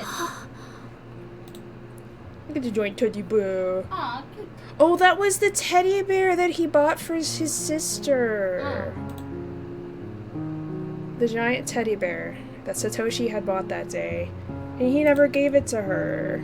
Because he came terminal and couldn't... 彼がさとこちゃんの誕生日のために一生懸命に I think 働 he いて worked like 貯 3めたお different 金で part-time 買ったも jobs の to です。 save up enough money for this damn bear. あれを Yeah, for real. サトシ君がさとこちゃんに渡さないでこの世を去るなんて考えられますか？考えられないでしょう。 Yeah, poor Satoko, man. サトシ君は必ず He あのぬい promised ぐる he'd み get と her 一 the 緒に bear, and then あ he な ends た up とさ going とこちゃんの terminal と and ころ never へ gets 帰 a って chance き to ま give す。 it to her. Yeah, and then she goes through the trauma of losing her brother, and then... どうか And the other routes, の where 日まで her 我慢をし uncle てくだ comes さい。 back and abuses her, that's like the only thing she can think of is that my brother will come back, my brother will come お見 back. 舞い Oh, に this is that brother. 来ても Yep. いいですか？ Yep. もちろんで That's す。 Totoko's older brother. 彼の脇に座ったり Yep. 本を読んであげたり I して thought も he い was いで dead す。 this whole damn time. For 8 fucking chapters. I thought he was dead. それから いいですよ。 Can't believe they do me like 彼 this. も喜 God ぶ damn でしょ it. う。 I just assumed he had gone crazy and died. Shion started to cry again. Akasaka came in with Tomitaki, but he couldn't say anything to her. Well, at least 無事 Tomitaki's でよかったです。 not dead. That's good. あなたに番犬を呼んでもらえれば全ては解決できます。実はそうもいかないのです。さっきの保安室の銃撃戦で無線装置が壊れたようなのです。 You done fucked up. 山犬は非常時対応で村全体の通信手段を遮断しているでしょうから、ここの無線装置が損傷した以上、東京へ連絡をするにはとなれば車で強行突破するしかないでしょう。ミオンさんたちもよく時間を稼いでくれています。しかし籠城ですからやがては追い詰められるでしょう。一刻も早く富武さんを村の外へ脱出させ番犬を呼び寄せる必要があります。困った問題が一つ。彼らが非常時対応で電話線を遮断しているなら、同じ対応で町へ通じる街道を封鎖することになっているのです。車両突破を防ぐため、彼らには歩兵が携帯する対戦車榴弾砲が一つ与えられているはずです。 RPG7 ですか。戦車を想定していないでしょうから弾頭は榴弾でしょうが、直撃しなくても車がひっくり返るかもしれません。相当厄介な相手です。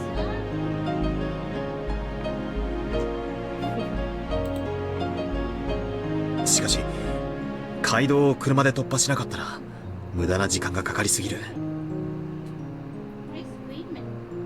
迂回などしていたら日が暮れます。みんなもよく戦ってくれていると思うが、暮れるまで持ちこたえられるとは思えません。急がないと危険です。もたもたしてる暇はないです。何が何でも富武のおじさまを沖宮に大至急。監督はサトシ君と安全な場所へ。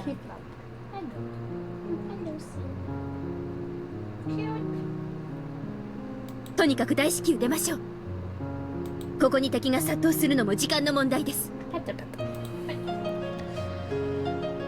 Shion's eyes were swollen from crying, but she had calmed down. Satoshi's safety depending on their victory. They had to win for his sake, too. Although this is a very sad situation, Satoshi was alive and he would be back someday. Shion understood that, but yet more tears poured from her eyes. Sis, everyone, thank you. You succeeded over here. This bitch right here, god fucking damn it. Save right here. I'm still not on the last fucking chapter. What the shit? It's been 6 hours. Oh my god. I think I'm gonna end it here. I think 6 hours is pretty good. I've been kind of mentally and physically struggling today, so I'm gonna cut it a little early, but I'm at least gonna do at least 40 hours this week. That is goal. So I will probably try to stream somewhat tomorrow, and maybe Sunday. It's Friday, right? Today is Friday. Maybe Sunday, I'm not 100% sure. We'll see how I'm feeling by then. I've just been feeling really kind of out of it, but you're right, just chatting. I forgot I have one of those now. Yes! Alright, I guess I can close the game now. I already saved, right? Yeah.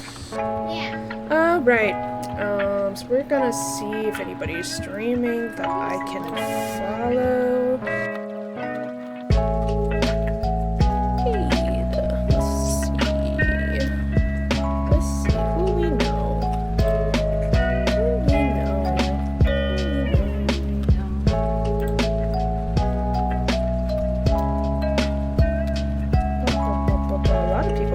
Streaming. Are they doing the Stardew Valley collab? You're right then. Yes.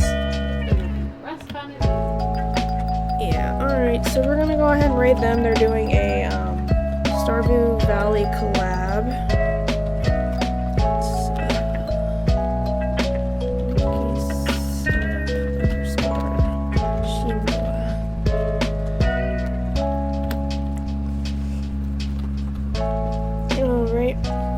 I will hopefully be back tomorrow, at least for a little while. Maybe not a full stream, but probably like half a stream or so. We'll see how I'm feeling and if I have enough energy to do that. But thank you to everybody who stopped by the stream today. I appreciate it. We still haven't finished chapter 10. What the fuck? What the fuck, man? This game never wants to end. Yes, every time I think, okay, I can finish it this time. No, you can't. No, you fucking can't. God damn it. So next time I will do my best to try to finish it. I have one chapter and then whatever is left of this one. I'm hoping I'm like almost done with this one because it's gotta end eventually, right? I mean, God, frick. How many hours have I spent on this game? Jesus Christ. 30 hours for this one, which is long for a full visual novel. Yeah, chapter 7 was about 30 hours too, so I'm already past what I spent on the last game. And I still have another chapter left at least. But yeah, we'll try to finish it next time. Thank you guys so much for coming to the stream. I will see you guys tomorrow, hopefully, and see you guys next time. Bye-bye!